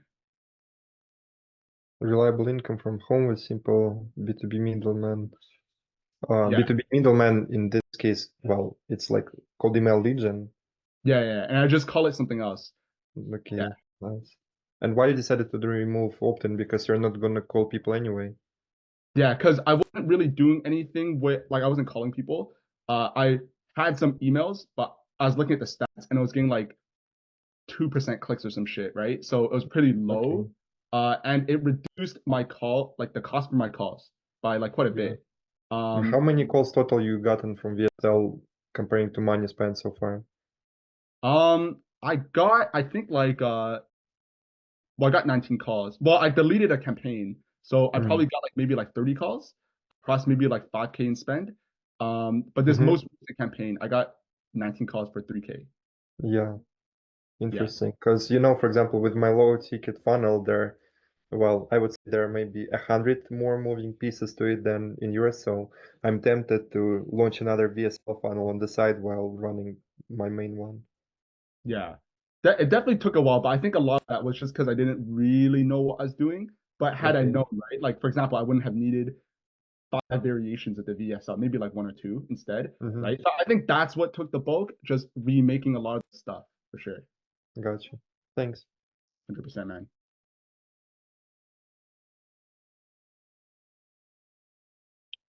All right. Want to dive back in? Just keep listening. Not out and about, not like driving your car, although that is pretty dangerous. Just not out and about with your kids or something like that. But just being in a quiet place, maybe your home office, a coffee shop or something like that, where we can actually have a meaningful conversation with you to learn about you, who you are, your goals, your background, your experience, and to really see if you're a potentially good fit for the Inbox Live program, the Inbox Live community. So please make sure you do commit to the time that you chose. And you should have gotten this email invite directly to your email that you set up the call with. that email invite, this is what that would look like on the screen right now. And we And actually so, right you know now as what? well. I think I can almost finish this video and my feedback on it by just saying, instead of telling them what to do, like sell them on the benefits for them if they do it. Mm-hmm. You know what I mean? 100%. It's like, hey, here's stuff that I need you to do. Bang, bang, bang, bang, bang. Why would they do it? You know? Mm-hmm. So that'd be like my general feedback on that one there. And then the headline change of like, gotta do this, otherwise it'll be automatically canceled by my software. You know what I mean? 100%. Yeah. So, and dude, it's amazing actually how like, if somebody texts watched, they show. So it's just like getting them to watch that page. So it's just like automatically canceled if you don't, sell them on the reasons, right? Yeah. So, yeah. And then I even, at one point I had 4 videos on the page. I narrowed it down to 3. And you saw that, Jimmy, actually asking me a question on Slack, like, hey, I saw you removed the training I did with Tom. And I'm like, well, the first module of our program on that page is way stronger than just like a training that I made off it with Tom. Mm-hmm. Right. Yeah. Yeah, I don't have the first module yet, but I was gonna put one together like later today and tomorrow and film it tomorrow and just Dude, put that's it. like that's like the Kaizen Mastermind's secret weapon. Make the first module of your course a sales asset and a great first module. Mm-hmm. That kills. Like, I started testing it when I first was taking calls for KCCA myself. And by the way, Jimmy, this is why you doing it's so huge, right? Is you can just test stuff like that. Like, I tested being like, hey, I'm going to send you the first module. In return, why don't you let me know by the end of the day? Because I don't usually do this. I'm like, of course. Send me the first module. I'll watch it and I'll let you know. Send them the first module, and 3 out of 4 were like, dude, this is way better than I thought. Let's do it. You know what I mean? Mm-hmm. I was like, okay, that works. So I just like, let's bake it into the funnel. That the human doesn't have to do it every time. So yeah, that's huge. 100%. Yeah, you can model Tom. So you just go to my thank you page and watch it, and you'll notice how I told Tom, I'm like, hey, don't give away the strategy for how we get clients. Just kind of hype it up. Yeah. Now, if you watch the module, it's like you just do the math on how many clients you want to sign, and this is how easy it is. And on our next modules, we'll teach you our secret method for getting clients. We can't go into it here, but you know what I mean? It got me all my clients. It's how I make 15 grand a month. So you'll learn that in the next module. And it's like kind of leaving them hanging a little bit like that. It's sick, dude. So 100%. But yeah, no, adding that headline thing. And I'm gonna have to recreate this to sell more of the idea behind doing the actual steps leading up to the conference. And just think like, what's in it for them by doing it? And you kind of lead with the negative of it'll be canceled because we're trying to avoid spam and bots. You know what I mean? And it's like, I can't control it. Our software is going to do it. You know what I mean? And that actually is pretty much true, because we mark busy the ones who text us watched. If they don't, it stays free on the calendar for the closers. So it could be booked over. Got it. You know what I mean? I do, yeah. Yeah. Cool. So yeah, let's go to the next video. So this is your mechanism explainer. All right, so in this training, yep, it's the actual mechanism itself, the explainer, for sure. Nice. Let's do it. Let's watch it. I'll be talking about what exactly is a B2B middleman. And more importantly, I'll be talking about how does all of it work, how do you make money, and what are the real honest downsides with this model. And more importantly, how much money can you actually make while doing this? And that's what we talk about in today's video. So whether you just book the call or you're just more okay, pause it for just a second here. The problem with modeling a funnel like mine is you end up saying stuff that's sort of redundant, and redundancy is a really easy way to lose trust. Okay, so just make sure you're not saying the same thing twice. It's like, go to the beginning of this video real quick. I know this is nitpicky, dude, but yeah, no worries. Let's watch it. All right, so in this training today, I'll be talking about what exactly is a B2B middleman. And more importantly, I'll be talking about how does all of it work, how do you make money, and what are the real honest downsides with this model. And more importantly, how much money can you actually make while doing so it's not as redundant as I thought. It's how do you make money and then how much money. Okay. So it's 2 different things, but I was just making sure you weren't saying how much money can you make? And more importantly, how much money can you make? You know, it's like, what? Yeah. Okay. This slide itself, I am kind of repeating what I said in the first 3 slides though. So yeah. I mean, really what you're doing is just that Venn diagram, you're kind of expanding on it, and then you're introducing honest downsides, and then explaining how those downsides can be mitigated if you got help with your program. You know what I mean? Yeah. That's kind of what you're doing in this module. if you watch mine and somewhat model it, but just don't directly model, right? Think about why I'm doing what I'm doing and make it yours, you know, but we'll keep watching this. Let's keep listening.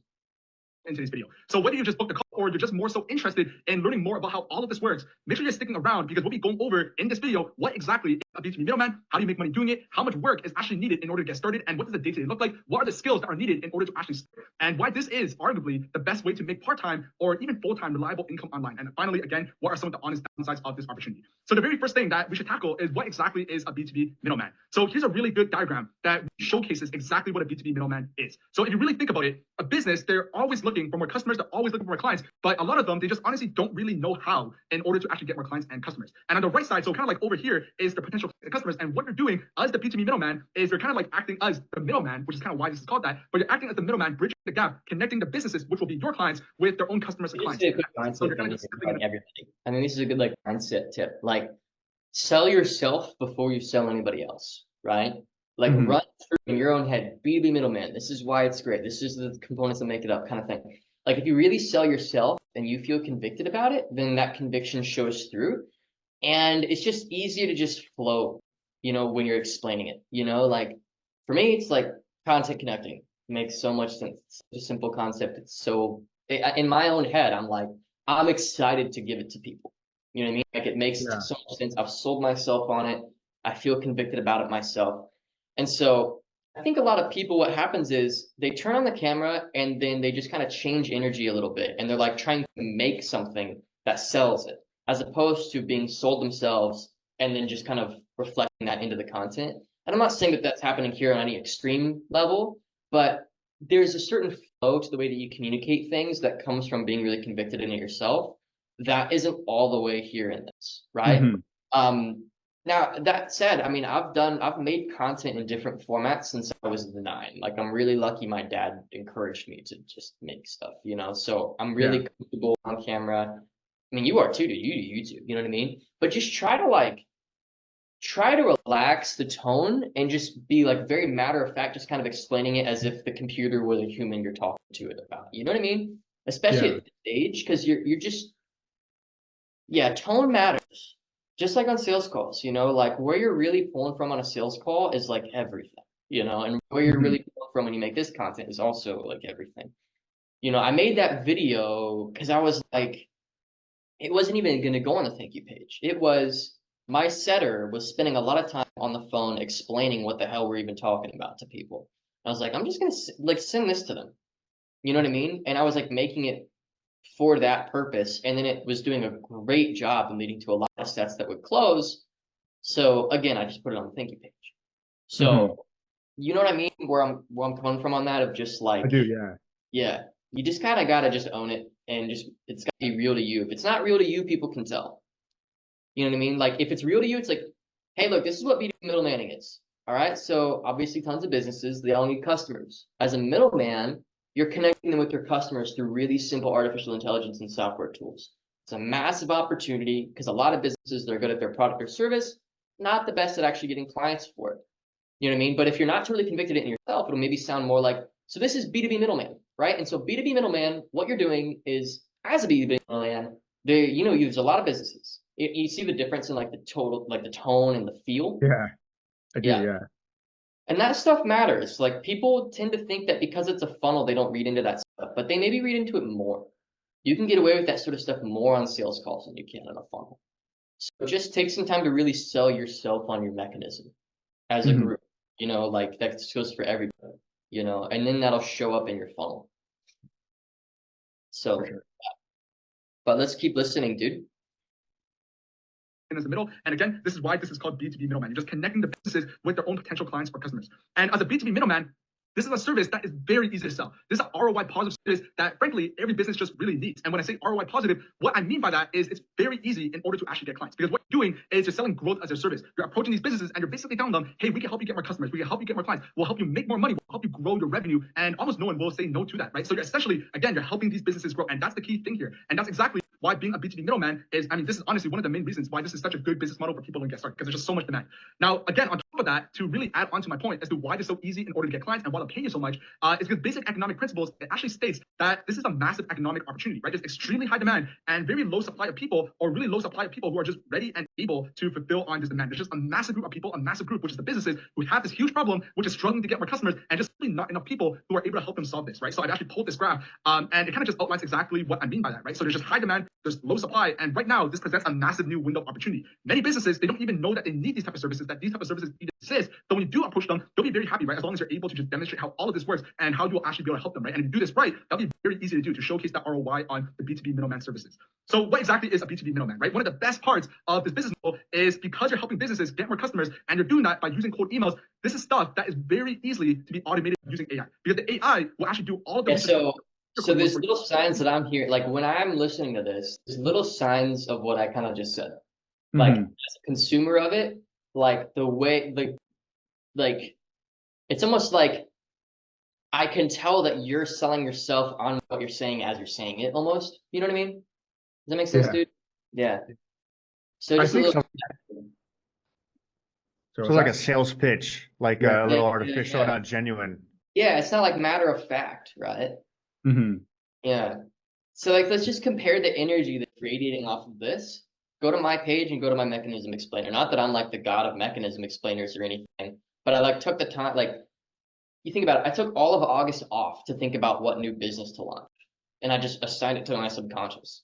And I was just like, what's something I really feel good about? You know what I mean? And like I thought everything through. And so if you go to my page, if you pull it up real quick and play my mechanism explainer, it's so just like, it's not being chill to the secret. That's what I'm saying. It's believing what you're saying yourself.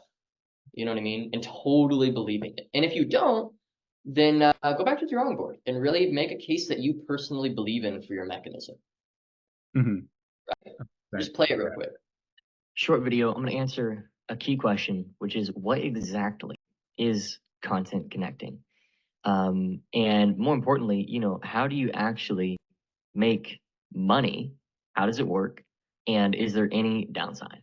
And I figured it'd be also really helpful to answer this question, which is how much can you actually make doing this? And I'm going to get into this in this video here. So whether you've just booked a call with us and you're interested in learning more, or you are being sent this video, this is more than worth sticking around for, because I'm going to answer these questions. So I'm going to show you what exactly is the mindset that I'm coming from on this is just like, all right, let me just explain this shit. Yeah. You know, Very chill, yeah.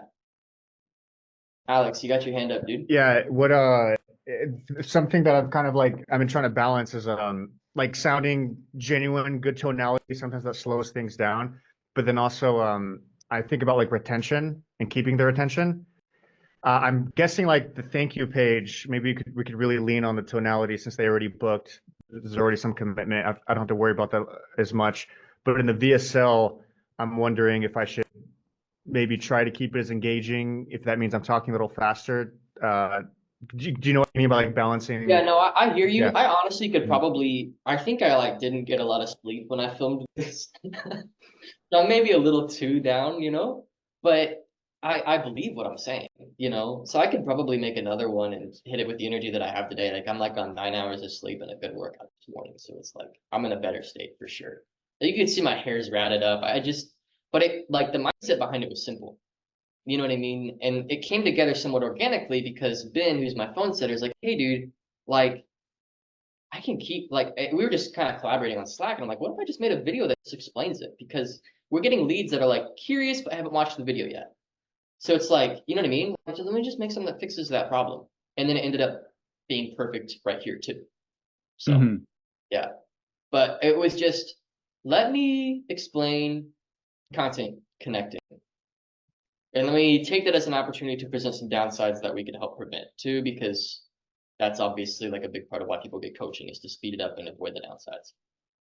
So it's just a very, just like, there's kind of like, the first stage of really building a good product is like selling yourself on it, right? So like if you, no matter your mechanism, you just gotta really believe it yourself, and then all of this just flows, you know? Right. Yeah. So sorry, go ahead. No, dude, I'm done. And I wasn't saying that because I didn't think you were being too low energy, but I've noticed it for myself as well. If I want to make the tonality, if I want to seem as genuine as possible, a lot of times I would do slow down. Do you think I should just lean on sounding as genuine as possible and not worrying about if it means I'm delivering words at a slower rate? Or, I would say, yeah. I mean, hmm, I would say believing in what you're saying is like key here. okay. You know, Even like, for the VSL, like slowed down? well, not slow down for the sake of it, but like wherever you arrive, if you believe in what you're saying. Hmm. I don't know if it's fast or slow or whatever. You know, it just is more about like if you look at your slides, you look at your VSL, you look at software apprenticing, you look at the data you're showing, you look at the things, you look at the story you're telling. It's like, do I really believe this? You know what I mean? Like, do I really feel good about this? It's like if you do, just kind of pull from that. So just focus on being genuine and not even, of course, not slow down on purpose, but focus on being genuine more than anything Yeah. for the VSL and thank you videos. Yes, All right. exactly right. Sounds good. Dennis said in the chat, he said, it took me 200 YouTube videos to understand that when you are not your true self on video, it never converts. That's completely true. It's kind of like why I'm doing what I'm doing with my business. It's like, let me just stop talking about theory on my YouTube and let me just build another business and just talk about it. Mm-hmm. I mean, it's just so easy. Just make a video like, here's how we booked 25 calls and here's what I've in a day and close 5 and like here's what I'm learning about like, you know, the industry right now. And it's just very candid and it works. It kills. You know, I think Jimmy and Alex, you both came once I started making that change on stuff. So it's like, you know, just being real, you know. Right. Yeah. Yeah. So it's easy when it's like a funnel to put it in this like special category in your head, but it shouldn't go into that special category. It should still just be like what you think, what you believe. Because Alex and Jimmy, you both have dealt with students who do, maybe they wouldn't call it software apprenticeship or wouldn't call it B2B middleman, but they do it. And if you called it B2B middleman all of a sudden and told them why you called it that, they'd start calling it that, you know. So just, you know, I think that there's a science and there's an art. I'm talking more to the art end of things right now, of just like fluidly believing in what you're saying. 100%. Yeah. Yeah. Because I think when I created mine, the main reason I'm speaking that way, which sounds very different from how I'm speaking right now, is because I was trying to not sound boring, I guess is the best way to explain it, and just hold that attention by speaking with a little bit higher energy, which caused it to sound like that, right? Yeah. Yeah. Yeah. So that would be my feedback for you there, Jimmy. I think those two things, and then what's cool about the value video, whether it's a module from your course or whatever, is it's just like, hey, bonus, after you're done with these two, almost using it as like a carrot on a stick, like, you know, probably don't watch this until you've done the other two things, but this is like a great training as well. And if you call it bonus, like where I got that idea from, I mean, there's plenty of marketers who teach thank you page stuff, but like for me, it's like, I was thinking about email copywriting and how if you add a PS to the bottom, that's the most read part of the email is the PS. PS, here's this. Most read part of the email is the PS. So thank you page, most visited and absorbed part of the thank you page is probably the, hey, by the way, I figured I'd just include this because it feels the least structured and the most human. Like bonus, why don't you just check out the first module of our program? And I embedded it from Loom, so it feels like, you know what I mean? It's like the two Wistia videos, they look like Wistia. They have the same feel. But then Loom being embedded, it's like, oh, this is actually the first module. It feels like the first module. Mm-hmm. You know? Yeah. And then it's, yeah. And then you can even see the comments other people have made on the Loom. So like as we get more students and more bookings, people are gonna leave comments on the Loom and be like, this is sick, I did this. So there's some social proof there that people are going through this, you know. So yeah. 100%. And then now that we've tackled thank you page, let's look at your one sub reminders and stuff and see if there's anything there that we're doing. And we'll just compare the two. But I do think what we've just done now is gonna do a lot for you. Mm-hmm. Trey, you follow any specific structure for this demo Loom sneak peek into the program video? Not really. Just you share value and pack a bunch of social proof with great case study. I remember learning from Sam Evans. He was like, the most important module of your course is the first module, no matter what, especially when you're selling to cold. First module has to be an absolute banger. If it's not, you're going to lose a lot of customers. So I worked hard with Talon making a good first module. It could probably even still be better. And so the idea is it's a double-edged sword of like it adds value and sells them on the process. So if you can add value and sell people on the content connecting process or your mechanism and its process and how transformative it can be, then your first module is like, okay, I made the right decision. I'm glad I'm here, right? Mm-hmm. And so if you just put that on the thank you page, especially if you leave a little bit of a cliffhanger like we do of like, hey, here's Tom's story. Here's the math to making 15 to 20 grand a month. Here's how simple this is. Here's what we're going to do for you in the program. The end goal of the program is you're making 10 to 20 grand a month and you're only working 2 hours a day. Sell, sell, sell, sell, sell. And by the way, we can't get into it now, but in the next module, I'm going to reveal this, which is like huge cornerstone thing. And it's like, that's big for prospects. It's like, okay, if all I get is that, then I want to do this, you know? Right. Yeah. All right. So let's look at the confirmation stuff. So I think I have 3 emails. Right away, 24 hours before, and 2 hours before. I mix it with SMS as well, but this is the email. Hey Trey, congrats on booking your call with us to learn about the program. This call is about you, your goals, your questions, and how we can help you get started as a B2B middleman. Before we meet, I highly recommend checking out this video resource on our thank you page. Here's some reasons why. And just the call details, and then that's basically it. And then make sure to add it to your calendar. It's the same thing we do. Very nice. All right. Do you want to look at the SMS or just the next email? Yeah, let's look at the SMS as well. Hey Trey, it's Jim Fung. Thanks for booking your call with Inbox Lab. Here's the call info. Here's the Zoom link. Be sure to check out the videos here and then the link to the thank you page, and looking forward to chatting. Yep, that's good too. And then the 24-hour email. Hey, your consultation with Inbox Lab is tomorrow, and we can't wait to connect with you. This is your chance to learn about how being a B2B middleman can help you build a reliable, flexible income. Details. And then, these videos will answer a lot of questions and give you a head start, blah, blah, blah. Last tip, make sure you bring any questions. So that's the second email. Second SMS, I think, is very similar to the first one.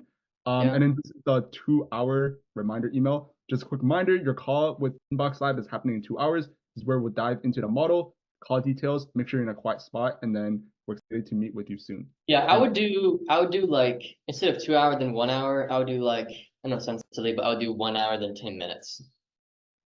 Emails or SMS or both? I think both, just reminders in general. I know it sounds small, but sometimes it's like, oh right, 10 minutes. Oh right, I'm gonna finish this up and then get rid of it. You know what I mean? 1 hour is still enough time to be like, it's in 1 hour, I've got time, and then like, you know, I'll be ready for it. You know what I mean? Yeah. So yeah, small thing, but I would do, you know, I like the sequence here, but I would do something closer to the meeting, like 10 minutes, and then a 2 hour, then a 1 hour, then a 10 minutes is kind of too much. So, but something closer to the actual event, like 10 minutes is good. But yeah, you know, the reminders are, you know, they help, but like the main thing is the legitimacy of the mechanism, how believable it is to you, how well you communicate it. You know what I mean? It's everything else ties into show rate. But I do genuinely think that like if we make the changes to your thank you page that we talked about today, that I want to see you get at least a 30 or 40% show rate, which maybe sounds low, but it's not, because we're talking about cold traffic and we can print these meetings. So yeah, I mean, even on the day that we had 25 bookings, we had a 40% show rate, but we closed 5. So I don't think so much about show rate as much as I do just like cost per live call. You can get it to 40, 50%, you're good. Especially with this funnel type. You know, it sounds low because a lot of people are really spoiled by like really solid organic bookings, and they're like 80% show rate, 40% close rate and stuff. But it's like, you know, if I have a 40% show rate, then fine, I'll just spend accordingly, and you know, give my calendar the ability to book 2 or 3 at a time, and then reschedule the worst forms. And that's what I did. And, you know, I've got one closer. My one closer, other than my brother who's learning under him, is pacing 6 figures a month cash collected on, I think, a 45 to 50% show rate. So I'm not worried about getting above 40 or 50. So I think if we make the changes to your thank you page, we really should get close to that point, dude. So, got it. Getting a human touch quickly is huge. And then expect human touch of the books and the watch texts, but more importantly, just consuming more stuff from you after they book the call to reaffirm their decision. I mean, like, okay, this is good. You know what I mean? Right. So yeah. And then the other thing is, how far out are they allowed to book? Like how many days? I set it at 3 days right now. So if they book right now, well, I mean, right now it's Friday, so it's a poor example. But if they booked on Sunday, I think they have to Wednesday. Make it 2. Make it 2 days. Okay, 2 days. Your cost per call will go up slightly, but people are a lot less likely to ghost something. 1 day is a big deal. Like, I think 3 days made sense in 2018, but now people's brains are fried with TikTok and stuff. So 2 days. 100%. And what I'm doing, for example, so this guy booked a call and he responded, but he kind of flopped and didn't show. But this is my message. I was like, hey, is this Stigo? This is Jim Fung. Just want to reach out, confirm your call. And then what I'm doing right now, which may not be that good, is I'm taking their phone number and I'm like, yo, are you from this place? Are you from Canada? Are you from US? Whatever. Right. And then this guy responded, but then he still no-showed. Yeah, I mean, that's a very short response. It just seems like a low quality lead. I think the other thing that I want to do maybe in your VSL is just raise the bar of the sort of person you'd like to have schedule. You know what I mean? I think if we optimize the thank you page and then looping way back to my advice quite a while ago where I talked about just raising the quality of the person you call out to book, I think we're in a good spot.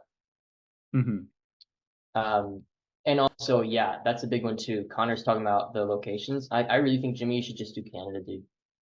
It's just local to you. They recognize the number. Worldwide, the time zones, bro. Time zones are a huge reason why people don't show up.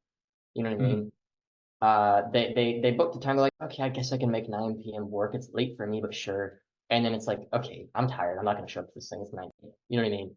Yeah. So that's another thing too. So I would really just do, the country you're in, or northern or southern countries from where you live, so that you're generally in the same time zone. Got it. So I shouldn't do US either. So just strictly Canada then, or just Canada and US? Canada and US. Canada and US.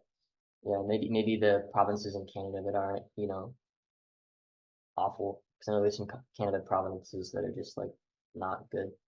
Yeah. So, yeah, that's what I would do. So 100%. Yeah, got some changes to work on today and over the weekend for sure.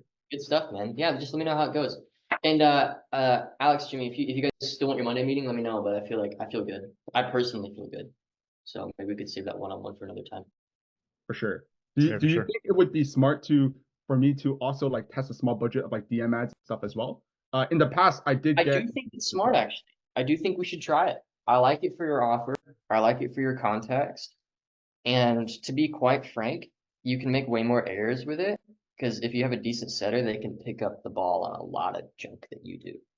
That's the cool thing about humans, is they can adapt for any messaging issues, Yeah. The VSL's got to be absolutely dialed, but it's close to being there here, So, and it can be more profitable than the VSL if you have a really good setter and a really good offer and everything. 100%. I just got one question about the DM ads. So let's say I am cold traffic, hey, DM me the word this for this lead magnet or training, right? Should that initial training I send, would it be this VSL, or would it just be a broad video breaking down how it works? And then after they book, right, through that text conversation, I send them the actual VSL, or would it be VSL first? Let's test. Let's just test setter supported VSL. I like that. So the VSL first, right? As the lead magnet? So yeah, they message you and it's like, hey, nice to meet you. Tell me a bit about yourself and your goals and everything. Cool, man. Well, hey, check out this training video. It should help you reach goal or solve pain that you mentioned. Message me here with any questions. Happy to help. And then it's setter booking the call, VSL doing a lot of the overall heavy lifting messaging. 100%. Cool. I know a guy's doing bank with that, dude. Setter supported VSL. My buddy Andy does $1.5 million a month with how to trade stock offer, and it's Instagram shoutouts to his page, and he has like a team of setters logged into ManyChat or something. I don't know how he manages that many on his DM there, and it's like setter supported VSL. It really can kill it because you got a human there to act as like the buffer, Yeah, 100%. And when I was running DM ads like 2 months ago, I found the main benefit of it is the feedback loops are quick, right? So like they're running the ads and a lot of people are saying the same thing. Like you get to see that, but then in the VSL, you don't really see that as much. And the only time you interact with them is like on the actual call where they're talking about things, but That's exactly right, dude. So I think setter supported VSL is actually kind of smart here. And then eventually full VSL as we take the feedback loop and implement the iterations from what we're learning from people messaging us live. Like, hey, this sounds cool, but blank. And then you lose them. Okay, well, that blank, we should take that and iterate our messaging from there. And it'd be kind of sick. I don't think that's a bad idea in your scenario or for anybody on this call scenario, honestly. The reason I'm doing just VSL is it's a model that scales so ridiculously well. All you need to do is prove it out and then get one closer, one setter making decent money with it. And as long as you're not targeting a map, like a tiny little corner of the internet, which I'm not, I'm targeting Christian men.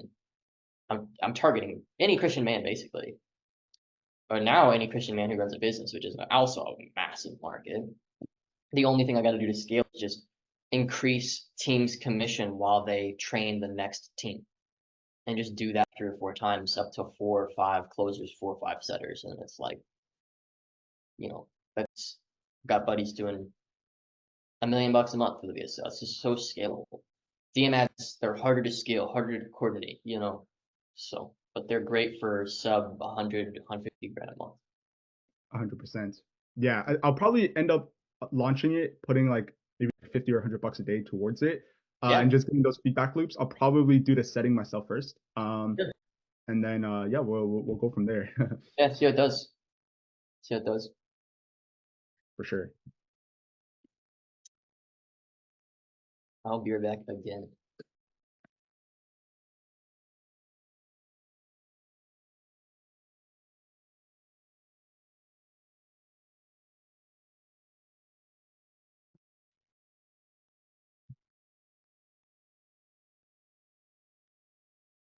So, yeah, no, Dennis, you mentioned you did like 200 videos to understand that when you're not your true self in video, Yeah, it I never wish it took converts. class. I wish it took class. So I'm curious about that because I've always, and I need to be sold on it, which is maybe why I'm being redundant asking again. But like so okay, in terms of like seeming genuine and kind of like emotionally connecting with the viewer, do you think that does more for viewer retention than like giving as much valuable information per second? Or like, I don't know if you've thought about how to balance those or. Yeah, so for example, for many, I mean, I used to do TikTok for a long time, and only 4 months into it, I understood that I'm just so much not a TikTok person that I shouldn't even bother. Because, for example, if you take Jimmy and me, I would say that we have a very different way of presenting things because, well, I mean, I have some other people tell me that I sound like a robot, which I slightly disagree with, and I'm on a very more like calm, patient, slow-paced style, and that's why I mean TikTok is like I'm not succeeding with that. So I would say that for a very long time I was trying and like I would say failing with my YouTube channel because I was trying to become someone who I'm not, and that's when you fall into this procrastination. That's when you don't want to open your computer, and not sure if everyone has gone through that, or I mean, I'm sure you can relate. It's like you have this thing on your to-do list, but you just don't want to put this mask of yay, hello, great to see you, and it's just I'm not that. And for a long time, I was thinking that oh, for me to succeed on the internet, I need to be this wow, hello guy, who I'm not. So the common ground I found is that because then I went all the other way, trying to become, well, not trying to become, but rather being completely authentic and just very chill speaking the camera. So I would say that it's important that in the first 30 to 60 seconds, you hook people in, being more energetic and upbeat, and then you can then move into your okay pace of speaking. So for example, I have to focus for me to the first like at least like well, 2 main rules is I no longer record videos unless I feel like I can record a video. Second, no more recording videos at the end of the workday because I for a long time was thinking, oh, that's gonna be fine. No, it's just I sound and speak completely different midday, and now when it's like what 8 p.m. or something. And number 3 is trying to be more well, it's just focusing on the energy in the first 30, 40 seconds, because you want to make sure that the first minute hooks people in. That's why I have editors put more focus on that. So imagine if my entire video, I'm going to be speaking like this and explaining different stories and showing examples. In the first 30 seconds, I may sound like, look, in this video, I want to show you different stories that I'm using to succeed with a case study funnel. And you got to watch it to the end because A, B, C, D, E. And then I would say that I slowly become more authentic as it moves on, but it just, yeah, nail the first 30 seconds and then be the person you are there, because even though you may convert some, imagine you see better numbers on the video, which is doing like, yo, I'm Alex, buy my program, hello everyone. This short term may be more conversions, but even those people who you'd be getting on calls, they will just not be in such alignment with you as if you were to do your authentic type videos, because you are helping what, IT guys land jobs, right? Anyone land jobs in software But I development. guess in IT, well, a heavy emphasis on like engineers and stuff like that, data scientists, right? I target people who are non-technical usually, or tech. Maybe I should focus on my avatar more. But yeah, anyone who wants to get into software development, most of the people are non-technical coming in. Yeah, fair, but still, people look to get into software development again. Just it's not that I'm saying, oh, they're mostly boring or they're dated, whatever. It's just you want such people to buy from you who are aligned with you and your values. Because I'm sure why Trey has like pivoted the business and gone the other way is because he was like joining the calls and seeing, look, these are the guys I don't want to be speaking with, and that's how he made this big shift. And I had some situations like that in my business too, when, and you know, and that's why I'm saying, even you being funny and pretending to be someone may get you a couple conversions in the short term, but these are going to be people refunding, unhappy, turning into like drama and so on. However, I have never had a bad situation, someone signing up after watching a bunch of my YouTube videos, because, well, if they watched like 3 or 5 of my YouTube videos, this means that resonate with my pace of talking, with who I am, and they just are in similar vibe with me. And these are like usually, I mean, everyone here has had such clients who are, they join a Zoom call, in 15 minutes, they're asking where to send you 10 grand, and you just love this. So yeah, that's very insightful and actionable. Yeah, thanks for that. Yeah. Awesome. Yeah, Alex, I think for me, because I started testing some of them, might just be my audience because B2C, right? Make money online. But I know because I'm looking at my YouTube right now and like my 20 top most viewed videos, they're all top of funnel style content, right? Here's the best way to do this, right? And because I have high rows connected to my YouTube channels and I see loot books, for me, for whatever reasons, maybe I'm just doing it poorly, but the videos where I'm more like trying to motivate people in a more authentic way, oh yeah, they do complete dog shit. Like for me, right? But it might just be because of my audience and because I see like on my YouTube home, there's some people like talk about like the most like just motivational stuff and they crush, right? But I think it's a lot of the idea, right? And what I'm trying to do now is across 4 videos, I do like 2 top of funnel style, maybe like more of like a value packed as the third, and then just authentic motivational style. So that's kind of what I'm testing right now, like kind of as a mix. But I think a lot of it's the audience for sure. Okay, for sure. Yeah. Yeah, appreciate that insight as well.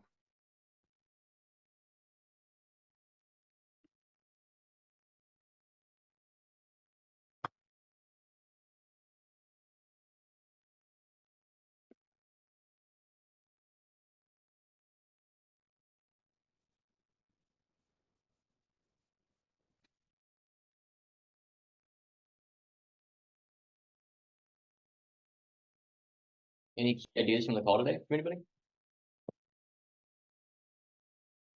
Yeah, just I think building that trust through authentic language, I think is a really big one for me.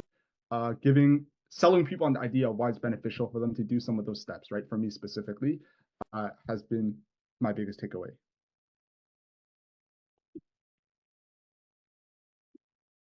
What else?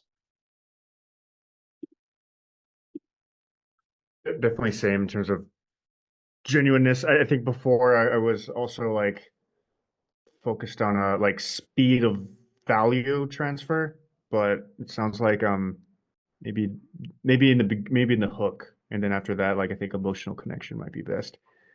It's kind of